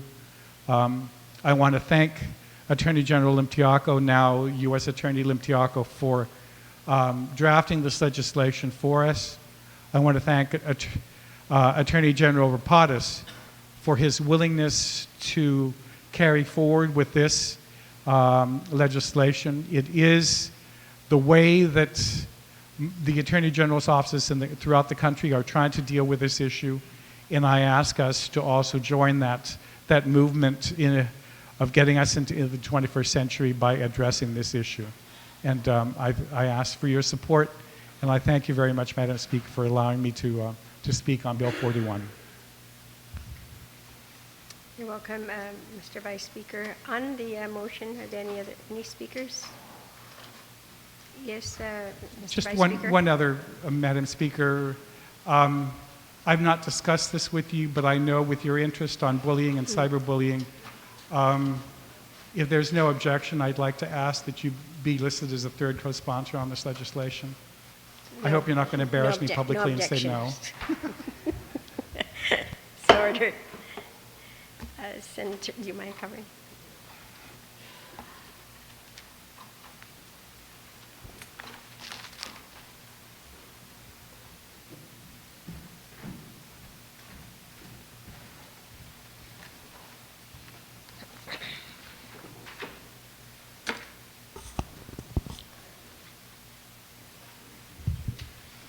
Speaker Wonpat, you're recognized. Thank you very much, Madam Speaker.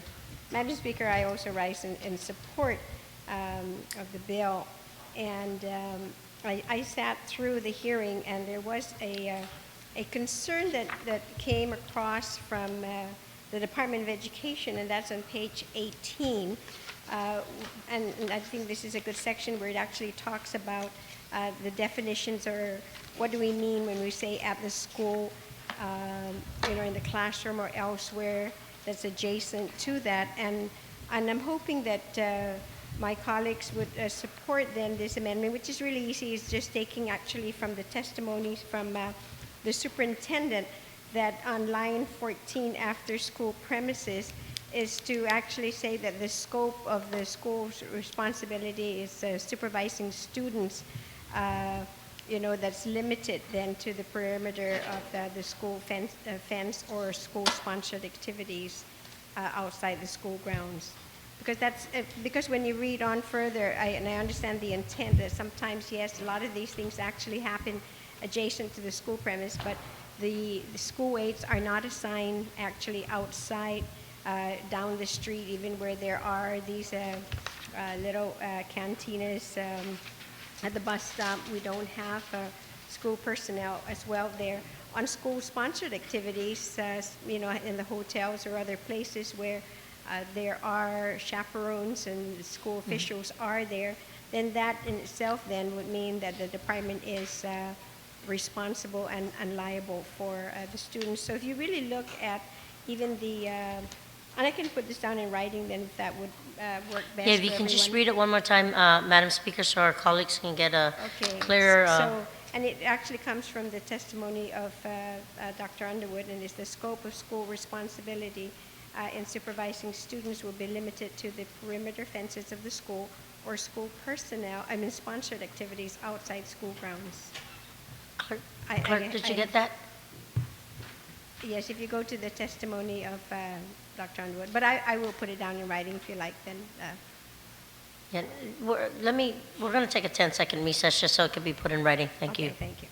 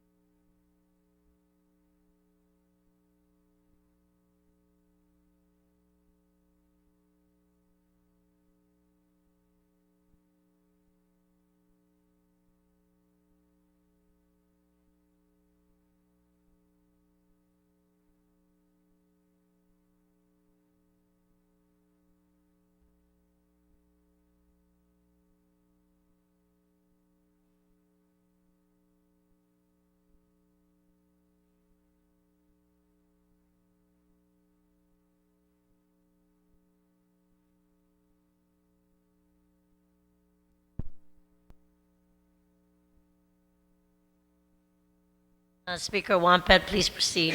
Thank you very much, Madam Speaker, and I'd like to ask everyone to look at page 18 of the bill, and we'll start on lines 11 and 12. So it would be where it says immediately adjacent to delete, and add the word within.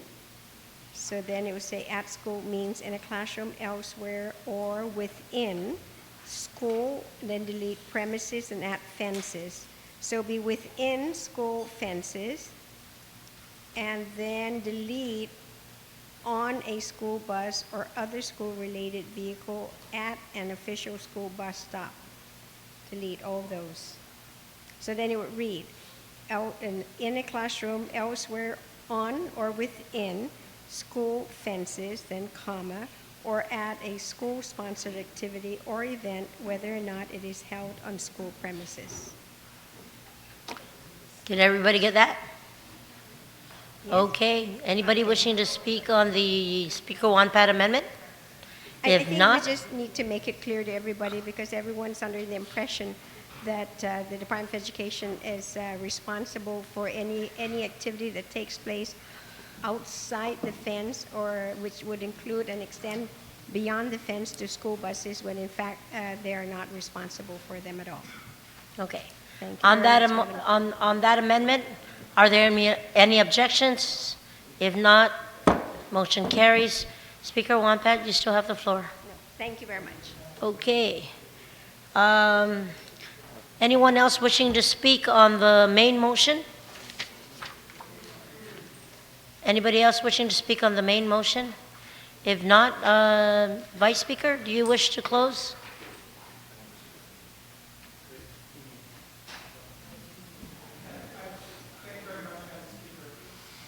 I'm sorry. Thank you very much, Madam Speaker. No, I just want to again reiterate my thanks to the 12 colleagues that attended the hearing and heard the testimony and voted in favor of it. And thank Attorney General Imtiaco for having spent as many hours as she did in preparing this for us, and General Rapadas for his willingness to carry forward with this legislation. And I hope my colleagues will assist in moving this forward. Okay, move it down to, I'd like to make a motion to place this on the voting file. with no objection. Motion carries.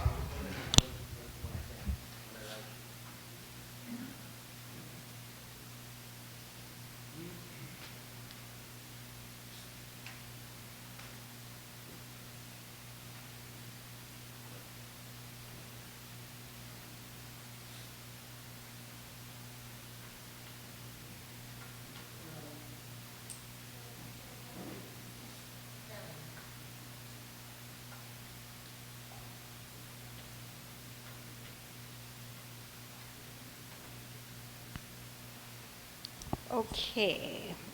We did say that as soon as, whenever we skip a bill based on the amendment, that we'll go back as soon as the sponsor is ready for the bill. And so I'm going back up to item number 4, which is bill number 40-31. And I recognize the majority majority leader. Thank you very much, Madam Speaker. Madam Speaker, I move that Bill number 40-31 be, as amended by the Committee on Rules, be placed in the voting file, but I just want some opportunity to explain the evolution of this bill. This bill is being introduced by Adolfo Palacios Sr., is the exact same bill that was passed in the previous legislature, to which a public hearing was held, but a committee report was not. And out of respect for all individual chairmen and their respective oversights, I want to rise to publicly recognize our good appropriations chair, Senator Pangilinan, to which he has oversight over this issue. But back in December, over his objections, we agreed to pull the bill out of a committee report because of some concerns that were raised by the incoming governor with respect to how this bill would be a tool for him to be able to run his office of the governor and some functions of the executive branch by bringing in seasoned people who are retired, and essentially this bill would allow those people to come back. And so in the mad rush to get this bill passed, there was one word on page 2, line 14, that was inadvertently omitted, and that was the word not. So although the legislature made this kind of accommodation in deference to that incoming administration, the bill was still ineffective and unimplementable. And so in this term, Senator Palacios introduced a similar bill. Originally, that bill would have extended this to the judiciary. And so when we had our rules meeting, the same good chairman, over his objections, expressed some concern that now we're not even having a public hearing on a bill to which extends to the judiciary. And so Senator Palacios, at the Committee on Rules meeting, made a motion to strike out any references to the words judiciary, and so that motion was adopted. So we find ourselves now at this juncture where I made a request to you, Madam Speaker, to waive the public hearing requirement on this bill pursuant to that law that says, or if a similar measure is passed by the legislature, you have that authority to do so. And so I made that request of you, and I know that you approved it. And so having given an explanation on what this bill is all about, the motion now then is in order to place this bill in the voting file.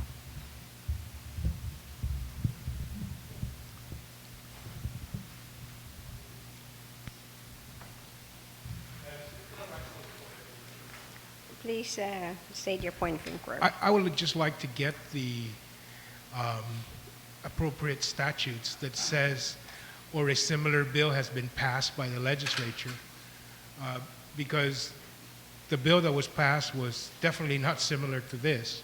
It's actually contrary to this bill that's being introduced. So. But the way it's been amended, it's exactly like what we passed last year. No, it's not. We're The one we passed in the legislature allowed you to do it, does not allow you to do it. This bill allows you to do it. So it can't We're be. going to take a minute recess.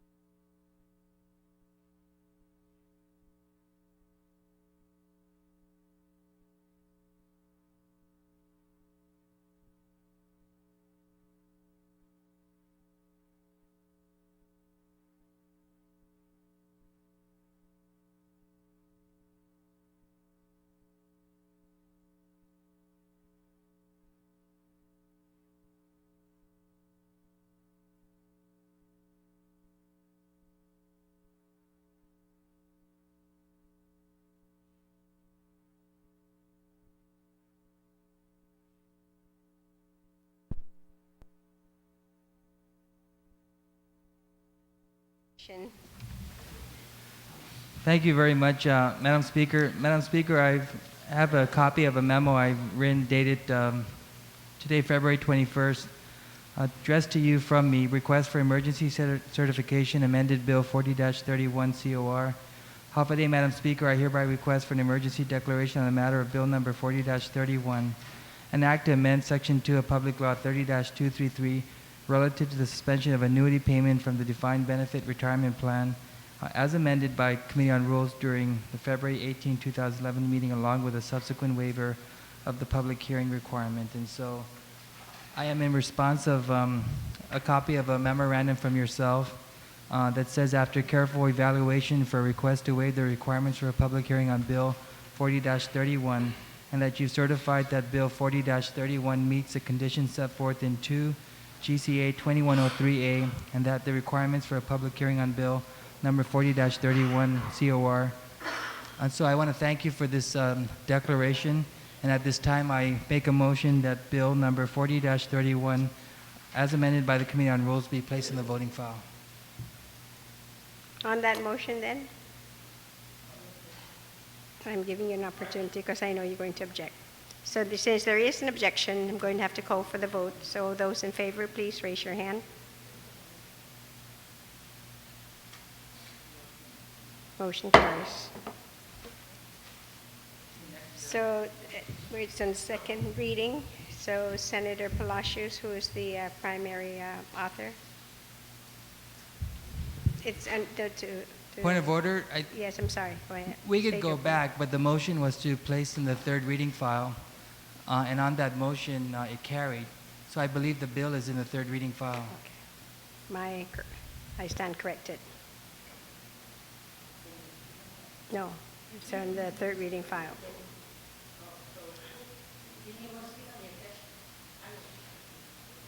No, when you objected, then I called, since there was an objection, then I called for the vote, and they were...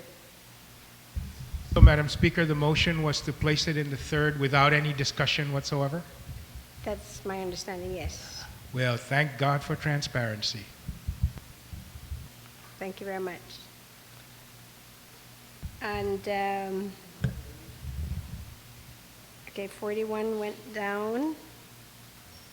Bill number 44. Oh, wait, one. Can we just move that aside?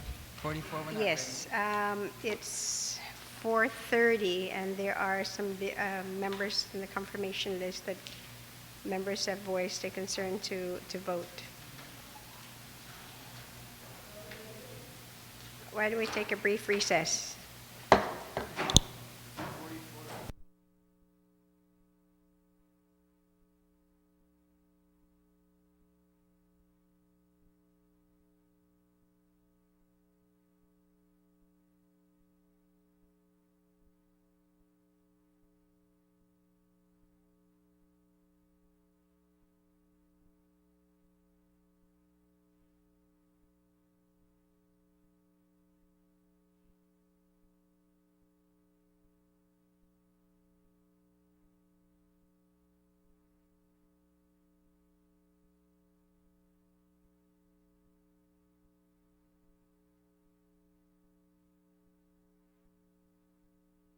We moved several appointments to boards and commissions to the voting file, along with several appointments of various directors.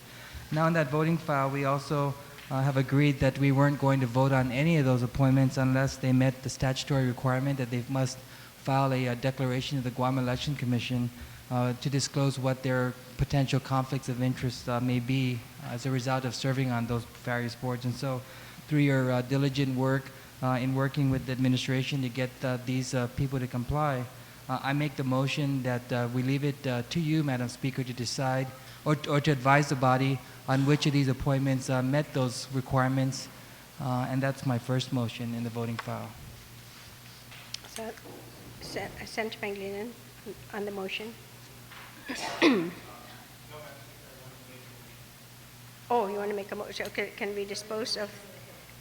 We're going to dispose of this motion then. On the confirmations. Yeah, and the confirmation is that you would we would vote on those appointments to the boards and commissions that have met that statutory requirement, and you have that listing that's been provided to you. Yes, and I have provided copies to the individual chairpersons of the actual forms that were filled out, so you should be able to receive those in your email. In addition, the clerk then has a copy already based on the listing under legislative concurrence, who they are. So those are the only ones then that will be voted on today, the boards and commissions who have already turned in their financial disclosures. And to I did Guam submit Election Commission. I did submit a memo to the clerk asking that these documents be appended to the various committee reports. Yes. So on that motion then, without any objections, so ordered. My second motion, Madam Speaker, is that we go ahead and vote on the bill number 40-31 that's now in the voting file without engrossment. On that motion, Senator Pangilinan. I object to that motion, Madam Speaker. Madam Speaker, I would like to move for a reconsideration on the ruling of an emergency on bill number 40.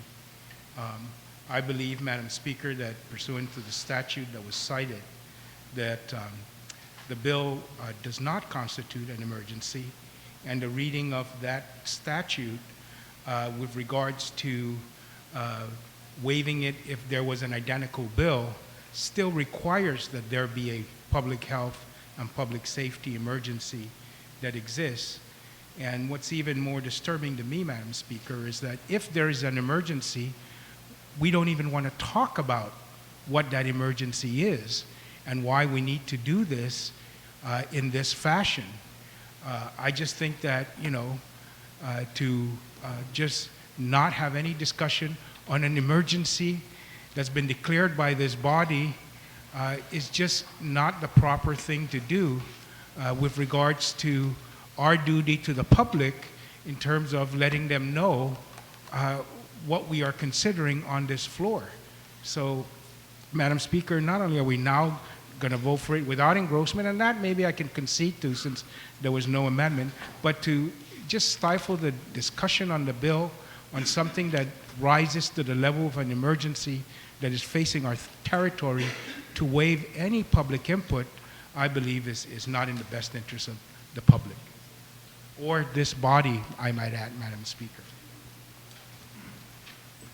So the motion then is to reconsider. Point of order, Madam Speaker. Please state your point I'd like of to order. divide the question. The first motion, which I believe is in order, is that we vote on Bill 40-31 without engrossment. Then after we dispose of that motion, then we can probably discuss the motion to reconsider. Okay, so we're going to divide the question. So the first question then will be to vote on Bill 40-31 without engrossment. Any objections? Objections, so ordered. The second motion then is that we're dividing it, is that any member, yes, can make a motion to reconsider the actions of the legislature, and the required number of votes would be 8 to pass either motion to reconsider. So yes, Senator Respicio. Thank you very much, Madam Speaker. Madam Speaker, my objection to that motion to reconsider is purely procedural. On the matter of that, when I made the motion that this be placed in the third reading file, there was an objection raised by the same individual that was moving this amendment, and then you called for the vote. And so as we've seen in previous legislatures and previous actions, every time a motion is made to place a bill in the voting file, if it was without discussion and that motion passes and that the bill is in the voting file, and that's where we find ourselves. I also rise to an objection to say that none of us here is attempting in any way to stifle any kind of discussion on a subject matter involving Bill 40. The last legislature, granted, it was the 30th Guam Legislature, and we adjourned sine die, and that body dies, but certainly the memory of what happened in the last legislature is not faded. We discussed this bill in a public hearing. It was discussed during session. It was also discussed at the Committee on Rules meeting that we had on Friday. And I certainly want to recognize our Committee on Appropriations Chair, who has really said that while I object to the bill being brought out of committee without a committee report, we did that over his objections, and I did that respectfully Madam Speaker, and that's something that we rarely do here in this legislature. But given the subject matter of this bill involving Bill 40, there's been consensus that we move forward, and so I rise to an objection on a purely procedural matter that when the motion was made to place it in third, it was made, it was carried, and now we're asking for a reconsideration on the basis that public discussion was being stifled. And this bill has already been discussed in other fashions, in other forums, and probably just not discussed in our session today. But it's been a subject matter that's been before us, and I believe it's been thoroughly discussed and vetted. Thank you, Madam Speaker. Madam Speaker, just for your point of maybe the public's information, there's 5 new senators in this body. So to say that this bill has been discussed by this body with 5 new people, I don't believe is accurate.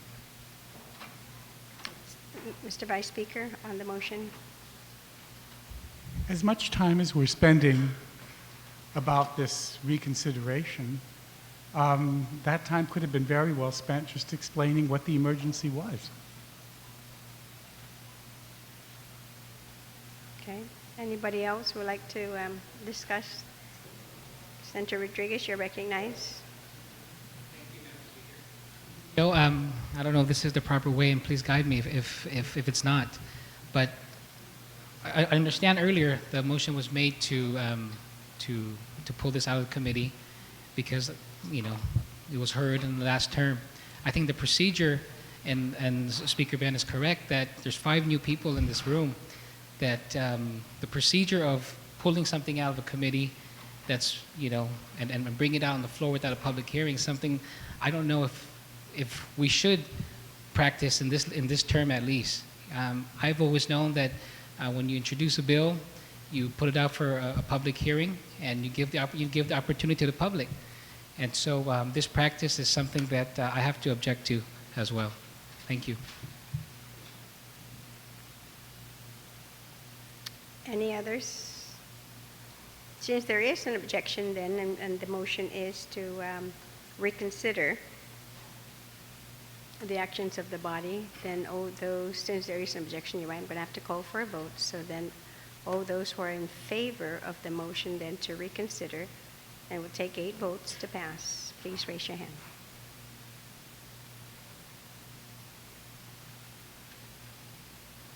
The motion fails.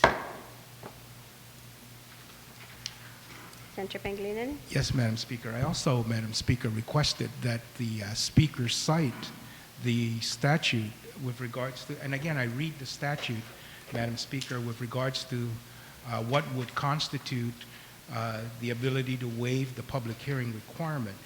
And the statute reads, of course, as you mentioned and read earlier, that when the presiding officer of the Legislature in Guam certifies that emergency conditions exist involving danger to the public health or safety, the requirement of a public hearing may be waived. And in the event the bill is identical to a bill introduced earlier, which later bill received a public hearing, then a public hearing for the identical bill may be waived. There's no identical bill introduced in this body, in this session, in this term. There's no public hearing held whatsoever, and the declaration of the Speaker doesn't really rise to the level of providing guidance to the standard that we're going to now use to waive the public hearing requirement.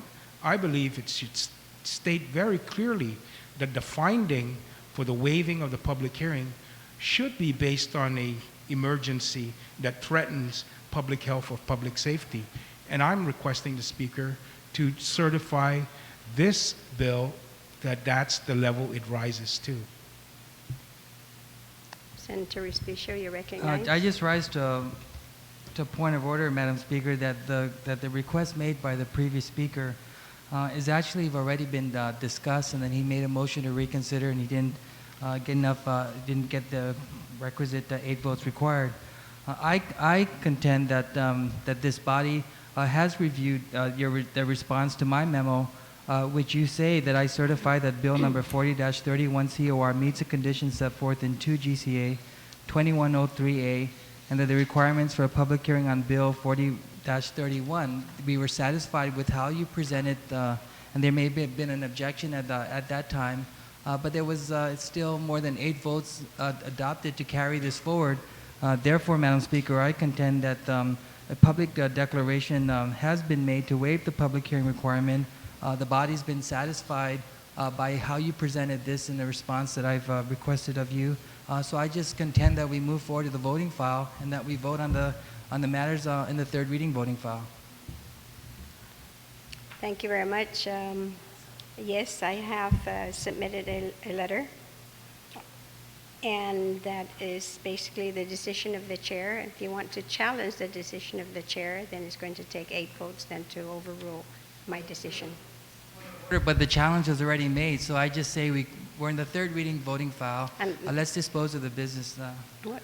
Well, then I don't think so. I think I rose to reconsider the action of the body of putting the bill down into second reading file. I'm going to then challenge the decision of the chair that certifies that not allowing double dipping in the governor's office, in the directorships, in any else other unclassified positions in this government threatens public health and public safety. I challenge the chair's ruling. So there is a challenge in my decision, so I'm going to call for the vote. 8 votes to overturn my decision. Point of order. My It's concern okay. is that I don't think understand. you should be challenged at this juncture I when the bill is in understand. the third reading file. So I would advise the Speaker to take up that challenge. It's purely not necessary, Madam Speaker, in my opinion. I understand. I and don't want to appreciate subject that. my Speaker to that kind of a challenge when the body's already accepted the manner to which you responded to a request that I made. How many times are we going to keep biting at the same apple? Thank you, and I would stand in the decision of the body. So I will go ahead and call for the vote then, based on the challenge set by Senator Pangilinan. So those in favor who would like to challenge and to overturn my decision, I will take a vote of 8. All those in favor, then please raise your hand. The motion fell. Okay, we're now in the voting file.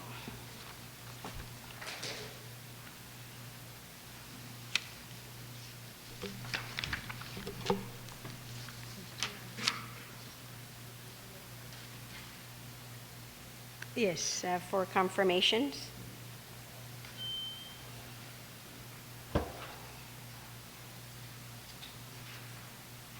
So from the Committee on Municipal Affairs, Tourism, Housing, and Recreation, the appointment of Mr. Mark Baudiga to serve as a member of the Guam Visitors Bureau Board of Directors with the recommendation to confirm.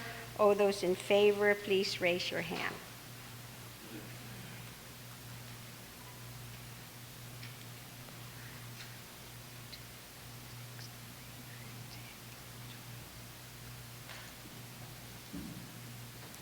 Okay, Mr. Baudiga received 13 votes. He's therefore confirmed by this body.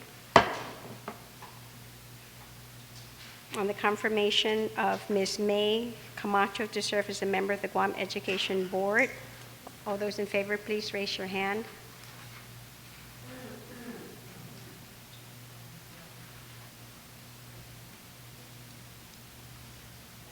Ms. Camacho received 14 votes. She is duly confirmed. On the appointment of Mr. Barry Mead to serve as a member of the Guam Education Board, please raise your hand.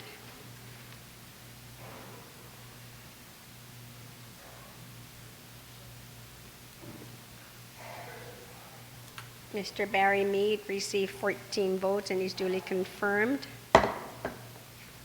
On the appointment of Mr. Paul Pineda to serve as a member of the Guam Education Board, all those in favor, please raise your hand.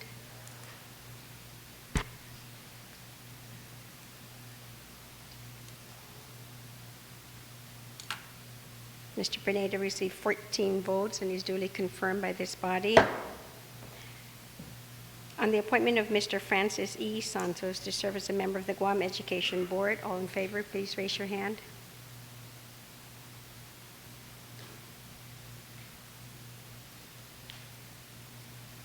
Mr. Francis E. Santos received 14 votes and is duly confirmed by this body.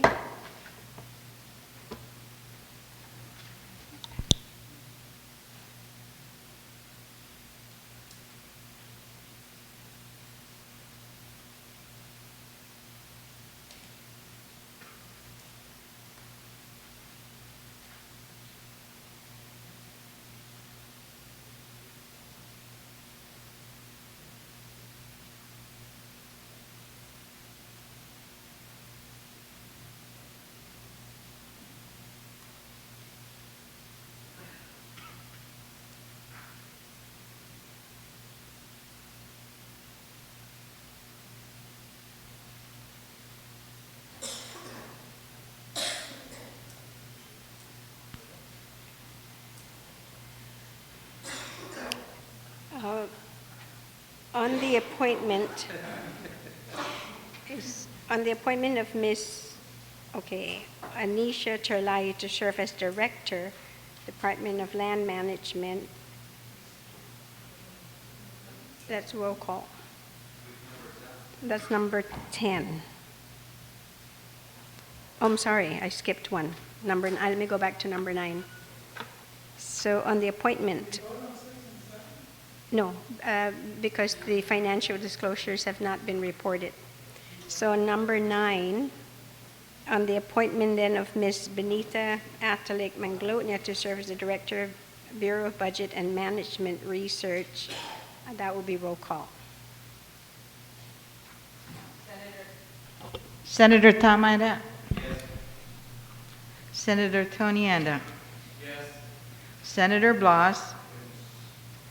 Vice Speaker Cruz? Senator Duenas? Senator Gutherts? Senator Mabini? Yes. Senator Munoz Barnes? Yes. Senator Palacios? Yes. Senator Pangilinan? Senator Respicio? Senator Rodriguez? Yes. Senator Silva Tyron? Yes. Speaker Wampet? Yes. Senator Yamashita? Yes.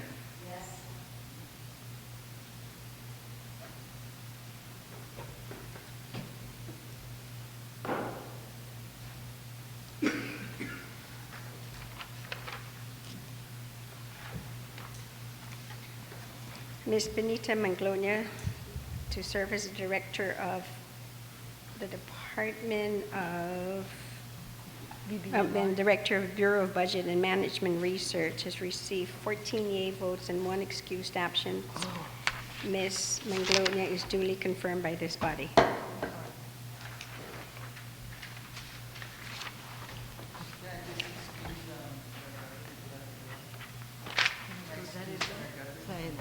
Yes. Thank you, Madam Speaker. I just move that Senator Guthers be excused from the votes that were taken today. So that motion without objections and so ordered. On the appointment then of Ms. Anisha Terlai to serve as Director of the Department of Land Management, roll call. Senator Tom Ada? Yes. Senator Tony Ada? Yes. Senator Blas? Vice Speaker Cruz? Senator Duenas? Senator Gutherts? Senator Mabini? Pass? Okay. Senator Munoz Barnes?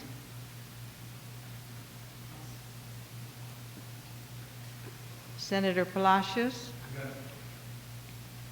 Senator Pangilinan? Senator Respicio? Senator Rodriguez? Senator Silva Tyron? Speaker Wampet?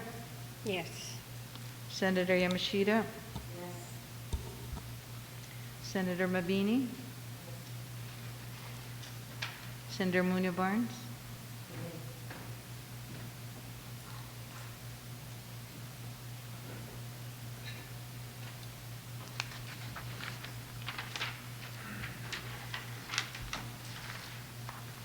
Ms. Anisha Terlai received 14 yea votes and 1 excused absence. Ms. Terlai is duly confirmed by this body to serve as the Director of the Department of Land Management.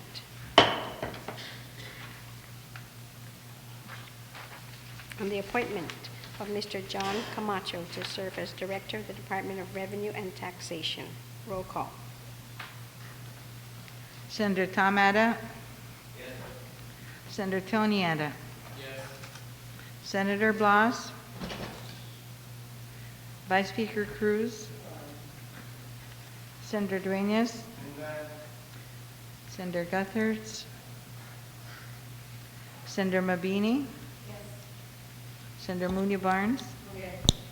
Senator Palacios? Senator Pangilinan? Senator Respicio? Senator Rodriguez? Senator Silva Tyron? Speaker Wampat? Senator Yamashita?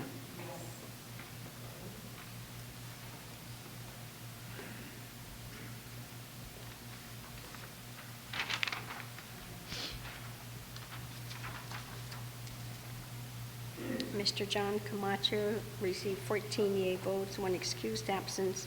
Mr. Camacho is duly confirmed by this body to serve as the Director of the Department of Revenue and Taxation.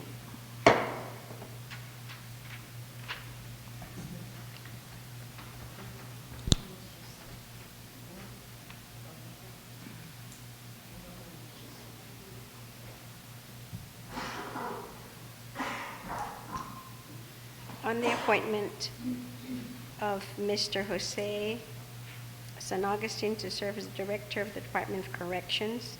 Roll call. Senator Tom Adda? Senator Tony Adda? Senator Blas? Vice Speaker Cruz? Senator Duenas? Senator Guthertz? Senator Mabini? Senator Munia Barnes? Senator Palacios? Senator Pangilinan? Senator Respicio? Senator Rodriguez? Senator Silva Tyron? Speaker Wampat? Yes. Senator Yamashita?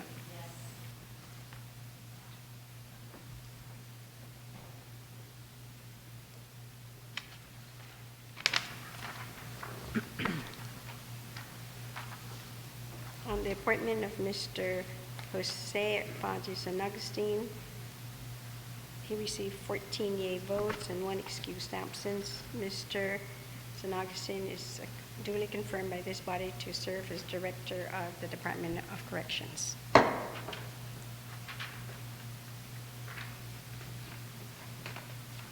On the appointment of Captain Fred Berdalio to serve as Chief of the Guam Police Department. Roll call. Senator Tom Adda? Senator Tony Adda? Senator Blas? Vice Speaker Cruz? Senator Duenas? Senator Guthertz? Senator Bambini? Senator Munia Barnes? Senator Palacios? Senator Pangilinan? Senator Respicio? Senator Rodriguez? Senator Silva Tyron? Speaker Wampat? Yes. Senator Yamashita?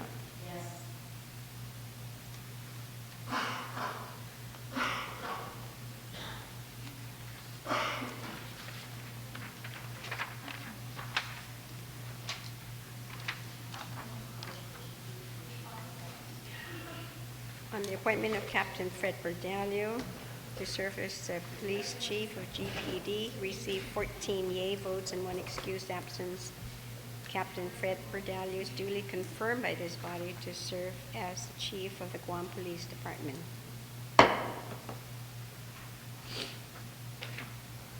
On the appointment of Mr. Francisco G. Santos to serve as a member of the Wampat International Airport Authority Board of Directors. All those in favor, please raise your hand.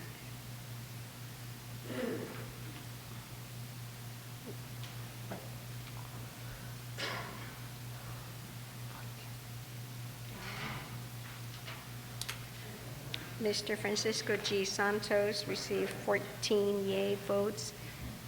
Mr. Francisco G. Santos is duly confirmed by this body. On the appointment of Ms. Rosalinda A. Tolan to serve as a member of the Wampet International Airport Authority Board of Directors, all those in favor, please raise your hand.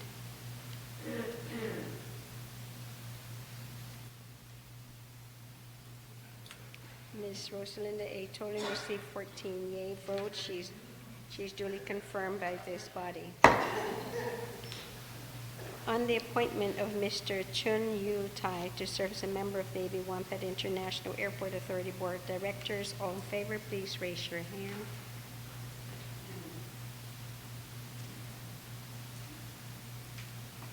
Mr. Chun Yu Tai is duly confirmed by this body, received 14 yea votes to serve as a member of the International Airport Authority Board. On the appointment of Mr. Michael Israel to serve as a member of the Wampet International Airport Authority Board of Directors, all in favor, please raise your hand.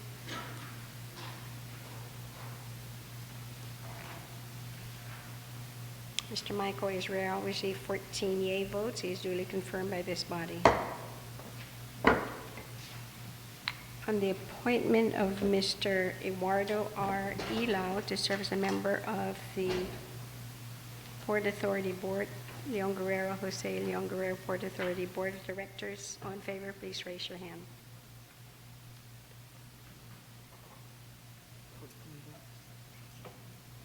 Mr. Eduardo R. Ilao has received 14 votes and is duly confirmed by this body. On the appointment of Ms. Joanne Marie Brown to serve as Director of the Department of Public Works, roll call. Senator Tom Etta? Yes. Senator Tony Etta? Yes.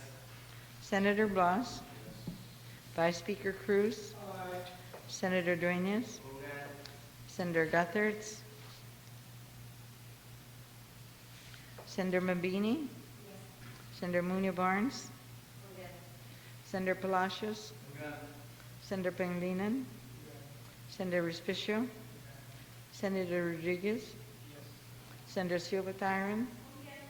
Speaker Wampet? Yes. Senator Yamashita?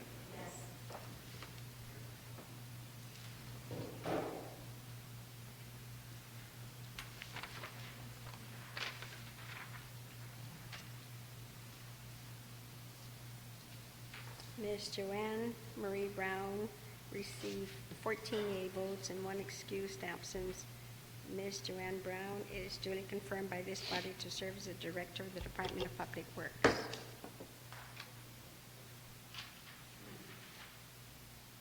On the appointment of Mr. Daniel J. Tidinko to serve as a member of the Jose Leon Guerrero Port Authority of Guam Board of Directors, all in favor, please raise your hand.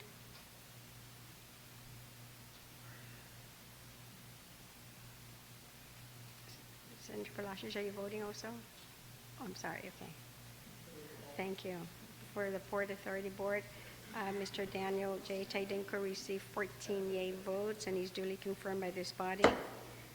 On the appointment of Mr. Michael T. Benito to serve as a member of the Jose Leon Guerrero Port Authority of Guam Board of Directors, all in favor, please raise your hand.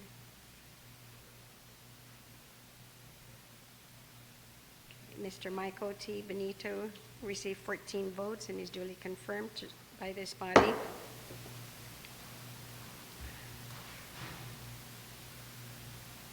On the appointment of Mr. Benny A. Polino to serve as the Adjutant General of the Guam National Guard, roll call. Senator Tom Etta? Yes. Senator Tony Etta? Yes. Senator Blas? Yes. Vice Speaker Cruz? Aye. Senator Duenas? Okay. Senator Gutherts? Senator Mabini? Yes. Senator Munoz Barnes? Okay. Senator Palacios? Okay. Senator Pangilinan? Okay. Senator Respicio? Okay. Senator Rodriguez? Yes. Senator Silva Tyron? Okay. Speaker Wampet? Yes. Senator Yamashita? Yes.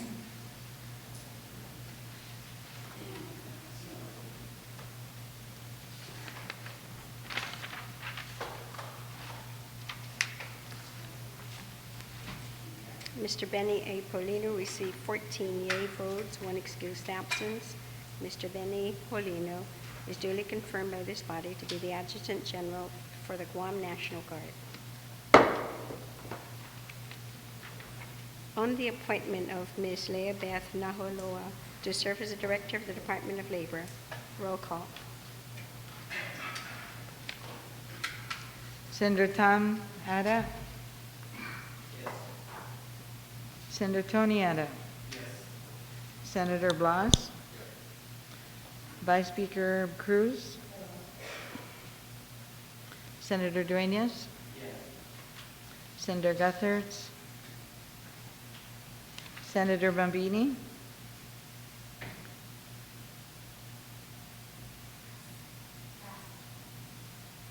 Senator Munoz Barnes? Senator Palacios? Good. Senator Pangilinan? Senator Respicio? Senator Rodriguez? Senator Silva Tyron? Speaker Wampet? Senator Yamashita? Vice Speaker Cruz?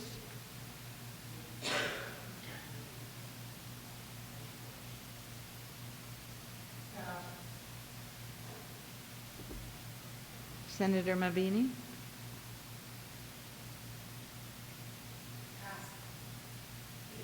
Senator Munoz Barnes?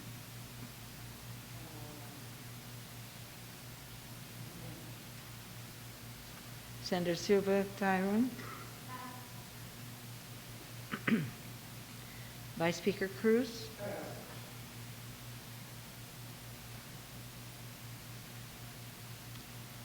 Senator Mabini?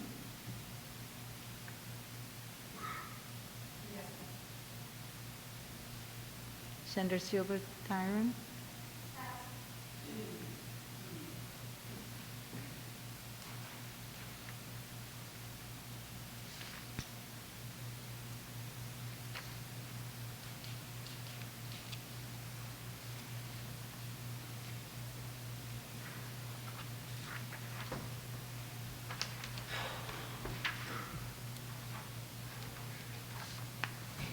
Ms. Leah Naholoa received 11 yea votes, 3 nay votes, and 1 excused absence.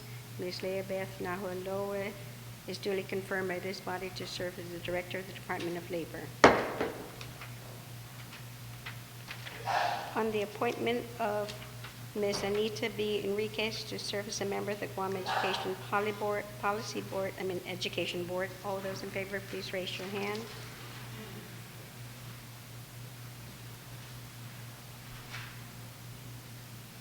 Ms. Anita B. Enriquez received 14 yea votes, and she is duly confirmed by this body. And I also received word on go back to number 7, Mr. Juno Un to serve as a member of the Guam Housing Corporation Board of Directors. All in favor, please raise your hand.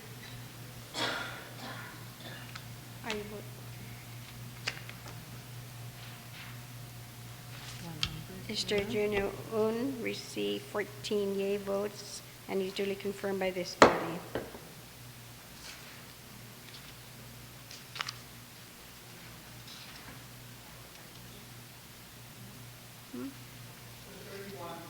Number 31? No, I think that was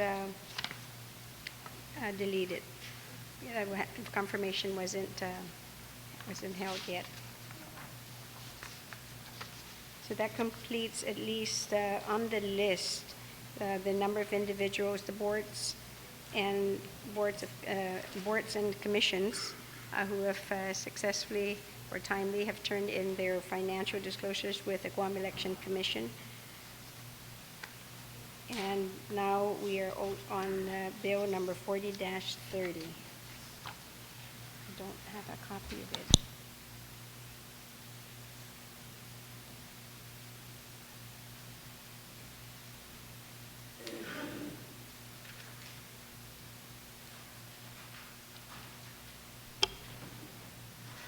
Bill number 40-31 COR is amended by the Committee on Rules, introduced by Adolfo B. Palacios Sr. An act to amend Section 2 of Public Law 30-233 relative to the suspension of annuity payment from the Defined Benefit Retirement Plan.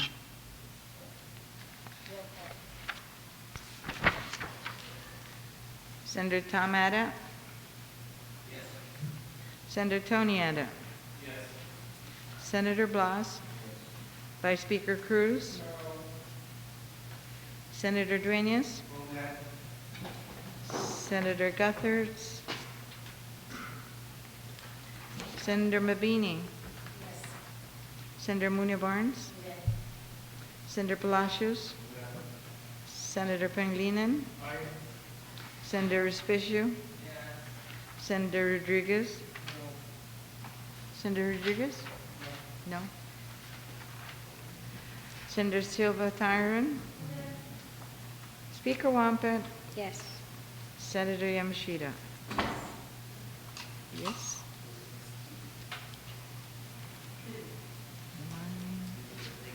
3, 11, 13, 14, 15.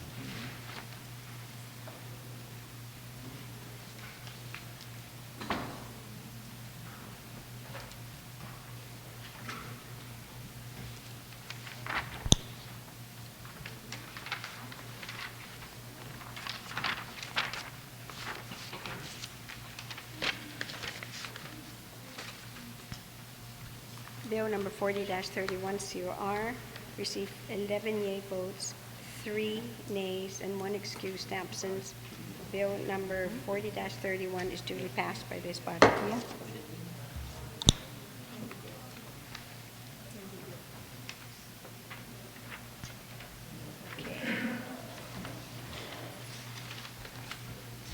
Okay, we've exhausted at least so far those that were part of the motion to vote on, so therefore we're going to take a recess until tomorrow morning, continue the next bill on the agenda, so we would reconvene at 9 tomorrow morning.